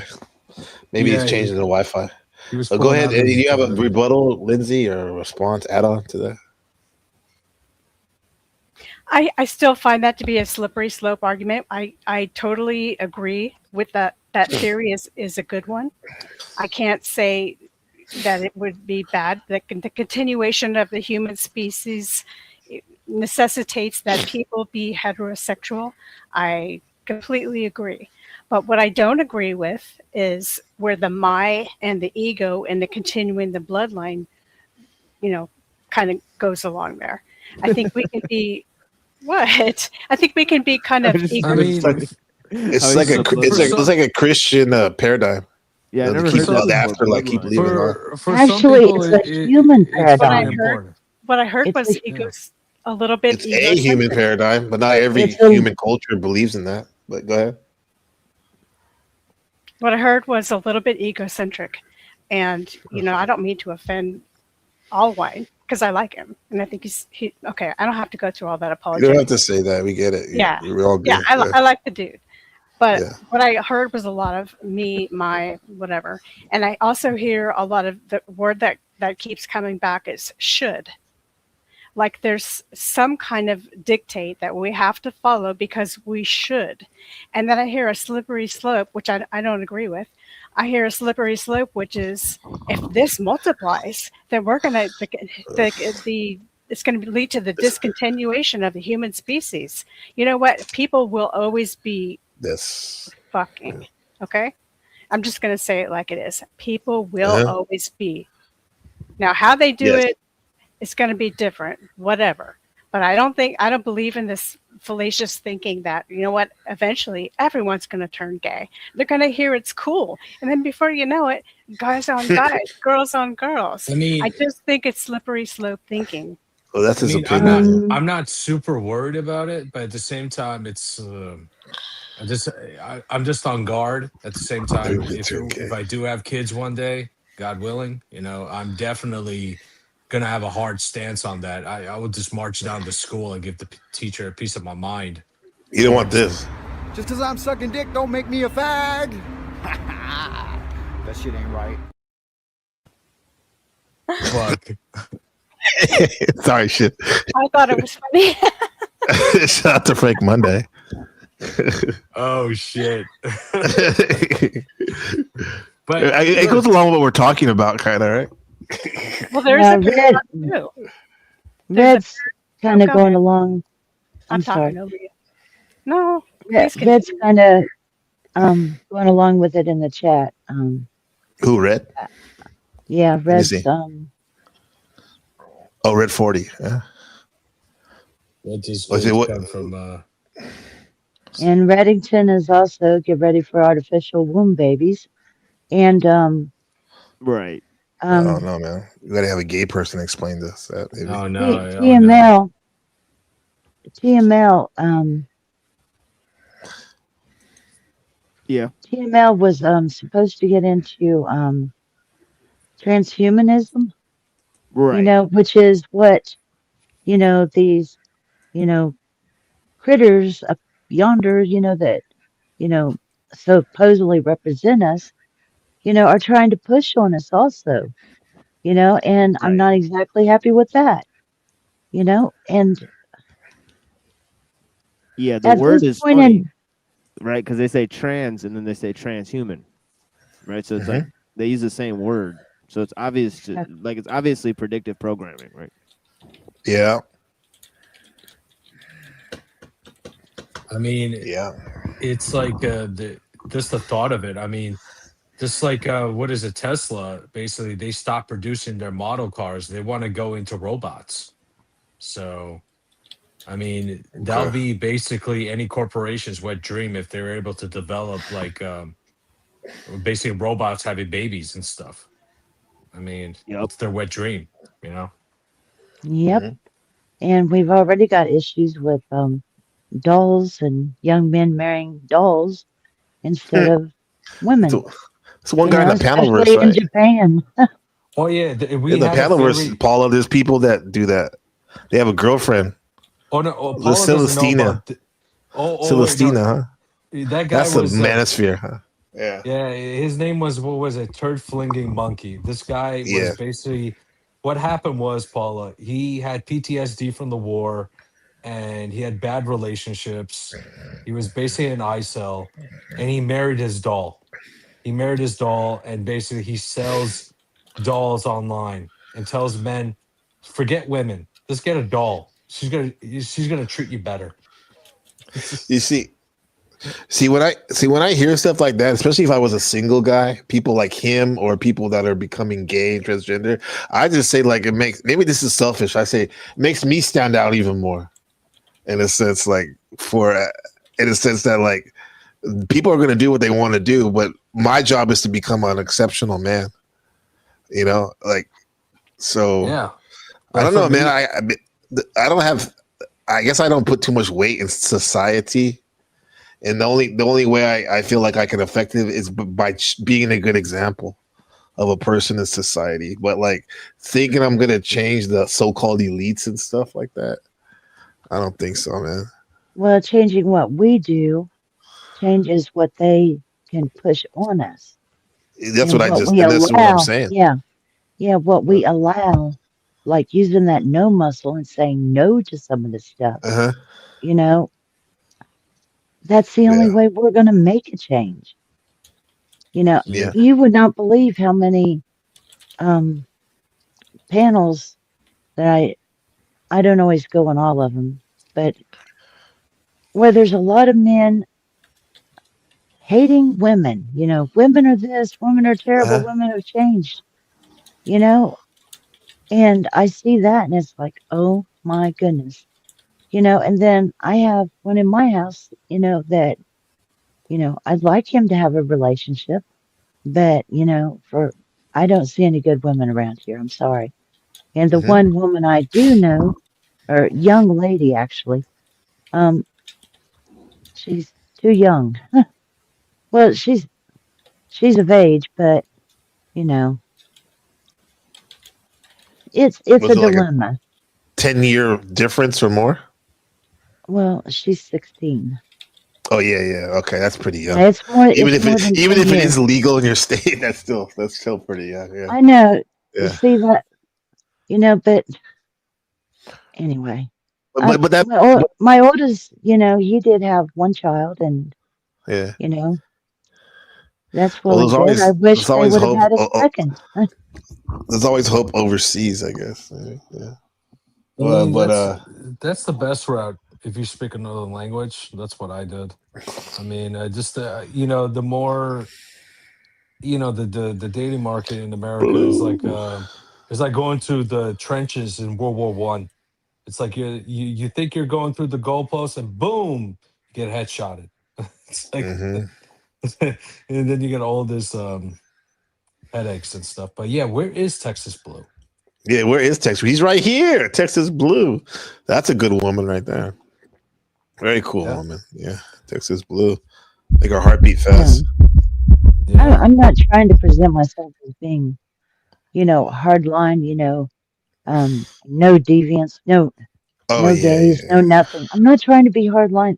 I have a No. friend of the family who's gay. You know, he's a really nice guy. I mean, Yeah, no, taking he my actually, pushback a little bit as like I yeah, I actually know. I agree with a lot of what you're saying. It's just like I feel like I have to really push myself to be optimistic, especially because I have skin in the game with a 7-year-old son. As do Right. you with your son and grandchildren. But I guess together we make a good team in the sense that like you're keeping us aware of all the of all the traps and whatnot, and then I'm trying to figure out some solutions over those things. So we're coming from the same place, though, Paula, which is like we want better for our lineage and ourselves, right? Yeah, because it can be better, right? We don't want it to get any worse. Yeah. That's for sure. That's why I came up, you know, because I don't want to see it get worse, but I am so afraid, you know. I mean, I've had like 60 years to watch all this stuff, you know, and Yeah. it's like the thing with like children getting the surgery or whatever, the shots.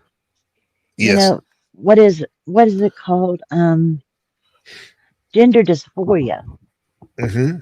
I mean, I had gender dysphoria when I was a child, you know, but nobody rushed me off to the doctor. You know, I mean, I actually prayed to God, you know, and said, you know, please make me a boy, because I thought Damn. that's what my dad wanted, you know, Uh-huh. because you know that was like when I was 5, you Yeah. know. But then when I started school, you know, it's like, you know, You stuck it out and you went I through it. accepted the fact, yeah, I accepted that I'm a woman. That's what I am, you know, and I don't know. No, I that's a think good testimony. That's pretty righteous right there because not to cut you off, but that's what to say because we're not giving the people aren't giving their child that sense to work through it. Even if they even if they don't have a father who's doing that to them, and with all the pushback from the media and all that shit, like they're questioning their gender. It's like give it time for them to work it out instead of giving them.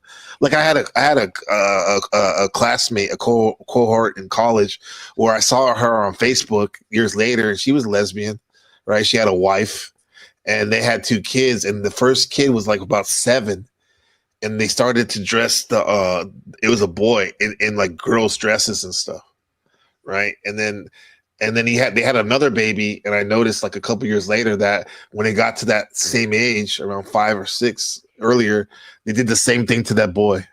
I'm like, damn, bro, like what are you guys doing, Look, bro? Like, there is that component where they can't get away from, you know, and it's just that type of community.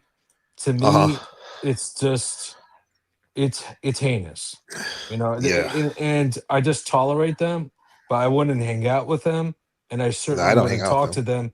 I wouldn't like I just don't co-sign with them. They can live their life, but they get in my like territory, my But space, back off, you know? but it's just crazy shift to see people. Like we were cool when we went to school together. Like that girl used to love me. Oh, you're like my brother and all this stuff. But I used to watch them on Facebook, and it was like gut wrenching, kind of when you see the updates. Their little family out, and you see like, oh man, with the kids' dress, they changed the kid's name from Jules to Julie. It's You like see, the best thing I ever did was machine. delete Facebook back like in like 2013.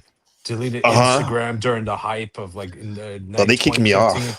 2015. They unfriended me when they saw my views on certain things. Yeah. And I don't really barely use it that much.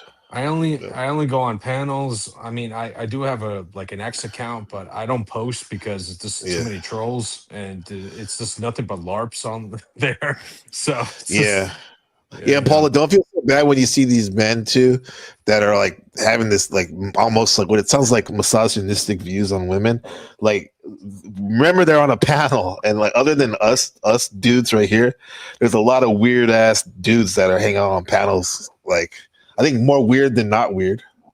So hopefully they don't speak for us men as a whole. You Those see, men Paula, like that. a lot of these men are frustrated. Their best friend is a hand, you know? Their best friend is a hand all day and all What's night. up, Lizzie? You know, so they go online, they form the little group, the little community, and then when they see a woman, it's like, oh, it's time to bash. It's time to kick the baby, you know, and they release all their frustration. When really the woman's just like trying to have fun on a panel. But then when when a woman does come along, a lot of times they simp out. Like on one, it's kind of weird how they do it. On one end, like they talk trash about her when she's not around or whatever, or maybe even when there's some there. But then when the certain ones come around, they just act the total opposite. And like, I mean, they're embarrassing. Whenever your past streams with Eternal, my goodness. Oh man. yeah, man, people would be simping off of her. And I was just like, What's up, dude, David Wayne? like, Much love, bro. And the more I push her away, or the more, even Machines dealt with this, the more she women or that type of woman, the more you push her away when she sees all these guys desiring her, the more you're like I'm good, the more she wants you too. So that's what's a funny thing about her. But you just got to be upfront. Can y'all What's believe that I've expressed my thoughts on, procreation and the continuation of the human race. Would you believe that I was screamed at and called a toxic feminist? Wait. For saying to What did you say reproduce- exactly? No, okay. My fiance died 16 years ago. It'll be 17 years this year. And I haven't been with a man in Sorry to hear that. 16 years. But it was a good relationship. We didn't even have to really talk to each other. We just kind of knew what the other one was thinking, and he'd look at me and I'd look at him and I'd know exactly what he's thinking. And, Yeah, that's real life. That's real anyway, I'm very independent and I have a tendency to be quite outspoken. And I think women should learn to do shit just like men learn to do shit. I mean, I had a job running heavy equipment. I was a correctional officer. Excuse me, y'all. It's all But good. it was to, whatever to pay the bills to take care of my kids. I've been married 3 times and that's like, oh, Lord have mercy. I mean, I have a history, but I've had to learn to be independent because I didn't want to have to depend on somebody else, and anyway, I don't know how to explain it, but anyway, I got called a toxic feminist more than once on panels, but Do you maybe it was like they misinterpreted something else you said or something, because from what you said, that doesn't seem like that conducive to a toxic feminine wanting people to procreate. It's like the Well, opposite. how can I be a toxic feminist when I've given birth to 2 sons? I mean, get real. Well, yeah, If we'll have I to were a say, toxic feminist, I wouldn't have had children at all, and I'd right, be, right. out there strutting my stuff or whatever. Now, now the toxic part is that's pretty harsh. But like in terms of feminists, I have to say maybe Shift can co-sign on this or whatever. Like a lot of women in this space, they even if they come across conservative or try to portray themselves as not a feminist, like it some of us men pick up on those type of feminist attributes on certain things that they say. Right, Shift? Yeah. Pretty much. A lot of Yeah. backstabbing, manipulative behavior, and that's why Too bad it's the just guys like do it too, though. that too. Yeah, But to be but- honest, it's just that's why I kind of just stay away from if a woman runs her channel, I just stay away from those channels. There's too many simps. There's just if you give any pushback, she's gonna ban you. She's just gonna get her cult to go after you. This is not worth it. So it's just like whatever. Well, I'm kind of new to the panel thing because well, the first one I showed up on ever was Max's, and that was way back when, and my headphones didn't want to work. Uh-huh. And, so that was kind of a disaster, and the internet wasn't fast enough to keep up with StreamYard. Oh, okay. But, actually, you're probably not going to believe this, but Cage was the first one that I went on his channel. And, say what you want about Cage. Yes, he is excitable. But when you talk to him one-on-one, like when he has the back panel chats, you're talking to him one-on-one. And I mean, the young man has courage, he has heart, and he lives by basically the same thing I do, death before dishonor. Yeah, no, I agree with you. Like I co-sign on what you say about Cage. My only issue with him, he's always been welcome here. It's like last time, which he wasn't at the time, but because he may be all those great attributes. But one thing I think the young man needs to learn is some manners, especially to people who are like go out of their way to give him some space when other people don't. Like, so that's my only contention with him, is not to be so rude all the time. I know when he gets on a panel. That's a big deal for me. Yeah, well, if you give him about 10 minutes, he usually calms down, and then you get the real Cage, not the excitable. But as far as that, he is a nice guy.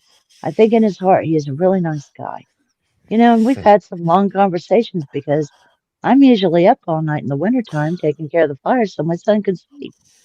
And then I'm up in the day and I usually take a nap and then he goes to bed or I take a nap and he takes care of the anyway. Well, maybe you can relay the message to him that like if he wants to come around like here, because which he does sometimes, seems like he does, like just show some more respect, bro. Because I'll give it to him, but like that means like don't call me a bitch or whatever in the back chat. I don't fuck around with people like that, man. Like when they do shit like that, like fuck that. It's like if you give them an inch, they want a mile, and it's just like it's amazing. Like you could be cool with someone in the back chat, and then on panel they just let out this demon personality. It's like they're trying so hard to be somebody else, It's just ridiculous. They haven't been. A lot of times they haven't been put to the test in real life, like some of us have, and you can tell by the way they show off like that. Being masculine and you don't have to like doesn't mean being an asshole. It means showing up. It means showing up and speaking out when it's time to. Not always. Not just being a loudmouth in general. Imperious and some other people. Yeah. Oh yeah. That guy Imperious is just off the wall. It's just like it comes in and just like, dude, it's like you just go in here and just destroy people's channels. So. Yeah. Right. But yeah, I'm happy that he's like that. You get to experience Cage like that because I would like to do that more too. I've had those moments with him too. Yeah. Let me show you guys this real quick. This is interesting. This is interesting. I found that this is interesting. Not that one. Where is it? Just saw it. Don't tell me it refreshed. Well, okay. Well, watch this one then right here. Some old soul wisdom. Oh, here it is right here. This is about by HealthBot. This is a good channel on Twitter. Polyester is the new birth control. 75%. Look at this. Weird shit. 75% of female dogs wearing polyester in the study couldn't get pregnant because it was tanked to their progesterone, the most important female hormone. It's loaded with endocrine disruptors which tank your fertility. So all this yoga pants the women be wearing. 75% of the polyester is the new birth control. 75% of female dogs wearing polyester in this study couldn't get pregnant because it tanked their progesterone, creates an electrostatic field that disrupts hormone production. It's also loaded with endocrine disruptors like BPA and PFAS, which tank fertility too. Sports bras are also loaded with BPA, and they go directly into your breast and lymphatic system. Get rid of the spandex, ladies. And it's like that's the default outfit, huh? Nowadays. Yeah. I can understand why they wear it because when you look like this, Machine, I can understand why they wear that. Why they wear birth control. Why they wear that stuff, man. But is it worth your fertility? What y'all think? Right. Yeah. I kind of wonder about that because back in the 70s, everything was polyester. Good years, Reddington. Nobody seemed to have any. Right, you're right, huh? I mean, you Yeah, go. that was the shit back then. Yeah. Polyester, Everything leisure was suits and all that everything stuff, I right? wore was polyester. Yeah. You know, all the. It's from Machine right here. Everything was polyester. Yeah. I know. I mean, it's almost as bad as like, look, I'm a healthcare worker, right? During 2020, I had to take the juice, and I had to take it 3 times. The juice by is good, now, though. yeah, it's very good. I'm like Bane right now. I'm like with the venom, and basically, You like the juice. The conspiracy theories, I should be dead right now. When really, I have a clean bill of health. No, my sperm didn't drop, and and basically I'm healthy as a horse. So it's just a complete bullshit. I wouldn't say complete bullshit, but because we don't. It's still very early. It's still early. Yeah, I'm so happy you're not sick or didn't die. But it could be reputed that there are people that have possibly been injured by those things. There's quite a. There's always a chance, like Guillain-Barré syndrome, possible myocarditis. But the fact that I work in a heart clinic, I had never seen a case in the past 6 years where basically the juice caused myocarditis. I haven't seen it, but it doesn't mean it can't happen. Yeah, but the probability is low. You're saying that anecdotally you haven't seen it, and it seems like in your field of work you definitely might have seen, a upswing in that type of stuff, huh? If anything, I saw more myocarditis cases with people just getting the flu. The flu can cause that too. The flu can also cause heart failure. Yeah, people die from the flu. Yeah. Yeah. Wow. Yeah. That's just welcome to you. It's still a touchy subject on Pay YouTube, attention to what that type of stuff. That's what X has to say. you're doing in your life, because your life is right in front of you. Everything you need is right in front of you. Even if you broke, dead broke, it's because you're supposed to be like that. And everything, the people who struggle the most or get it the hardest will succeed in the end. I promise you. You will not have the hardest life forever. Everything will come to you. What you deserve will come to you. Well, with that said, he was murdered outside of a motorcycle shop in Florida. The young man. But interesting enough, though, he did say a lot of these nuggets, though. A lot of these nuggets about, I mean, it's common sense. You are what you put out, right? You are your thoughts are what makes reality or whatnot. Yeah. Who that? That's XXX Extension. That's a lot of people's little like Elvis or Tupac, the younger guys. Let's see. Omens. What's this say? Omens. When you see a rabbit, forces of nature are within you, fertility, abundance. That's a good thing. What about the crow? I see a lot of the crows, crow. man. Yeah, truth will appear to you.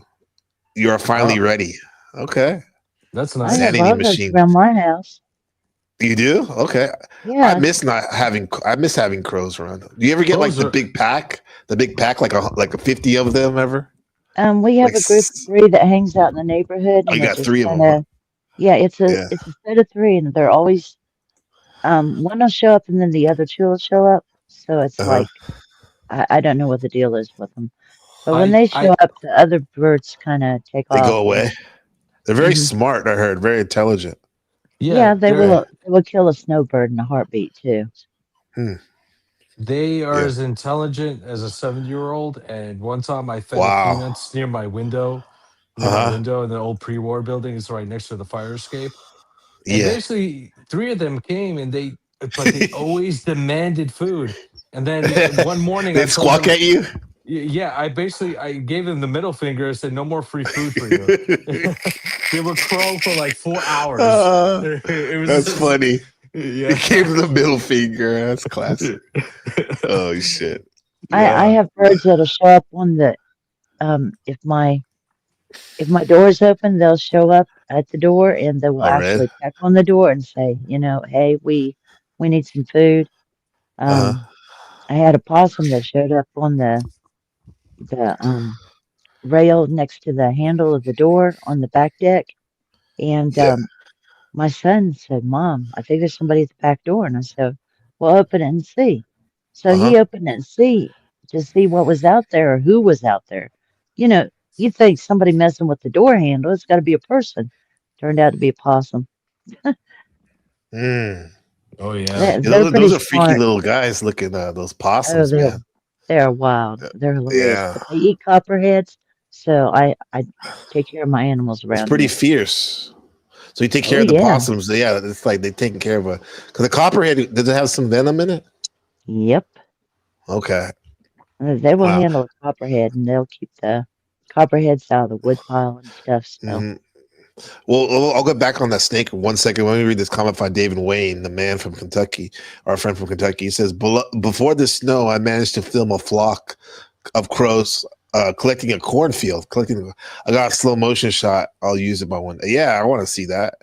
I think they're pretty fascinating, these crows. When I used to live in Foster City, which is like it's right before you get to the San Francisco airport. And it's got the Truman Show over there, and there'll always be crows following me around and stuff.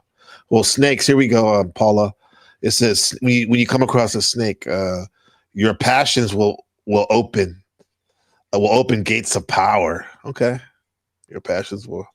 yeah, open we have gates of deer power. that show up too.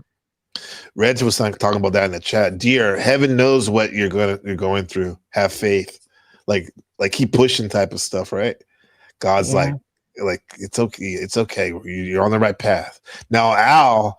Now these I never really seen one of these. I've heard them before, but I never seen one in the wild. It says, "Be careful, something huge is coming to you." Have you guys ever seen that, Al? I don't see them, but they'll get in the trees above that. I live in a trailer, but they'll get in the trees above the trailer, and I'll be sitting on the front deck, and I'll talk to them. They'll talk back to me. That's cool. Woo-hoo. Yes, Reddington and fun. Markilla, you're in a good space. If you have deer around you, that's a good thing. What, Dave? It's called a murder? I didn't know that. Yeah. So David saw a murder in a cornfield. Yeah. Nah, Shift, I'm glad you got, you said, oh, he's going right now? Okay. Well, we'll talk in a second, bro. Let me see. You're good, Shift. It's all good, bro. Ladybug, messenger of joy. Good luck. I haven't seen those in a while. A spider, a friend will come and provide help. Yeah, I don't get rid of those because we have mosquitoes out here in Taiwan. Geckos, lizards too. Gecko, that's a good thing when you see a gecko. They eat those. we have skinks here. They call them skinks. That's a lizard. But yeah, it's a lizard. Okay. But skink. yeah. Yeah. And I then what talk we to them got? too. I talk to You everything. talk to them. You see the dragonfly? Dragonfly. Yeah, we have those that show up around here too. So it says that's a fairy, omen of fairy presence. Lizard says your dreams reveal something important. The cat, hidden forces and spiritual power are near you. Have you guys come across any cats lately? I have Have you two ever seen that them in your live in the neighborhood? house. Well, I have No. two. No. You said no. You have two? Yeah. I have two, but there's also a wild one that kind of, I think it stays up under my trailer, which I'm not going to kick it out, so. Yeah. I see a lot of cats. People feed them in the neighborhood here. My dogs don't Yeah. like them, but yeah. Let's see. What else we got here? Well, I went outside to smoke a cigarette earlier, and there has been a skunk out there. Uh-oh. Oh, that's what I was on Resto Chesto, Kevin's live stream the other day, or I was listening to it, and one of the their friend it's Blind Fury's friend. Not Blind the Fury the rapper, but Blind. She had a skunk on camera. She was holding it like a cat. Mm-hmm. Now if you have them as a pet, do you like de-skunk them or something? Do they take out the glands or? Yeah, you could do that. Yeah. Yeah, they Okay. can be. Yeah, because that skunk, I don't know if you guys ever smelled that stuff before or got sprayed. That's awful, bro. You can't. It's so hard to get off you or your dog or car or whatever. Like, yeah, Well, that's what my front yard smells like right now. Because, like skunk. Yeah. yeah, either a dog or a coyote or something, had an unfortunate incident with a skunk. So your front yard has to pay the price. Right? Yeah. Yeah. Well, it'll dissipate in 2 or 3 Yeah. hours. Well. Yeah. There's Well, I not a remember lot of wind. Yeah. I got a call from my wife one time when we were living in Oakland, and she was walking the dogs on one of the trails, and there was they got sprayed by the skunk, and they said, "Oh man, like I tried everything, the whole wise, like 2 baths, 3 baths, like the tomato juice, the de-skunking shampoo, and dude, the dogs, even when they got in the car after that happened, that smell stayed in there like for a couple months." Even when we like washed it a couple times. That's pretty strong. Well, if that happens again, let me know. Okay. I'll ask my friend. What's up, 'cause Marilyn? His dog's always catching skunks. Okay. I think Yeah. he said he uses baking soda. Gives her a bath in baking soda. Well, that makes sense. That's pretty good stuff, like all-purpose wonder substance baking soda. Baking soda. I got baking soda. I'm in love with the cocoa. Okay, let's see. Markel, the bottle fed the skunk, so it's used. They bottle fed. Oh, that one. Okay, all right. Yeah, you were there, Markella. Shout out to Marilyn and Steelman, everybody else. Dave said, "Me and Dad came up on this line of baby skunks. I got out to catch them, and they started climbing up my leg like Stinky Fred." Look at Dave, bro. You don't give a. That's pretty wild. Let's see. Baking soda. I got baking soda. Okay. We have one highway here. In the summertime, every time you go up it, you're always going to smell a skunk or see one dead on the side of the road. Yeah. It's just That's that one road in the whole county. It always smells like that. Pretty much all My summer. mom used to sing some song, I guess it's like from the 70s or 60s. She said, "Dead skunk in the middle of the road and it's stinking to high heaven. Like roll up your windows and plug your nose. There's a dead skunk in the middle of the road." Yeah. So it says, "What do I know?" It's this lady. She says, "The eyes are the windows of the soul, gateway to the inner Trinity. Pituitary, hypothalamus, and pineal, the symbolic seat, the throne, processors of light, creator of heaven and earth, the heart, The Onyx Monday, transmitter of what is held within a projector perception of thought and interaction. As above, so below, as within, so without. As the universe, so the soul. Machine, that as above, so below. Was that first with Plato? No, Saying that's that type of stuff? Hermeticism. That's Hermeticism. Yeah, it's Okay. Hermeticism. Okay. What did that stem from? Hermeticism?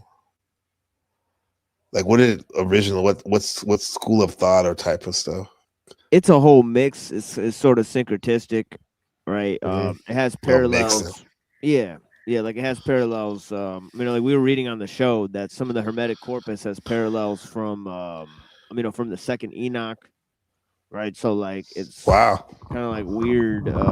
Yeah. Weirdly similar stuff there, but yeah. The art is crazy too back then. The Hermeticism's art, the medieval art, and all that stuff. Yeah. Most people say it's like a lot of it popped off in the 2nd century. It got like really. There's a guy named Zosimos of Panopolis. Zosimos. Yeah, he studied a bunch of stuff. Like he would study like Plato, like he would study like Gnosticism. He read a bunch of different stuff, apparently. Wow. That sounds like folks nowadays, bro. Right. It's Because of Rome, they had like a multicultural, thing going on. So Yeah. It wasn't the Renaissance like a re-establishment or a revival of the old Greco-Hellenistic stuff. right. Like, Right. yeah. Yeah, they said that the Medicis they wanted, the Hermetic corpus before they wanted the dialogues of Plato. It was more important to them. Yeah. Even though it's like everything's based on Plato, like they just thought it was because they thought it was knowledge that was more ancient than Plato. More ancient than Moses. But they found out that like later scholars found out that it's actually from the 2nd century. So they were wrong about that. They're wrong about that, huh? Yeah. Wow. Here we go. What's this gentleman talking about? I'm going to tell you a little secret. If I take a dolphin and I slow it down, it sounds like a monkey. If I take a chimpanzee and I speed it up, it sounds like a mouse. If I take a mouse, slow it down, it sounds like a seagull. If I take a seagull and slow the seagull down, sounds like a gorilla or a whale. If I take a whale and we speed the whale up. Okay, with what he's saying though, wouldn't it make sense that then the human sounds like them too? If you keep slowing it down. Right. I'm just guessing what he's gonna talk about. So okay, come on. We can see that if we slow crickets down, we're back at birds. Information is transmitted.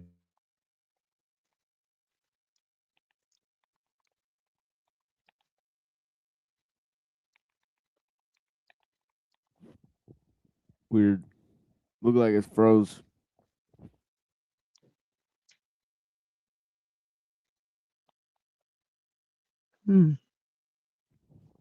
Yeah, I think he just froze up. But yeah, that is pretty strange that nobody observed that before. Or maybe he's just making it up. I don't know. He could have edited the sounds. I don't know.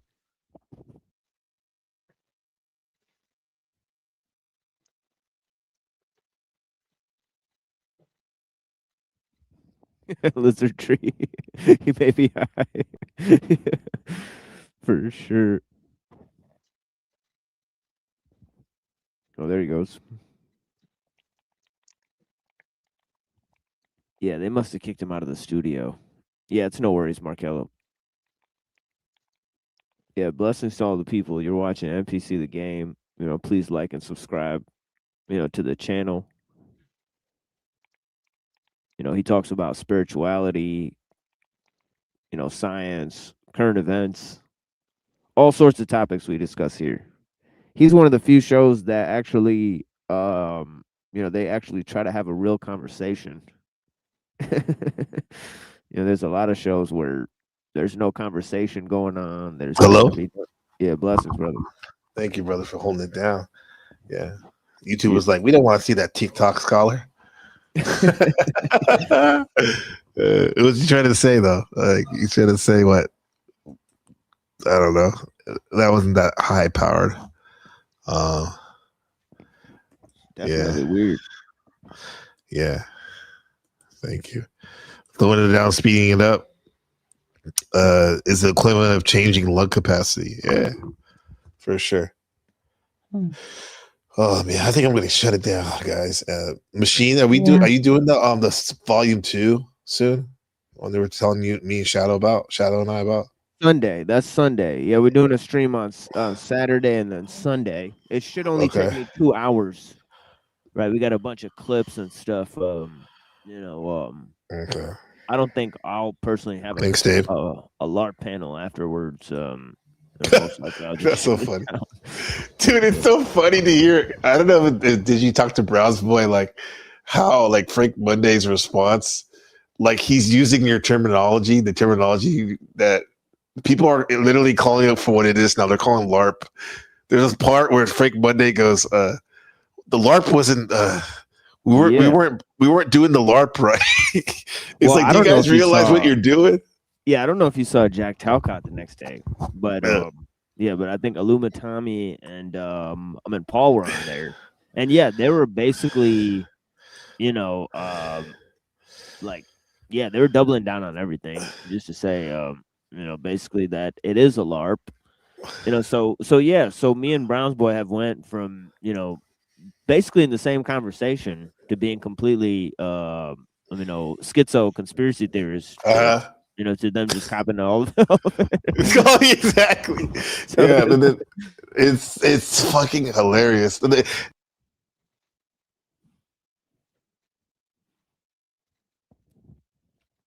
Oh, you cut out again. Yeah, there you are.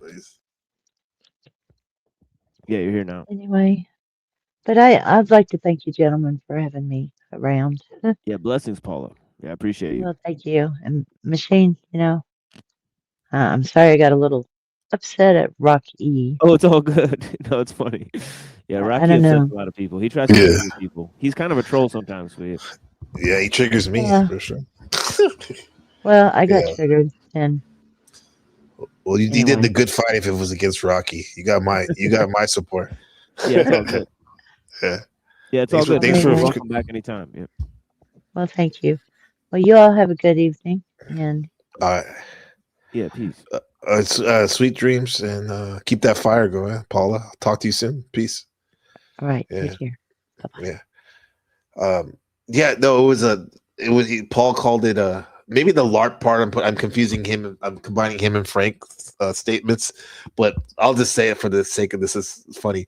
Like Paul was saying something like yeah, we're involved in a LARP comedy troupe. Right.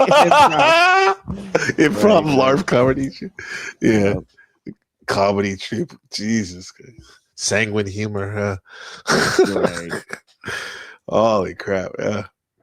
It's like, but there is something to be said. What do you think about this? About there's that Orthodox guy clip that Browns Boy have where he sang on our panel, like on the Dirty Works 11-hour panel that you were on too, Right. where you got him to say like I am an entertainer. I am an entertainer here and all that. I'm an actor. Or whatever. Yeah. Right. But isn't there something to say, Machine, that for some of us, maybe not you, because you're straight up like high powered, like professor tier, top tier, but like there's a component of entertainment though to YouTube, right? The hosting a stream, certain streams, and that's okay, right? But yeah, is your contention when people like that's their whole identity, but they're not admitting to it?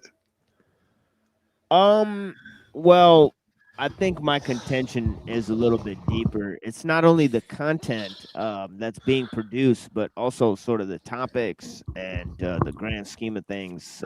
Also, who they're connected to. I'm greatly interested that there's sort of collaboration in the groups, right?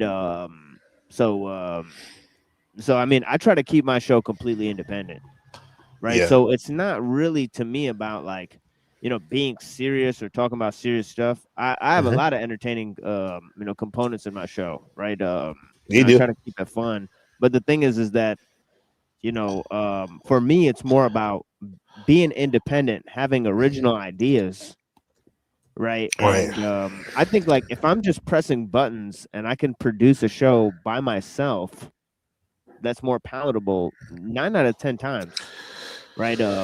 Then I think like there's either these people are not trying or there's a concerted effort to be bad on purpose, right? So I think that because it feels better, right? It's so there's a concerted effort to try to sort of quote unquote bring people into the LARP, right? Right. It seems like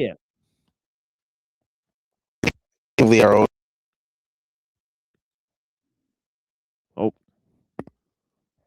Help. Yeah, you cut out. You hear me now? You got to say that again. Yep. I think even though we have our own different types of shows, respective shows, however, there is a commonality in the sense that we point to higher thought. We like to point in how it relates to us here and now. With these with a lot of other people around here, are kind of like trying to take away, like cause distractions from that and undermine that in different ways. Yeah, it's not like a big deal in terms of that, but it's when like the whole entire show has to be like that, and then it's like also they'll do that on other people's channels, but not on their own channel. Yes. So that's what I find really interesting. So that from that, and also with the networks that are involved, there is a lot of gatekeeping going on, where it's like, let me put the LARP on your channel and then not do the LARP on my channel because I want to keep my transcript clean. So I noticed when that happens. So some of that is for gatekeeping, right? So I mean, just so people are aware, I know that that's going on, right? I know that people are creating fake conflicts and even saying that I hate this guy when behind the scenes they're friends, right? So so and they're creating content, so so there's manufactured drama. But most of the debates and the debate performances, because they'll only debate certain people in their own network, right? So when you notice, like, these are fake debates. Like, they're sort of like debates. It reminds me of like when especially in your case, I'm not saying this because you're my good friend, but like you're one of the better debaters here in the space. Yet, almost like how they didn't allow black people in the Major League Baseball, like they cut up, or even NBA basketball. For the simple fact is they just didn't want them in there for whatever reason. I don't know, because they were scared of the competition or what, but I see you being like held out of like places where you definitely should be, like in some of these like debates, like with the breakfast tacos, and even with the Sarah, some of her debates she has, and it's just weird not to see you up there. That's probably why I'm not moved to watch that stuff anymore, is because it's like the same old and shit. Yeah, I mean, they can't get a good conflict going because there's not people that have strong stances, and they're not talking about really important issues, right? So, I mean, I could debate myself, better than these people can debate anybody else, right? Like, I'll, create a conflict with my own ideas, right? I'll challenge myself. I'll have people around me that challenge my own concepts, right? So, we'll be 10 years ahead of the curve. Right? Shout out to Mike Ball in the building in St. Wheels. Hope you're all having a blessed evening. Have you checked out Mike's stuff, Mike Ball?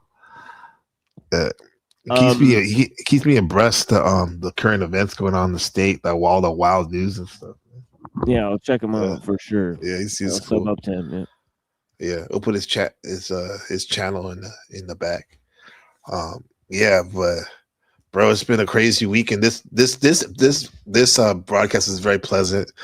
I appreciate you being part of it. I had a lot of fun. We got into some crazy controversial topics, but nobody's hurt. We're all cool. Everyone's copacetic. yeah, man, I'm gonna be checking you out on Saturday. Your stream. Yeah, thank you, homie. Yeah, blessings, brother.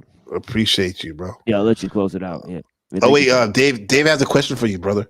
He said, okay. "Did you watch Professor Dave? If you're into chemistry and biogenesis?"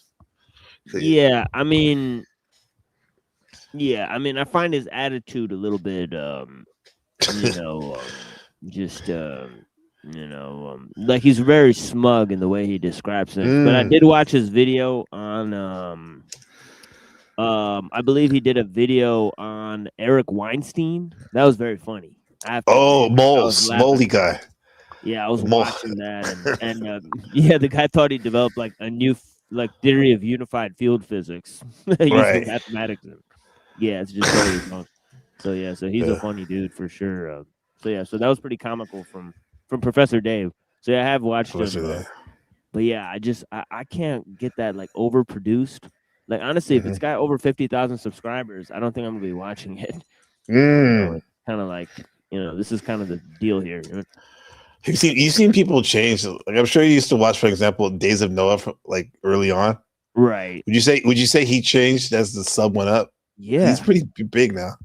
Yeah, he changed. He stopped making documentaries, right? He stopped talking about the dangers of technology. It's all about social evils. And then Yeah. he started to say that technology is not a problem. It's just a social evil, aspect of it. And his like idea about technology is not very complex because he's like, we should go back to the 80s before the internet. That's not like, I don't think that's going to really do much. Right? Is that why he does that vape wave aesthetic and all that? He wants to go back to the 80s. Yeah, I mean, I just don't think like there's people who want to go back to the 80s, there's people who want to go back to the 50s. I just think they're not really thinking hard about It's deeper than that, right? Yeah, Machine? the consequences of the entire industrial revolution, Yeah. right? Like Yeah. yeah. Yeah. But I get him. I still give my flowers to him in the sense that like he led me to you in a sense because he was the first time I really stopped to look at the people as social engineers trying to steer society in this crazy way. Yeah, I But, might have not made a show if it wasn't for Days of Noah and Adam Green of No More News. Adam Green, yeah. Yeah, it seemed like those are the only two shows I watched before I started streaming. Yeah. And also The Crucible, of course. But The Crucible, sure. I was more trying to critique their, like sort of brand or whatever they had going on. Right. Yeah. Dude, that's wild to hear. You see you give flowers, bro. This is machine lives, bro. Like it is what it is, homie, as you would say, right? Like right. People may think you have beef or whatever with certain people and this and that, but the point is like you seem to meet people where they're at, and I respect that, man. Yeah. I'm trying to do that, man. Oh yeah, I like that. They block me, right? So this is the thing. I don't actually, have conflicts with people, all right? But yeah, for sure. Yeah, but I'll see you, homie, in on the Discord and whatnot. Before that, well, I appreciate you. Don't ever forget that. For sure. Yeah, peace, brother. Yeah, okay, peace. Shout out to Red in the chat as well. As we close it out, full moon. Is it a full moon? Full moon type shit, Dave. Dave, are you good? Yeah, when you're ready, bro. We need some of that energy of you, our shaman in Kentucky, bluegrass state, man. Like showing the moon. That was epic when they were doing that burn of that heavy machinery and that work site, bro. Yeah, man. But anyway, man. If it is a full moon, what is it right now? February 6th. That means that would be a full moon in Leo. In Leo, right? It's always the opposite sign. Leo, showing out, expressing yourself. Children, luck, heart chakra.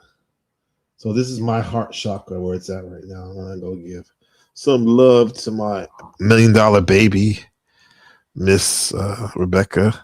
Year of the Horse. So for all you Year of the Horse folks out there, appreciate you all.